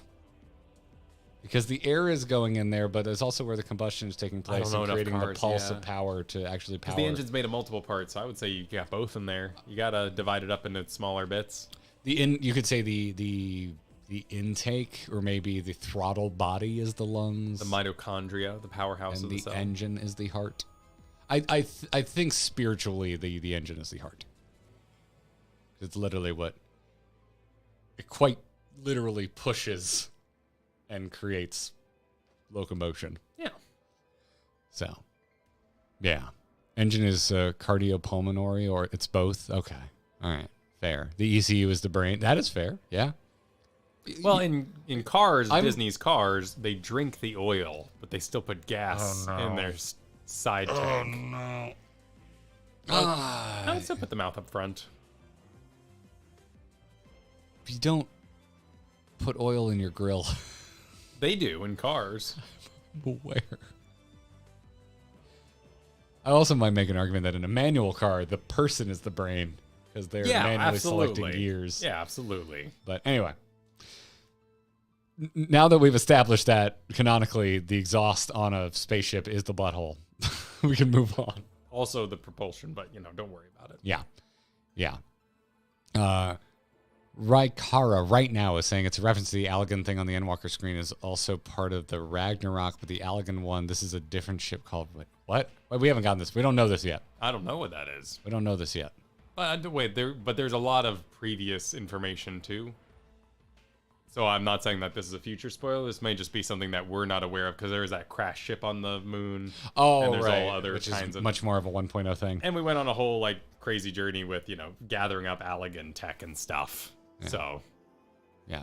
You know this from binding coils. You're grossly overestimating how much I retained from binding coils. Well, that was just, yes. And so much of it I really didn't understand because I didn't play 1.0. I think a lot of it, too, is just we've had a friend run us through, so of course we weren't on stream dissecting. I'm also confused, like, who brought up Ragnarok? None of us, I didn't bring up Ragnarok. Kyle didn't bring up Ragnarok. I don't remember the game bringing up Ragnarok. Did the game bring up Ragnarok and I missed it? In terms of why it was on the cover there, I still think it was just kind of meant to obscure and not be... Because who's the guy holding the sword in Shadowbringers, you know? Like, start screens are going to start screen. They named the ship Ragnarok? Okay, I missed that. Okay. So that's why it felt out of left field for me. I missed that.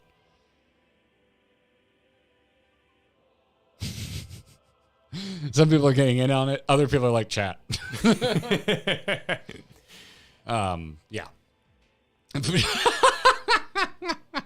Don't worry about it. Yeah. If it's an FF8 reference, cool. Didn't play it. Let's see here. James Thomas said, "Okay, everyone, put a leash on Y'shtola. We cannot afford her to lose her in the live stream / Ethereal Sea again. Third time is not a charm." Well, She'll be fine. Yeah, she can be lost now. I know Emmett's just around the corner. He's gonna show up again. He's gonna come out of the live stream. So if we lose Y'shtola again, he's just gonna be like, "A leash is insulting. At least use air tags. Just locate her with your phone. You better be charged." Oh yeah, they last for like a year. They last that long? Yeah, the new ones do. Shit, I didn't know that. Yeah. Okay, I should look into that. Dean Online said, "Kyle, quote, this is you speaking. I hope Dawn Trail explores the live stream. And Walker, hold my ether." We do apparently literally go there. We quite literally explored the live stream. Yeah. In detail. Yeah. Emmett would be like, "Again, skill issue," says Matthew Donovan. Yep. Emmett also is a developer on Helldivers too. I see what you did. It took me a moment. Like, yeah, I'm there. Are you having an issue after I've nerfed the railgun? Maybe that's the real answer. Seems like a skill issue. Make a mascot that does your customer service so that you can play a character. That's the secret. Is it a secret? Metallic, wish us good luck. We're all counting on you, but set it to Valentuna. Perfect. Linco said, "Good luck with me and my sister's main jobs." Wait, what? Good luck with me and my sister's main jobs? Well, we were going into a dungeon where we played as our jobs. With the sister's jobs? Bard and Summoner, maybe? Saw you earlier, Lena. Are you still here? What? I apologize. Huh? I'm confused. The confusion. Maybe we were talking about something else. And clearly we're in the dungeon here because Revo Kane wrote "Time to get sloppy." Yes, the sloppy, which he did not say, and they own that line, and they should have played it just once. It's a shame. It would have been. It's a shame. Would have been a little, maybe on the nose. Vigil right now. So Coeurl mentioned refined adamantite came from Ragnarok drive cores, aka the coil section. That's right. I remember coils even getting invoked during all the Coeurl stuff, and I was like, y'all, I don't remember coils that well. I bet you he looked like this while he did it. Probably a good chance. That is fair. But that's part of that, like, your brain noticed the flavors that, if you're aware, you would enjoy, but would completely wash over you and adds to what we call technobabble. Yes. And I'm happy for it. Technobabble. A techno tower of babble. Which, did you know that's a reference from another Final Fantasy, Kyle? Read the next one. Kura Super gonna fight Seath the Scaleless in this Crystal Last dungeon. Kyle, is this a Dark Souls thing? What? Seath the Scaleless? Oh my goodness. In a crystal dungeon? Oh, we'd have to call up Kristen. I am not good enough at that. Oh yes. Yes. He's the big blue guy who shoots ice all over the floor. That fight sucks. Is that the gorilla where you cut his head off? No, that's Sekiro. This was Dark Souls 1. Yeah. Okay. All right. Cool. It was Because that gorilla thing is really blue. Blue? Blue and white. Isn't it? That gorilla in Sekiro, you cut the head off, and that's the big surprise that everyone's like, No, he was white and red all over. Was he red? Oh, he was bleeding a lot. He was white he and was blue. white. Yep. Oh, I don't know. Yeah. Never played it. But if you play long enough, you can find the secret fight where you battle him and his girlfriend. Holy shit. Yeah. Oh, I didn't know that about was that. a tough one. Huh. Damn. Metallic during all this said, "Love how the lad's main jobs identities have persisted for this long as Astrologian and Dark Knight. Not that I can talk as a monk main since Realm Reborn. Hashtag play monk." We found what we like. I really do like it. And when I checked back in on Dragonflight not that long ago, I was like, all right, I'm gonna give Blood Death Knight another shot. Because I'm loving Dark Knight so much in Final Fantasy XIV. And I think aesthetically, there's a lot of similarities between the two. No, I just don't like it at all. And I love Dark Knight. Absolutely love it. I know with that priest rework they're doing, there's a lot of like Astrologian kind of stuff going on. But I just really like it. And people saying they don't like Astrologian just fuels me to like it more. But by the way, it just happened on screen here. So yes, you do defeat Slape in a sort of door battle, not an actual boss, and then it spawns a Papalimo staff, or Louis' staff, but the Papalimo imagery there. So that does happen first, and then you head down here, and I believe this is boss number 1, Warframe. Because I always forget her name, that's my fault. Oh, was Ilbert not a boss? No, he was just a Just dork. like just a mini. Yeah, just a little mini thing. Mini trash. Oh, this is Livia who we're fighting. That's right. Oh, yeah, I forgot about Livia. I'm sorry, Livia. You look so different. Well, she's been corrupted, personified. Etherized. Yeah. How her true personality is. Yeah. Yeah. Luke, Eof, super. Yes, you're fighting Hermdanmon as a boss for the 3rd time this expansion. Hermdanmon. 3 names, 3 encounters. Wow. Poetry. It rhymes. It does. Rock Oracle said, "Gee, Hermes, why does Square Enix let you be a boss 3 times?" Right. Yeah, that's how he shot the laser. Yeah, of course he had the staff. That's how he was able to do the thing. Yeah, no, I'm not. I'm not flexing on like my Louis Swan knowledge. I'm mentioning that I'm aware that he had the staff at the time. It's fine. It's fine. No, I'm Indiana. let it go. No, I'm fine. I really am fine. I was just letting people know. Like sometimes I say things because just once I want you to get like so pissed off that I can be actually like, "No, Kyle, no. It's more that like hold him back." It has nothing to do with like trying to get at anybody. It's that I bring up things as my brain works my way towards the real thing I'm trying to say. I never bring up things to like dunk and be like, "Oh, observe my vast fields of knowledge." Right, you better not. That's my job. Yeah. I hold down the dunking part of this situation. Exactly. I am here to dunk and get dunked on.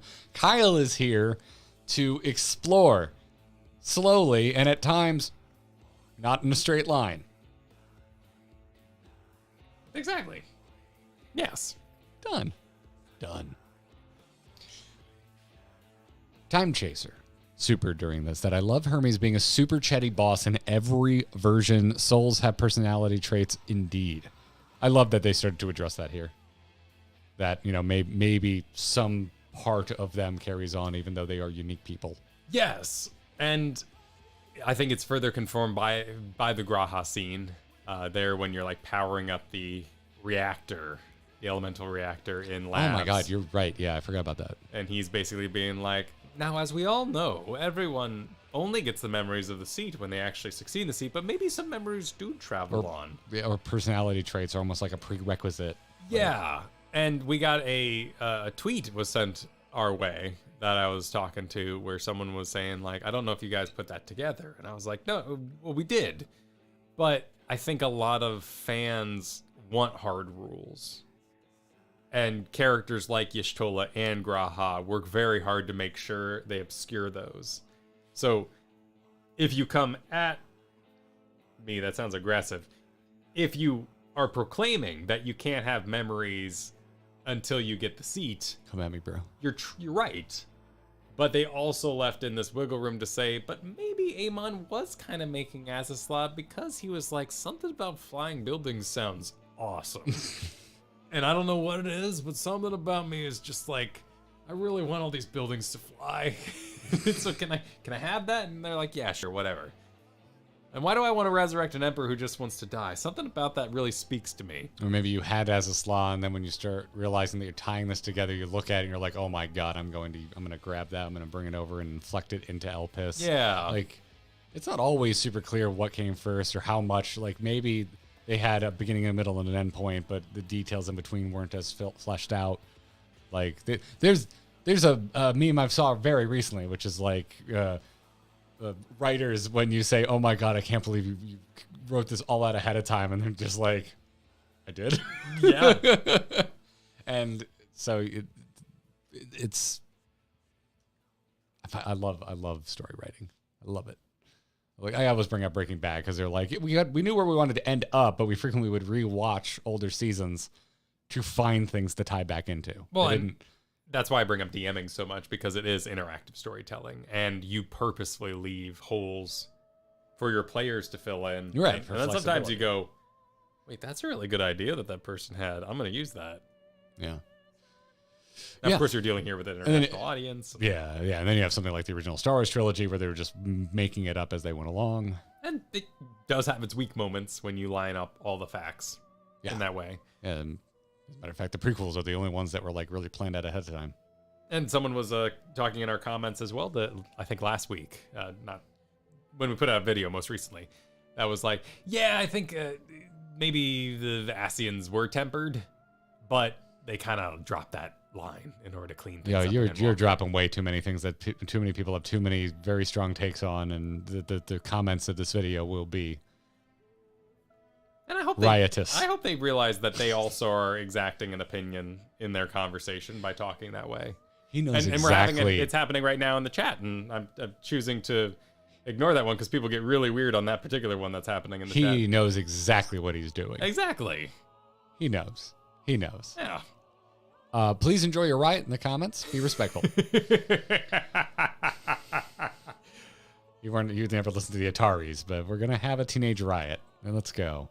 I'm gonna leave here. The Mirror super data Circus Zodiac Catesis Itioscope. How many times do we have to teach you this lesson, old man? Yep. Yeah, we better do that joke in the video. Walliard said, Shadowlands, eat your heart out. I am really curious to watch that Jesse video that was put out after we had already started this project. But I just can't see how it's even comparable. What?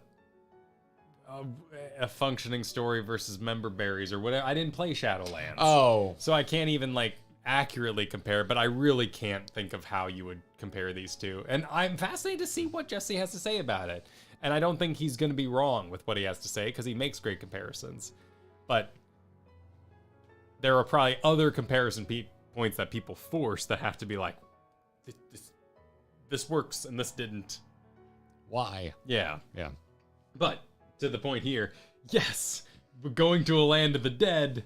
That's comparable. This is working. Vaguely. It's so different the way the two go about it.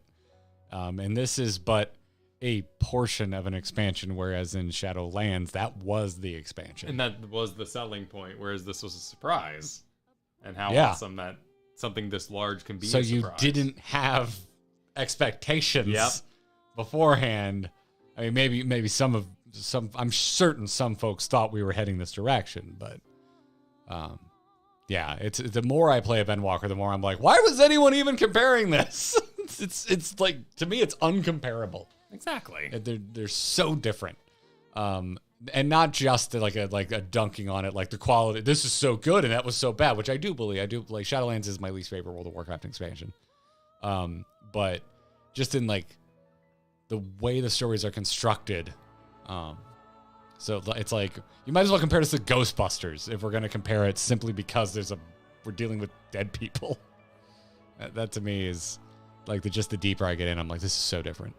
But this one was bizarre to me. I was like, why double shields? Why Cape Westwind? I really don't know. And they didn't even go back and change it until after this would have come out. So what about 8 people turbo dunking on this poor man on the side of a cliff would be one of our greatest memories. I mean, I get that he might be one of our greatest most pissed off at us because we did get 7 other people to kick his ass. Yeah, well, as fast as possible. Yeah, I'm about to say, and Andrew's pointing it out right now that they did say it's like these are people with like unresolved issues, and also kind of have an axe to grind with you. But Two Shields never felt as pissed at us as say Name Day did from Stormblood. We do see him, right? No, that's right. I thought this was Name Day originally. There was a moment where I thought this was Name Day, and I was really excited. But honestly, about Name that. Day was probably not as pissed as us as he was at Xenos. Yeah, because he's the one who warframed him. Yes. Yeah, that's a good point. But yeah, the good old Double Shields never seemed all that mad to me. I mean, yeah, I don't know. I'd have to revisit his death. This is the one that sticks out to me as a little odd. But I do kind of take a moment. I think we've thoroughly dismissed Yatsuyu, so I was okay not seeing her. Yeah, she killed her brother. She has peace in her death. She found her peace. Yeah. And I'm trying to think of who else in Stormblood or Heaven's Word would be like real. I mean, maybe because I even said during this. Sorry, continue. Oh, you're struggling to think of someone else? Yeah, I'm just struggling to think of someone else. Like because Asahi's in here, and I don't know if just bring out one of Yatsuyu's parents. And I don't know if Nidhogg could actually appear, and he maybe found peace. He's also still kind of living in Nestinian. In the eye, yeah, but in the eyes were used for Shinryu, so like he wouldn't who wouldn't Stormblood else? That's really it. So and then we went to the first. So maybe these are the most pissed off people in our history. Yeah, you could probably pick someone out of a dungeon somewhere. I guess Ilberd just could have been a boss and not like a mini boss. They felt a great need to include this fight is cool though. I loved having it. Is a very cool fight. Break and hide out of the lane. It's a good fight. It's a good fight. Oh, the Pope, Thordan. Yeah. I think I would have been upset. Well, he's not Thordan. He becomes Thordan. Yeah, I think I would have been upset because he, while he argued there in the final moment, he admitted defeat in that moment. That's fair. And he's like, face. Well, he goes back to his Ellison form because that's when he sees us as a shadow and says, "What are you?" And that was a cool moment. But what I'm more saying is that Thordan was like, "Dare you challenge?" I'm gonna just talk normal. Dare you challenge my right? Thank you for this wonderful plan I've made. If you can defeat me, then thus your plan is better than mine. Very much like Emma had to say. How much of that is actually? What was his name? Let's just call him Gigapope. Gigapope, yeah. What was the character's name? Not Thordan. Archbishop the Third or something like that. I'm actually like completely blanking on the name. I think I got the Archbishop part right, and maybe even the third right, but I don't remember the other part. Yeah, his name was Thordan? Oh shit, okay. But no, didn't he have another name? His name was just Primal, Archbishop Thordan? Primal versions of Thordan? Okay, never mind. All right, I'm just wrong, and I'm embarrassed. Oh, okay. I'm just embarrassed now. We just called him Gigapope for so long. I thought there was another name in the mix. Mitchell said, Yoshi P said Westwind would get Justice and Endwalker. Okay. Maybe it was an internal meme, too. Maybe. But yes, I saw Thordan, as someone who admitted defeat and would not haunt us. Rogue Mage during this super that after 10,000 years, they finally tuned the boss's voice reverb properly. I love this. I absolutely love this. Now do Thordan next so we can actually understand what he's saying. Love Thordan. Gearhead Geisha supered. Fun fact, while playing through Garlemald, I may have expressed my desire to kill Fandaniel in every corner, in every plane of existence. Imagine my horror when I realized at this point I actually was getting to do it. Wow. That's awesome. Just delightful. Jonathan Harrison said, all of the dead allies who help you in the dungeon also appear in the flashback you had in Vitra's room after the first dungeon. Ooh! Oh, sure. I'm mad I missed this. There. That's fantastic. What a nice touch. I definitely missed that. Now I want to edit it into a side-by-side in the video. We haven't recorded that video yet. No, not yet. Ashley Williams supered. Asahi got a better send-off than Arthas did.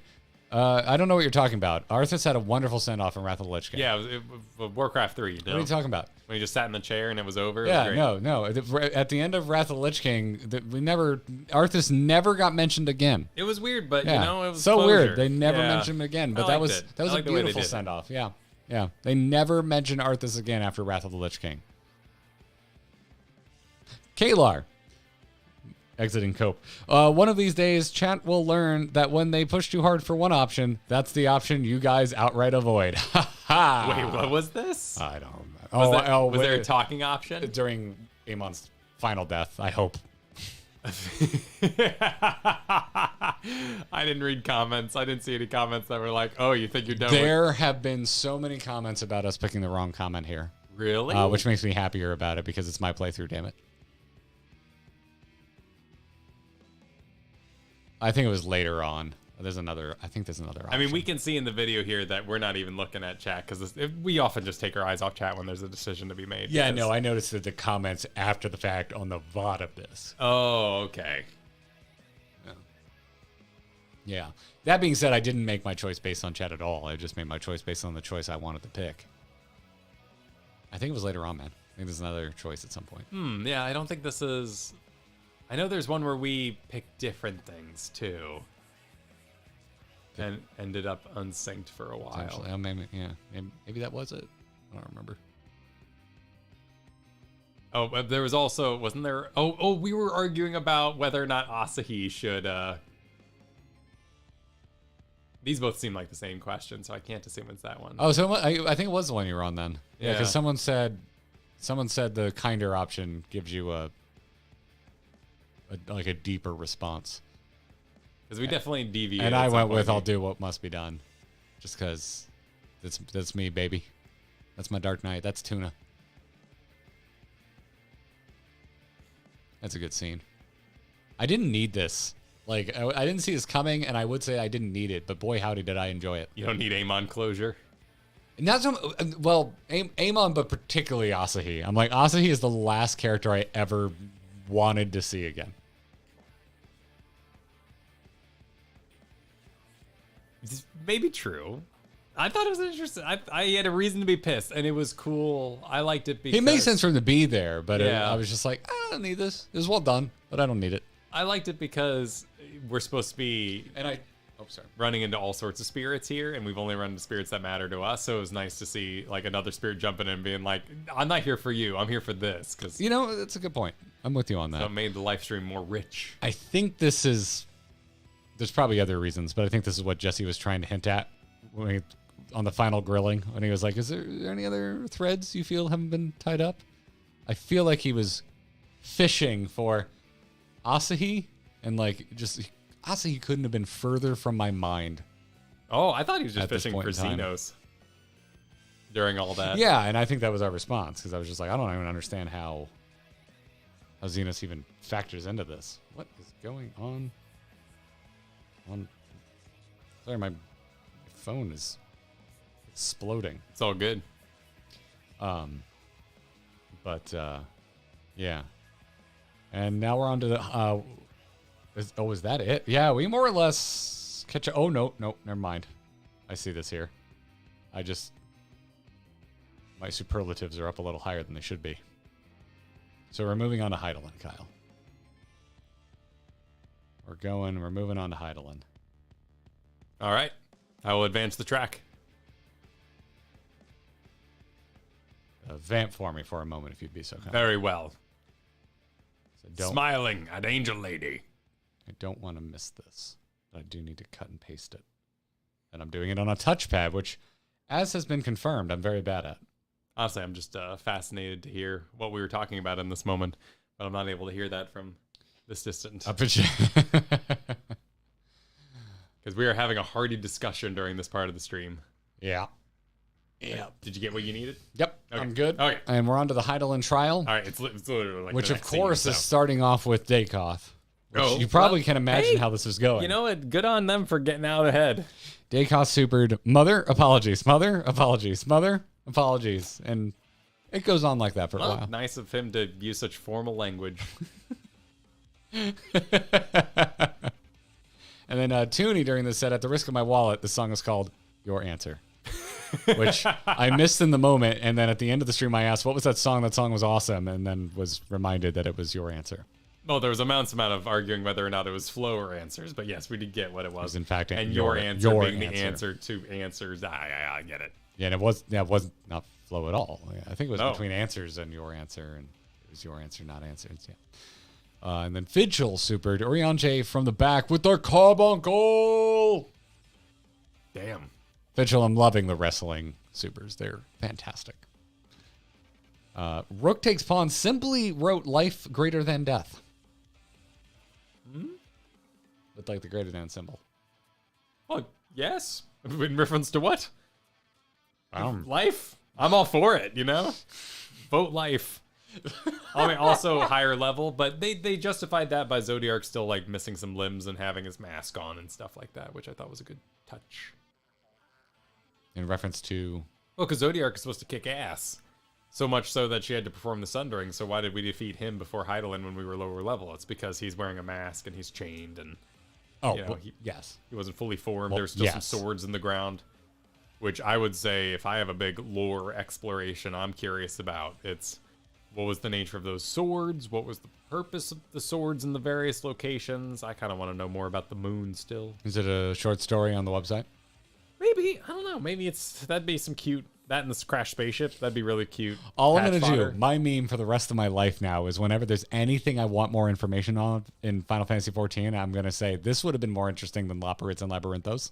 Wow. That's going to be my meme from now. That's going to be my grumpy meme for the rest of my 14 enjoying life. My non-grumpy meme, anytime anybody like really tries to come after us, well, I'll just slowly turn to them and say, "You'll destroy it? Our beautiful world?" That's my auto paste. You can't do that though, because basically Heidelin said, "Yeah, I'm gonna." You're basically inviting them to say yes and feel. And feel right. They're gonna feel right anyway. That line delivery was a choice. Guardian delivery. It's a good voice. Yeah. But that take, I'm like, that's the take you're going with? That's the one. That's the take? Okay. Must have been in a hurry that day. Dino, thanks for the super set. I hear some rockin' music. I feel hyped. I think it's time to kick ass. Yeah, as this was loading up, I'm like, this sure looks like a boss pit. Yep. And then she showed up, and I'm like, oh, first of all, it looks cool, but most of all, that sure looks like something we're going to fight. Yeah, well, when you fully render things in a video game, that look functional. You know, sometimes you can kind of tell the 2D-ness of it, like, oh, we're only going to view it from this angle. Yeah, it looks like, I don't want to reignite this fight, but it looks like they intentionally wanted it to look like she was wearing a jumpsuit. Yeah, absolutely. Up to the chest. Like I'm agreeing with you. See where the cutup would be. I'm surprised I didn't see anyone cosplaying this when I was at FanFest. Obviously, the wings would be cumbersome, but you could do hard. You could do a wingless version that still looked pretty dope. Oh, the headpiece too, and be exhausting. And because you have the trail, you do it with a cape. You see the trailing bits that aren't wings? Yeah. You make a cape that kind of infers this, and you go wingless, and you still have a pretty rad cosplay. There was one? Huh. Maybe I do not remember, because I do remember seeing someone that was in the Elpis Emmett get up. Yes. And I was just like, I have no idea who that is. But I don't remember anyone looking There's a like clip this. on the Clips channel. I can't wait till we meet the spoiler character, which was the guy, the buff dude in an apron wearing a frog mask. Yeah, that was pretty rough to see. Character. That really upset me. I can't believe someone had the audacity to walk around FanFest in such a spoilery outfit. First time going to the bathroom, that dude came out of the stall. And I'm just like, I'm laughing, washing my hands. You would destroy it? Our beautiful world? Jesus. But I do think that might be a concern, you know? Like, if I was thinking, oh man, I'm going to dress up as the final boss, I might think to myself, nah, that's probably bad form at FanFest. Probably some people would yell at me for spoilers. It's just FanFest. You accept the risk, I think. Totally, attending. but it would enter my mind. I think everything is fair game at FanFest. I agree, but it would enter my mind. I saw a ton of Fortunos, which we had met Fortuno by that point. No, we hadn't. Had we not? No. I have no idea. I don't think we had met Fortuno yet. I don't think we had done the final 2 patches for Shadowbringers yet. I do not recall. There were a lot of Fortunos because I was like, who the hell is this? Cool coat. I have this weird, for some reason, I just want to throw a punch, but I don't know why. Oh, there's something about his face. Something about your face. Something about his face. Lorelei, during all this, said, gather your party before venturing forth. We did. Two Skulls said, fun fact, if you do the fight with the Scions, all that Thancred made tank, and he pulls her to the safe spot perfectly every time. Fully realized character.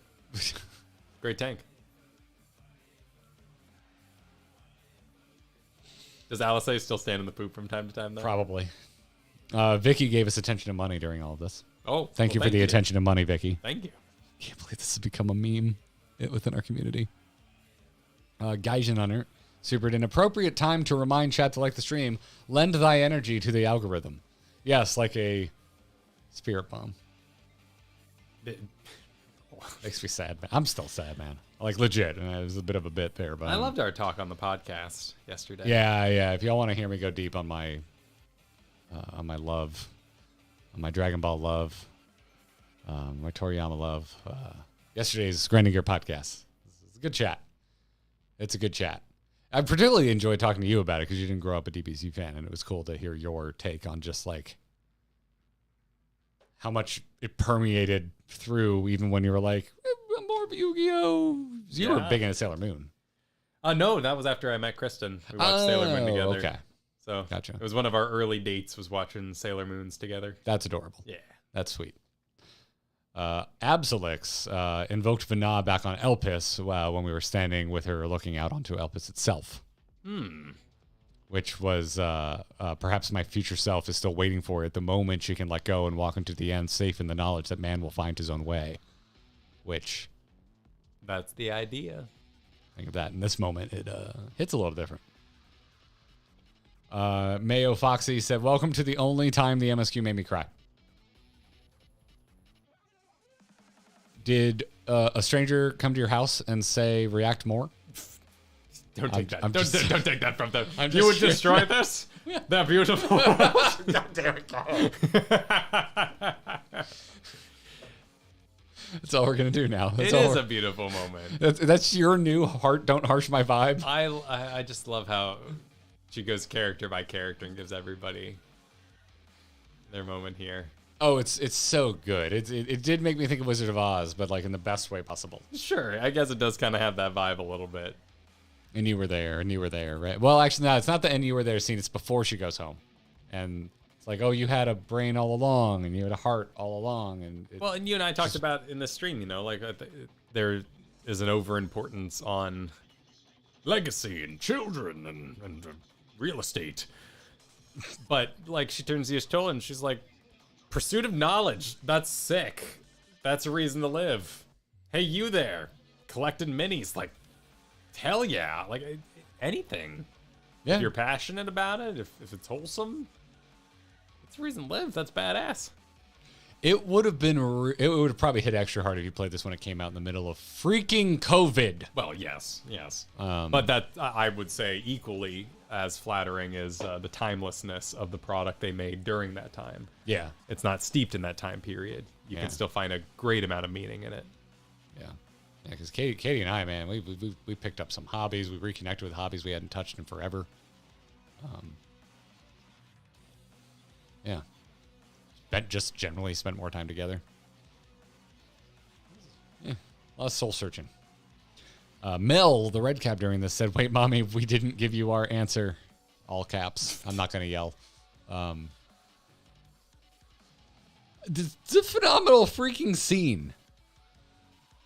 It was a phenomenal freaking scene. I already talked about that night. I don't want to retread too much, but I was like, to me, it's not sad. It's like, what a perfect end to a character. To me, it's like masterful. And I talked about how I also was like class act. I talked about the variance and how much I enjoy certain doctors' exits from Doctor Who. I can't wait to do this extreme, by the way. Now I'm thinking about it's going to be good. Yeah. The mirror supered that it may not always be beautiful, but hers was. believe that's in a reference to Death Isn't Always Beautiful. I imagine that's what it... I'm not familiar with assume, the reference, but that's what I figured it was in reference to. And then Peachy during this super and said, I'd been holding on to this note on my phone for almost 9 months now, and I quote Garrett, June 8th, 2023. Wow. Emerald Weapon Quests. Videos timestamp 20 minutes, 10 seconds. When you kill Heidelin, which apparently I said in jest. Here we are. There we go. Remind me to pull this clip for the video because that would be hilarious. Yeah, I'm not going to delete this. Vernacular Ham sent in an extremely generous time to walk to the end that I do not remember reading. Ham, I'm sorry for missing that. It was, definitely at the top for a while. Two Skulls said that Heidelin / Vana and Flo, her theme, got me feeling motherly love like I've never felt before. Yeah, I've been sent a number of lyrics videos for Flo and this cover that we will watch later. I already met my mom in this game. My actual mother. But look forward to it. Bandit the Thief during this said the very first thing we see in game is what is allowing us to reach the end. Rest in peace, Vana. She's more than earned it. Damn straight. Celebrate that day. After all of the revelations of Elpis. Yeah. As a skeptic. That's a good shot right there. Oh, where she was framed in front of the crystal? Yeah. Yeah, that's some good stuff. David Collins said, honest question, how many JRPGs out there have it where when you kill the god, they turn around and say, good job, I'm so proud of you. Go get him, you're ready. I mean, I have not played enough to know if there's any that do it, but I mean, it's the classic samurai trope for sure. The Kung Fu Master as well. Like, it happens a lot in those kind of movies. Yeah, I think I even said something of this sort that night of like, you know, this got me thinking on the trope of go kill God, and it's like I don't want to in this moment. That's how I felt. You could feel tricked if you want. Well, it's not that I felt I didn't feel tricked. That's not where I'm going with that. How do you get that out of what I just said? I'm just saying, like, because I'm getting flustered. Well, how dare you? No, but you know, you called me wrong. You're destroying my beautiful world. You called me wrong for suggesting that Heidelin, we'd be the one to kill Heidelin in some former thing about the trial being her trial, mirroring us battling her on Elpis or something like that. So, more so, it literally just happened, and I just want to relive it here. I think this line here, I would hear a response, should you emerge victorious, and her leading up to this. To me, and this may be my headcanon, but this eye lock here is like, you're going to kill me? You know you are? Oh, yeah, I know the importance of this. Oh, that's an interesting read. Yeah, because the lead in, the way she was talking, I was like, kind of sounds like it's just a trial and she'll be fine at the end of this. No, I fully took it as the world will not need me if you are able to defeat me. I have no purpose. I see why. And my children become my betters, and I think that's a valid read. Just something about that like final line, like after this or whatever. I'm like, oh, okay, so I think she might still be okay. Never mind.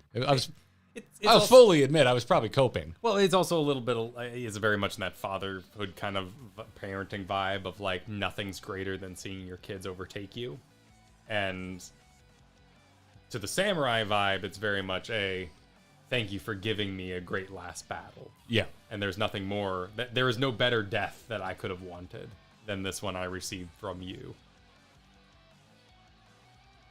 I'm on with all of that. It just wasn't what I was feeling. Yeah, absolutely. Yeah, absolutely. But I totally get that. Because for me, it was like, if anything, I think I engaged Cope because I think if you were a Heidelin skeptic this entire time like I was, and you didn't come down off of your skeptic chair until after the revelations of Elpis, this is a character you only just now really care about and like. Like after properly hanging out with Vana and the revelations of Vana's memories. This is a new character I only just recently started to like really think is rad. And I didn't want to believe that she was leaving the narrative for what me felt like so soon, even though obviously this character's been with us since the very beginning. But I thought of her more as a deity than a character. That's fair. She's certainly been cagey. Yes. And absent. Yeah. And to your comment that you should run the supports on this, we're doing that Thursday. So yeah. Join us Thursday. Join us Thursday. That's what we're doing. Thrashanuva during this said, Virgin God says, I guess I can help you if you worship me enough. Whereas Chad Heidelin says, everything I have ever done, I have done for you, my children. I'm a sucker for a Virgin Chad meme. I really enjoy them. Yes. I do like it. I think it's a weird parallel that we find ourselves in. It is. There is mean spirit to it. It's a little, yes. But I don't take it literal. Exactly. Yes. It is a venue. I understand what I'm getting into when I read one of those memes, and I enjoy it. It's a good time. Before we go any further, we do have super chats from this moment in the now. Oh, in the now. In the now. Oh, in the now. In the now. In the now. Where we leave off? Well, John D. Arthur's talking about a Natasha car, so I was gonna wait to come back around to that one. Oh. But since I'm mentioning it, I'll say it now. Thank you for the support, John, and I'm glad you saw Natasha Carr. Didn't know the character, so I'll leave that to your imagination. I'm imagining a super hot anime girl. Thanks, John. Curse you for putting that in my brain. How dare you? Nano said would recommend checking out Amon's response to option 3. We may have that in your capture because I think we diverge there. Yes, because I actually was getting the Heidelin slower than you. So I was doing very much like a don't look at it because I think your response you just like sank to the ground, whereas mine was a bit longer. Yeah. Solomir said, spicy take, people who are down bad for mommy are just having their first finding Jesus moment in their lives. I'm just going to let the public respond to that, Solomir. I'll just let that one I'll go. simply call you brave. And thank Drasoini for supering from that temptation I will sunder us. A lot of quotations going on in here, including Coeurl during this, that very generously supered. To return to the star whence we came is a privilege afforded to we who have so loved and nurtured it, a choice embraced by those who have lived their lives to the fullest in service to our world. And when they depart upon this journey, it is beautiful always, which is definitely a quote to think about in this moment. Still a weird thing a random person you've just met should say, even if you are famous. You will destroy it, Kyle. This beautiful moment. I'm glad I'm not the only one who doesn't let things go. Yeah, absolutely. Pythos during this said, how many moms could the Mothercrystal mom at the Mothercrystal could mom moms? Wow. Only time will tell. GP Cheech supered, just pitching in for the mods ammo budget. What? There was so many snipes this night. So weird to me. I don't even know what you would. Yeah. Like the thing is happening. Like yeah. What future knowledge would you apply to battling God? I do believe some like really long timeouts for Just Chat. I think at least one ban that night. Wow. And I'm like, we're playing. We're not even seeing it. All you're doing is making the mods work, annoying them, and potentially getting a big ass timeout. So just don't. I mean, I died a lot during this. Just don't. But I wasn't reading either. And I would have died more if I was reading. So that for sure. Yes. Vivian, cheers to our leopard shorts and Kyle's knees. Which was what we were wearing that night. Yes, I guess. I have another fun pair of shorts. I guess we would be getting to the end here, wouldn't we? Some fun shorts. Got some fun shorts. I have a wide collection of fun shorts. There was one point where Katie and I were in what's the activewear clothing store? That I'm a frugal man. Oh, it is expensive. I've owned very few items from there. Under Armour? No, but that you're in the ballpark. Honka? They got the logo that everyone wears it. Tommy Bahama? Nobody here. Shoot. Oh my god. Anyway, we buy clothes and video games. We're in an activewear store, and I was like, I think it's really unfair that all the lady stuff looks like super fun and awesome, and all the dude stuff is just like a solid. And then a new activewear store came in, and they had a bunch of fun dude stuff. And nice. Every time they have a sale, Lululemon. The girl stuff is so cool, and the dude stuff is the most boring shit I've ever laid eyes upon. It's probably just algorithms. What sells? Yeah. Anyway, there's a brand, not sponsored. It's a brand called Stance, shit's more expensive than I like to spend. That's why I wait for sales. But they make a lot of really fun shorts. Nice. Yeah. So that said, actually, I think these are Lululemon from the clearance rack. It was the one fun pair of shorts I've ever seen in there. So damn it, Lulu. Anyway, there it is. Metallic during this said, loved how they handled Heidelin after all these years of build-up. Felt so much better than just a time to kill God quest. Oh, 100%. If you reduce that to this, you are actually trolling people. If that's what you try and reduce this to. And I have seen no one trying to do that in earnest. Yeah, just another JRPG trope of gotta kill God. I think it's also time investment, right? Like, you don't get through Final Fantasy and still hate it and hate tropes after this many hours played. Yep.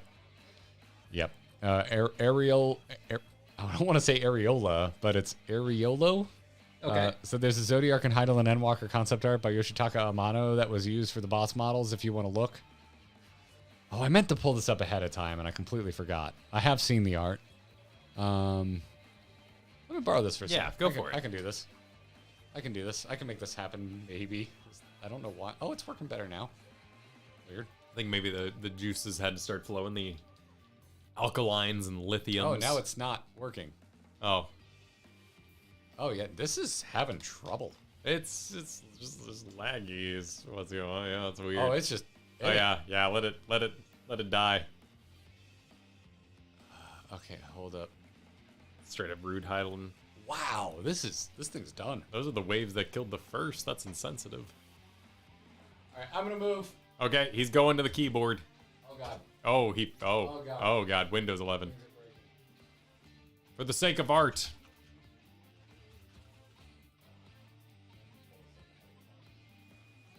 I've had a day marred by, would you believe it, technical difficulties. No way.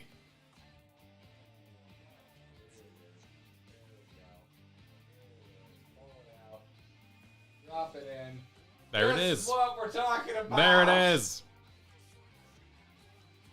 So we're talking about Yep. this piece of artwork. You know, they parallel each other. Oh, do they, Kyle? I know, right? Do they? Yeah, I quite enjoy this piece. I would say I much preferred the style of Heidelin here than Zodiark. Zodiark's a little Abful? abful. Yeah. Yeah, just a little flatter, honestly. I think the hand reaching out just suggests a certain hunger that works well. Yeah, I know for a lot of people, Amano is a unassailable artist, but I would say not all Amano pieces are created equal. But I love the way Heidelin is drawn here. It's a fair thing to say about anybody. Well done. just something about this body just looks like flat as opposed to like wrapping around in space and stuff. That's in a way that Heidelin doesn't strike me as being as like graphically flat. But I don't know. Could just be because they're both like pretty flatly shaded. There's not a whole lot of shading going on. Granted, Heidelin is a being that also glows. But yeah, I like this piece. It's solid. My favorite is probably my favorite one I've seen. Honestly, I'm a big fan of Amano. Does a lot of like ink and brush work that's black and white. I love that shit. This looks like colored pencil. Yes, it does. I bet the black background was probably inked in, but yeah. And that's not a dig. Like, what? Why would that be a dig? I don't know. There's probably someone out there that's like, that's children's toys. Amano would never use. It's like, no. Have you seen how expensive artist grade colored Yeah, pencils are? They're really freaking nice. No. It's hard to see at this resolution, but I went and looked it up when I was putting together the thank yous notes for this. It's a good piece. James said, I like that Astinian's reaction to this Heidelin moment could be read as both Astinian and Nidhogg. Yeah, a couple people have reached out to me after the fact and was like, hey, did you catch it? Did you catch it? And I definitely didn't in the moment. But you read it now with that in your head. You can't get away from this is where I'm like, in the short story, because I did read the Astinian short stories, because they were really cute, because I was curious where he went, because we saw the flowers, he like dropped flowers, and then all of a sudden he's back, and I was like, where were you? But to me, Asinian was a side enough character that I didn't feel that World of Warcraft rejection. It didn't trigger my hipster bones and make me go, oh, this shouldn't have been a short story. I was like, yeah, this is a perfect place for a short story. Let me go read it. So I'm down with that. The flowers are a game. I know. That's why I said from the flowers to the point he reappears. I say things purposefully.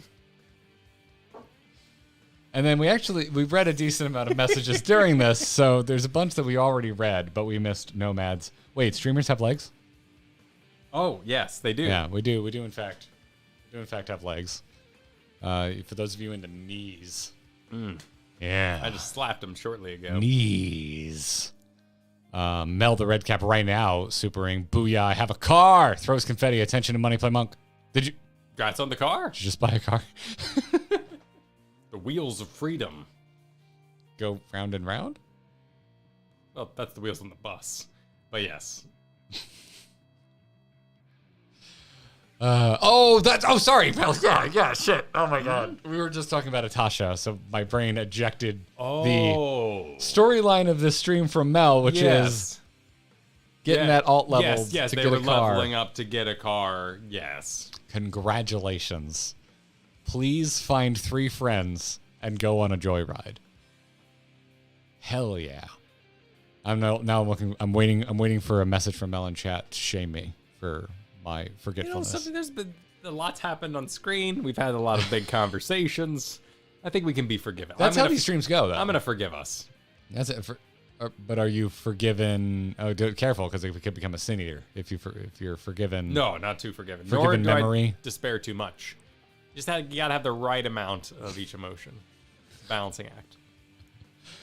And then Mel followed that up with, by the way, to put things in perspective, Lara is the 14th alt I got a car on during this event. 4 of them had to get through up to 30 levels of MSQ. I don't have an alt problem. Why do you ask? Oh my goodness. Jeez. Oh jeez. You sound like me at the height of World of Warcraft. Holy moly. Wow. The absolute height. But it was more because I was chasing classes than I was chasing the character itself. Would you like... But you don't need to chase classes in Final Fantasy XIV. Would you like to be our A Realm Reborn consultant? If we ever do a recap of some kind? I imagine at some point you stop reading. So I'm not sure. No shame for... Okay, Mel, thank you. No shame. Thank you. Would GG be forgiven Whimsy? Kyle would. Yes, that'd be mine. What would I be? Forgiven Plunge? That's pretty good. Forgiven That Plunge is Fall? pretty good, yeah. Yeah. Forgiven car references? Forgiven pop punk? Forgiven inebriation? Yeah. I do like You an got adult some good beverage. ones there. I do You like got an some good adult beverage. And I have more superlatives to hand out. All right. First off, of course, representing the Heidelin VOD squad, Super Sideswiper, Starlin, thanks for the Gemma Super, and Chuck Calixto, who also sent in a Gemma Super as part of the VOD squad. And we would like to say we hope you enjoyed building your gunpla that evening. Chill. Yeah. Leading the I Never Use My Membership Messages Club was Thrashanuva and Squishy Revenant.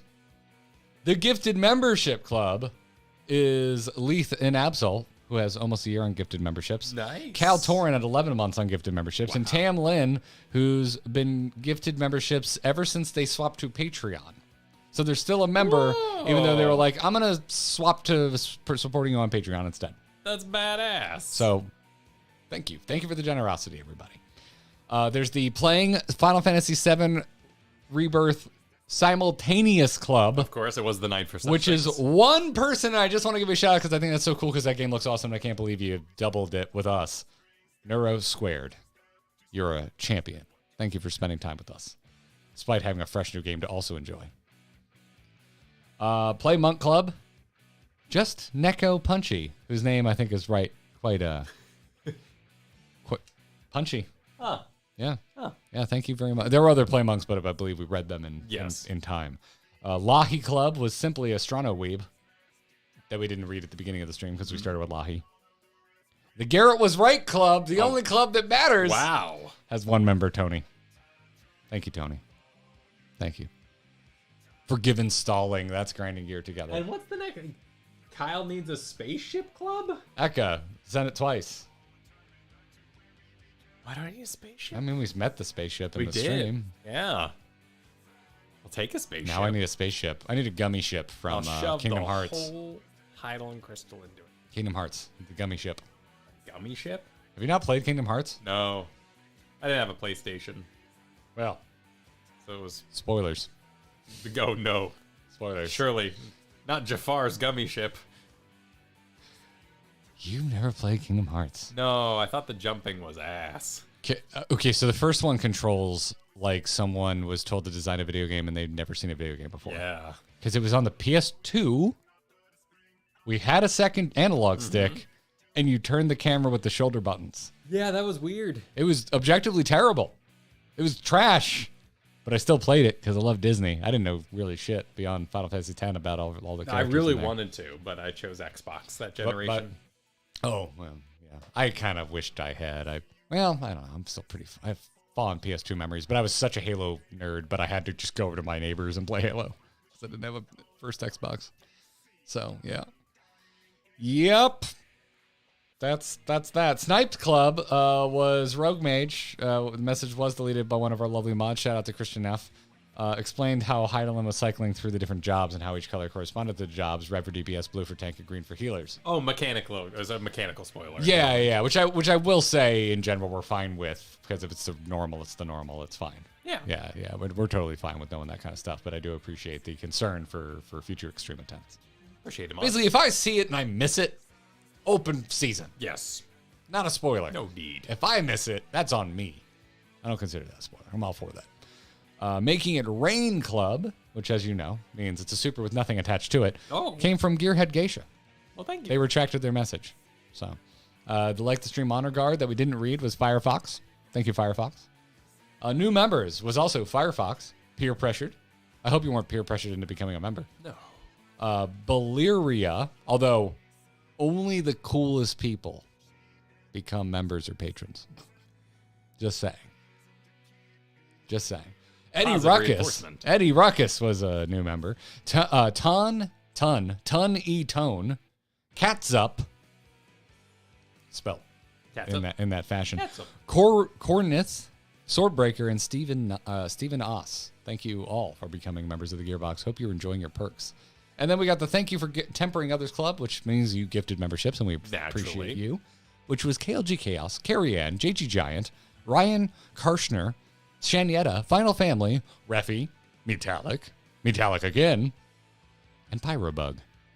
Thank you for the support and for getting other people into the Gearbox. Thank you very much. On your behalf. Then we had the Welcome to M-Walker Club. This happens a lot in M-Walker. Today, on this stream, which meant killing Hydaelyn, Iprix voted for this. Sally Beans voted for this. And Coeurl very generously voted for this. It was a pink vote. Wow. Yeah.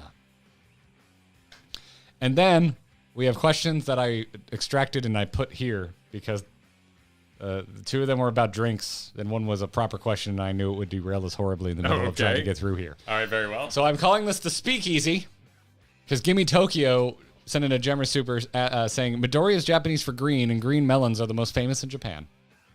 Because we were talking about Midori, because it was a new bottle I added to my bar. Somehow I've gone this far, and I never bought a bottle of Midori. Remember Katie brought it in? Yes. And you were like, it's green? I'm like, of course it's green. You never seen Midori before? It's a very common liqueur. Are you hazarding the touchpad? I'm sorry. This is personal. I'm having trouble focusing on the questions because she's saying all the things that I wish to analyze in our future videos. And so my brain is like, what's she talking about?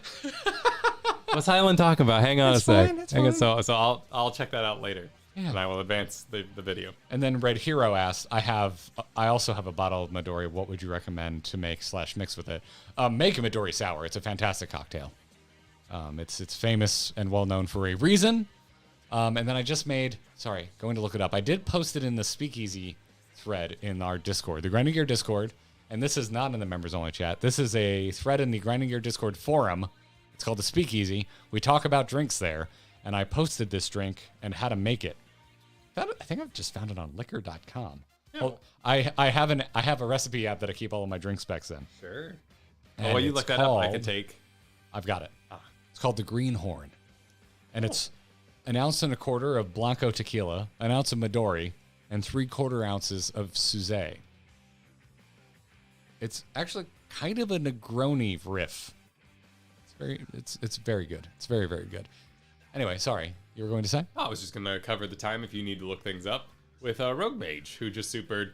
It wasn't even a mechanic spoiler, just a cool graphic thing that's easily missed. And I waited until you finished the trial to super it. Anyway, 10 more for the Eureka Fund. It's all good, and they got the message to us anyway upon my request, Rogue Mage. Yeah. So we're all good. And I like that it mirrored, of course, her jobs that she had when we fought her on Elpis, which is super cool. Oh, you're right. Yeah, because she went through all the jobs. Yes. And then Spam Wing Duck. Thank you for the gifted membership. Much appreciated. When there's trouble. I want a drink now. It's Tuesday. I don't usually have a drink on WD. Tuesday. Q&A. Lisa Fitzwater asks, I'm curious, after seeing Garrett's shirt, have either of you played that Magikarp jumping mobile game? It's an oldie but a goodie. No. I was wearing my Magikarp Jaws parody t-shirt. It was like a Flappy Bird kind of thing? Was it a Flappy Bird? It sounds like a Flappy Bird thing. Magikarp jumping game. Oh, here comes your guy. My God. Oh, my. In a dream. You bastard. Oh, my God. This looks super charming. Oh, it is a mobile game. Does anyone know? Nothing like Flappy Bird? Okay. Huh. Okay. Oh, man. If this is still available, I might need to try and find it and play it. This looks really charming. Really, really charming. Again, I did just watch Pokemon Concierge, and I cannot promote it enough. Watch Pokemon Concierge. They're already making more of it. But just if you haven't seen it, and you just need a massive dose of serotonin, watch it. It's on Netflix. It's so freaking good. I can't believe I hadn't seen it yet. But I haven't had a Netflix subscription for a while. So, yeah. I'm very good about starting and stopping that shit. Yeah, I do too. I'm not actively watching you. Or stopped it. Or you cancel a show I love and you piss me off. I watched some Avatar Last Airbender. Oh, you got further? Up to Fire, where he meets the Fire Lord. Wasn't good. It's the Fire Lord. That's way too early. No, the previous Fire Lord. When he meets Roku. When he meets the streaming device. His name's Roku? Yeah, Avatar. How far did you get? Where they fire the fire into the holes. Did you get? Are you past Boomy? Yeah, well, in the sort of like while I was bedtiming on my phone kind of thing. So, I wasn't watching. Oh, so you're talking about the previous Avatar that was a firebender? Yes. Not. Okay. Yes. Okay. Gotcha. Real quick, I know we're trying to wrap. What did you think of Boomy? It was rough. I found it profoundly difficult to watch. It was rough. Yeah. That was. Yeah. I have a theory. If we had a movie channel, I would put out a video about how every actor in the live action Avatar was only given a single character trait as a piece of direction. Because Boomy that actor was given only one piece of direction. It was lick your lips more. And actor that everyone loves that is playing Uncle Iroh was told, always raise your one eyebrow. And that's the only facial expression you're ever allowed to make. And I'm noticing this about all the characters. They all just have like one thing, and that's how they were told to act, and it drives me crazy. Yeah. Anyway, yeah, it's got some elements. I thought that there's original. times where I'm like, oh, this is pretty good, but yeah. I do not like the way Momo looks. Yeah. Oh, I like Momo. Momo is a nightmare fuel. Oh, really? I like Momo. Yeah. I thought they did a good job on Momo. Appa also looks good. Appa's okay. Appa stands out as a visual effect to me. Momo, there are a couple Momo shots where I'm like, damn, that almost just looks like he's there to me. Like, it's almost indistinguishable from reality to me. I think they did a good job with Momo. But yeah, it's uneven. Yes, good call. Yeah. That's a good way to say it. Yeah. It's like, I'm like, damn, Sokka. Or Sokka. Not Sokka. Sokka. Well, Sokka's how they said it, I think, in the M. Night Shyamalan one. I wouldn't remember. I turned that movie off. I've never rewatched it. But Sokka is perfectly cast. Just perfectly cast. Oh, and it's... Oh, this must have been... No, this was us switching to... Because we were about to switch to the middle camera. Well, we're wrapping up. While we were... Oh, no, shit, Kyle, Oh, stop. sorry. I was trying to turn off the music. Oh, God, turn off the music. Well, you know, because the rules with the Final Fantasy music, because we're going to be full screen and we won't have a little No, bit of they game. don't. They don't enforce that. No, It's I fine. know, but you know, I still to be a good boy and get my good boy points. And when you stroll up to the media, I don't want compliments from anyone who's that much of a RA. no, God, no. But it's like the old heaven memes, you know, when you stroll up to the gates of the media press tour, they open the book and they read your sins to you, including all the times you may have showed video game footage with different music on, or vice versa. Yeah. Anyway, thank you all again so much. It goes without saying that you're so supportive. It calls for something like this. Yes, that's the truth. So we really do appreciate it, everybody. So thank you for obviously coming out, watching the streams, but thank you for the support. We will be back Thursday. Yep. Back Thursday, we're going to do the two double trusts. Yeah, we're gonna do a little bit of PO boxery. And we're closing the night out with that, right?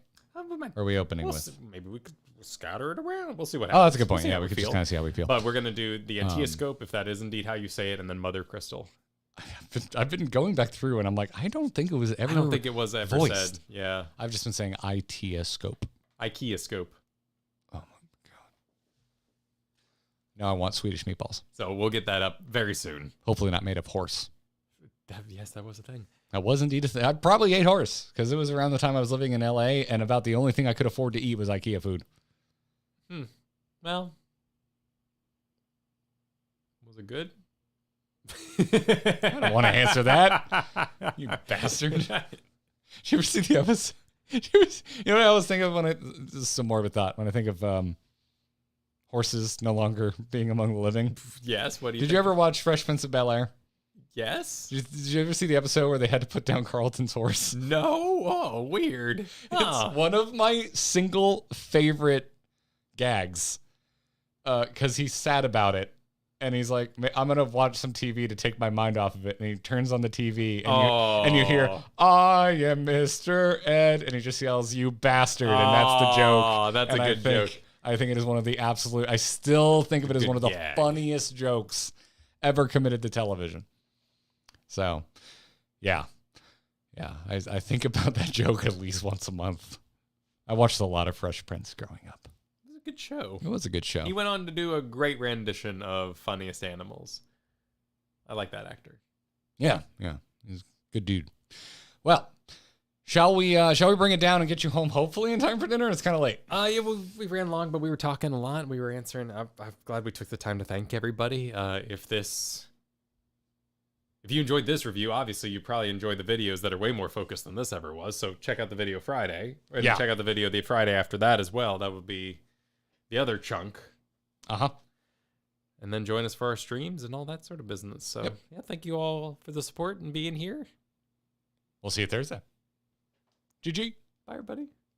And now I'm going to go over You're going to go over here? Yeah, okay, because I could try to do it here. No, I don't. That sounds kind of scary. I don't trust it. I'm thank you for the clap. What? Just a clap.